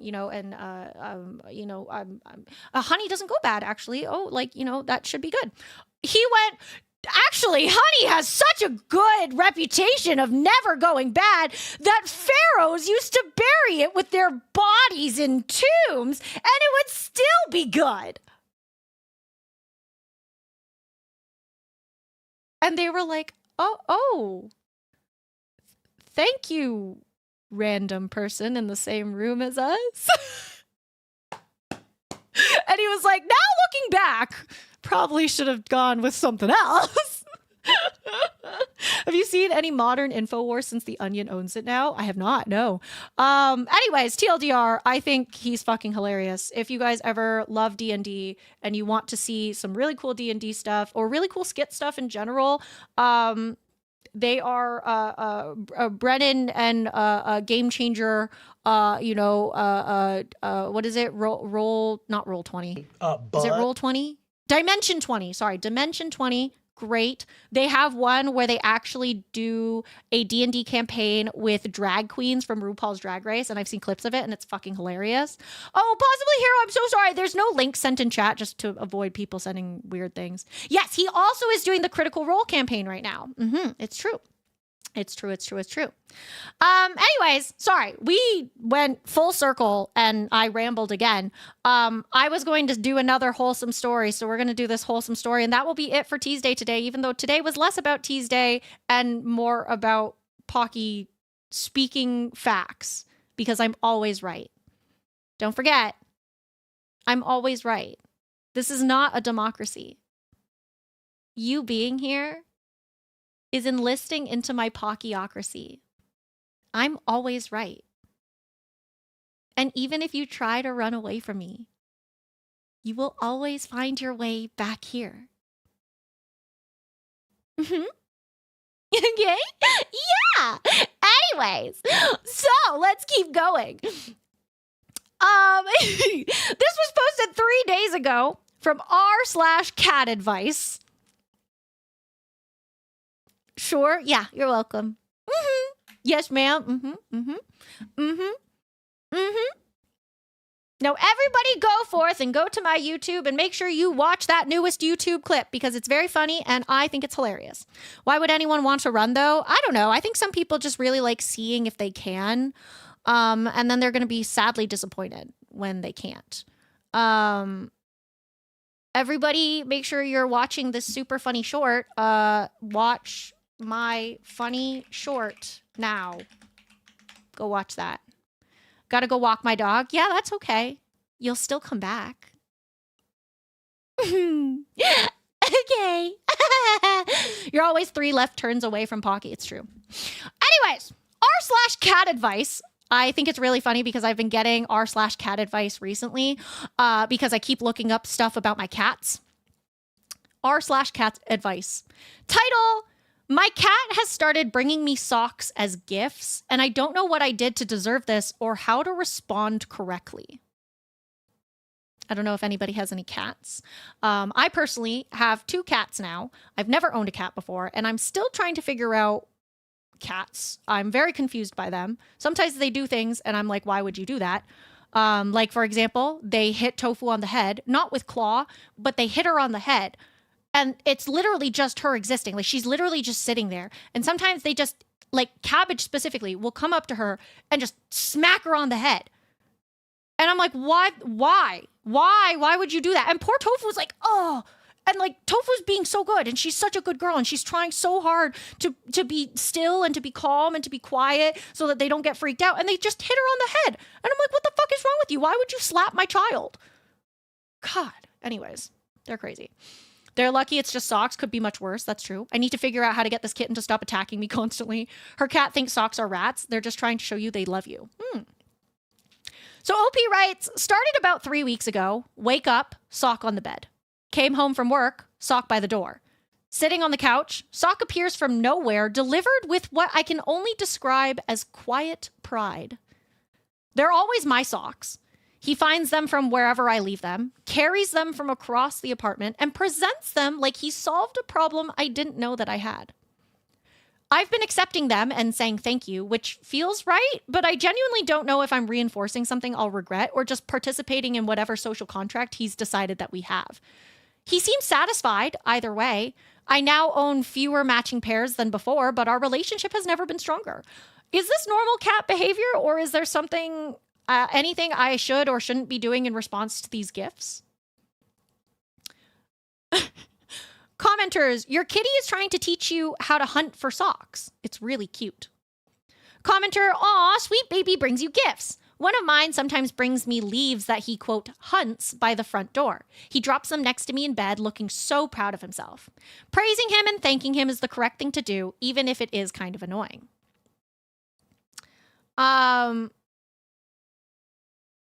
Somebody else said, our new 1-year-old cats do this too in the middle of the night. We woke up to a record of 8 the other night. Our Tortie likes to take scrub cloths out of the sink, haul them upstairs, and usually up on the bed. In the winter, our older cat will usually bring up hats, scarves, and gloves. It's too cute, and we always reward them with treats and pets in the morning. You know, this kind of hinges on where the socks are coming from. Clean socks, socks from a hamper. I mean, she did say they were her socks, so at least there's that. I would be more concerned if it wasn't her socks.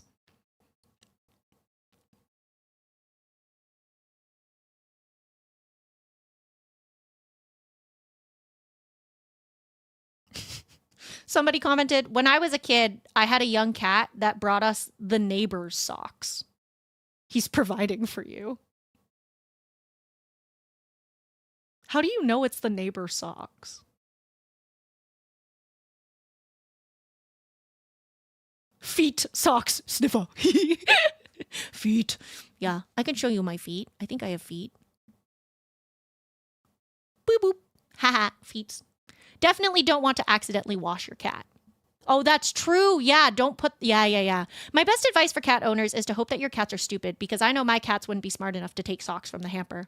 I don't know where this cat is getting the socks. Today I got a rainbow toe sock. I have never owned toe socks at all. Yeah, no, that's fair. Is there any reason? Does anybody know about cats? Why does Cabbage like to smack Tofu on the head? Why is she hitting him? Or why is she hitting her?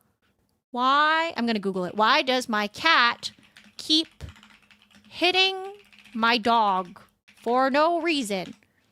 It's boundary pushing? Oh. Interesting. Oh, it's to assert dominance. So basically it's just to be a jerk for no reason. That's so mean! They might be play fighting, or testing how far they can push. How do I tell them to not do that? How do I tell them to not hit her? I don't want Tofu to get hit. She keeps getting bullied. I feel so bad because she's smaller than Goggins. So Goggins will like steal her toys. And I always make sure to like yell at him, and he'll drop the toy and I'll give it back to her, you know? And when they slap her, I go, oh, spray bottle. Okay. Maybe I'll make sure that I have that then. I'll like do the little hiss at them, and I'll go, tss, and I'll be like, no, and I'll be like very like, you know, I'll be more stern than I am right now. But yeah, 2.5 meows followed by a nya usually does the trick. Meow, meow, meow, meow. I go, ma. And then usually they come by. Once Tofu recognizes that they are in charge, they'll ease up, or I guess a spray bottle. Well, but Tofu's not trying to like push them. Like that's not what like Tofu's not a very alpha dog. Like she's very submissive. So like when she's around them, she'll like lie on her back and show her belly. She'll like lie down and she'll like wag her tail and she'll be very slow and very quiet. Like she's not trying to like push a boundary and they're like punishing her. It's literally like the one time that it happened, Tofu was sitting next to me and we were sitting on the ground in the cat's room. We were sitting on the ground. Tofu had done her little sniff of the room and then she came and she sat down next to me and Cabbage just looks at her, sniffs her face, leans back and goes, bap, and just bapped her on the head. And Tofu was like, oh, and I felt so bad. I felt so bad. I don't want Tofu to get bullied all the time. Like, I don't think they'll bully Goggins as much because he's so much bigger than them, right? But I feel bad for Tofu. Poor little baby. Poor little baby. Anyways, I really hope that my cats bring me socks. Ideally, my own socks. But I hope my cats bring me presents. Earlier, when I was just about to, or actually like an hour before stream, I went into their room and I was lying down. If she won't assert her boundaries, you might have to assert them for her. I just don't want them to then like be scared of her, I guess. I'm trying to find like that nice in-between level of like, don't be scared of her, but also don't push her around. You know, that's just my experience with cats and dogs. Cat wasn't satisfied until they felt the doggo understood the kitties were in charge. Oh, okay. Interesting. But yeah, when I was in their room and I was lying down and I took a little nap and I woke up and both of them were just on my chest. And again, I have cat allergies. So I was like, not actually, my allergies have actually been pretty good, but they were just like lying on my chest using me to look out the window. The other one, like the one was like lying on my chest and I was petting them. And then Cabbage came over and specifically just put her butt in my face. And I was like, I don't fucking want that. You fucking turd. Like, why would I want your fucking asshole in my face? She's a little shit. I swear to God. I genuinely think Cabbage is a little shit. Like, it seems like Kevin is very sucky. He loves to be pet. He loves to be cuddled. And then there's Cabbage, who's like, I'm going to cause as much problems as possible. And I always think that's very funny. But yeah, anyways, I think that's it for TEASDAY. I apologize for not having done more TEASDAY stories. I know today was a lot of yip yapping. And I know that, you know, we didn't get to as many stories as we may have usually been able to. But thank you so much, everybody, for joining me for some TEASDAY. I always have so much fun. I always have so much fun reading. I always have so much fun. Well, actually, yes, reading some stories with you guys and just, you know, hanging out and vibing. You guys are all so cool, and I'm so happy to have you guys around in my life. So thank you so much for being here. Once my cat literally stepped on my face, like he placed his full paw on my mouth and put his full weight on it. They're just like, let me just scooch by here. It's crazy. Fucking crazy beans, I swear to God. But yes, thank you so much for being here, cuties. As a reminder, Monday will be the start of our Drown-a-thon. So if you guys would like to join on in, that is happening around 5:30 p.m. EST. I'm super duper excited for it. That's what I appreciate about you. That is what you appreciate about me. I love you. I love you so very. Thank you so much for being here. You're wonderful, and I'm so happy to have you guys. But yeah, that will be on Monday, the Drown-a-thon. I will be putting up the goals maybe tomorrow or the day after, just so you guys can see them beforehand and to raise some hype for it. I'm super duper excited. I love you too, YOLO. But yeah, thank you so much for being here, everybody. I really do appreciate you and truly just hanging out with me. It means so much to me. Thank you for hanging out in my little trash bin. It's not much, but it's home, and I'm really grateful to have you all.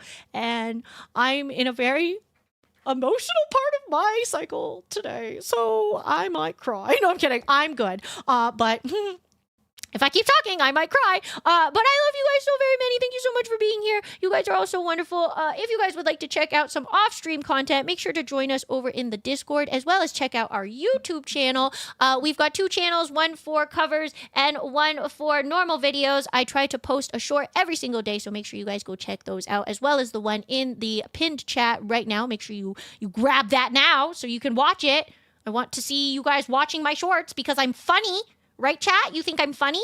I'm funny, right? That's the only reason you're here, right? There's no other reason, right? It's my only redeeming quality. But yes, tomorrow I will be back tomorrow at 5:30 p.m. EST. I have no idea what we're going to do. Maybe we'll play some high times. Maybe we'll play some demos.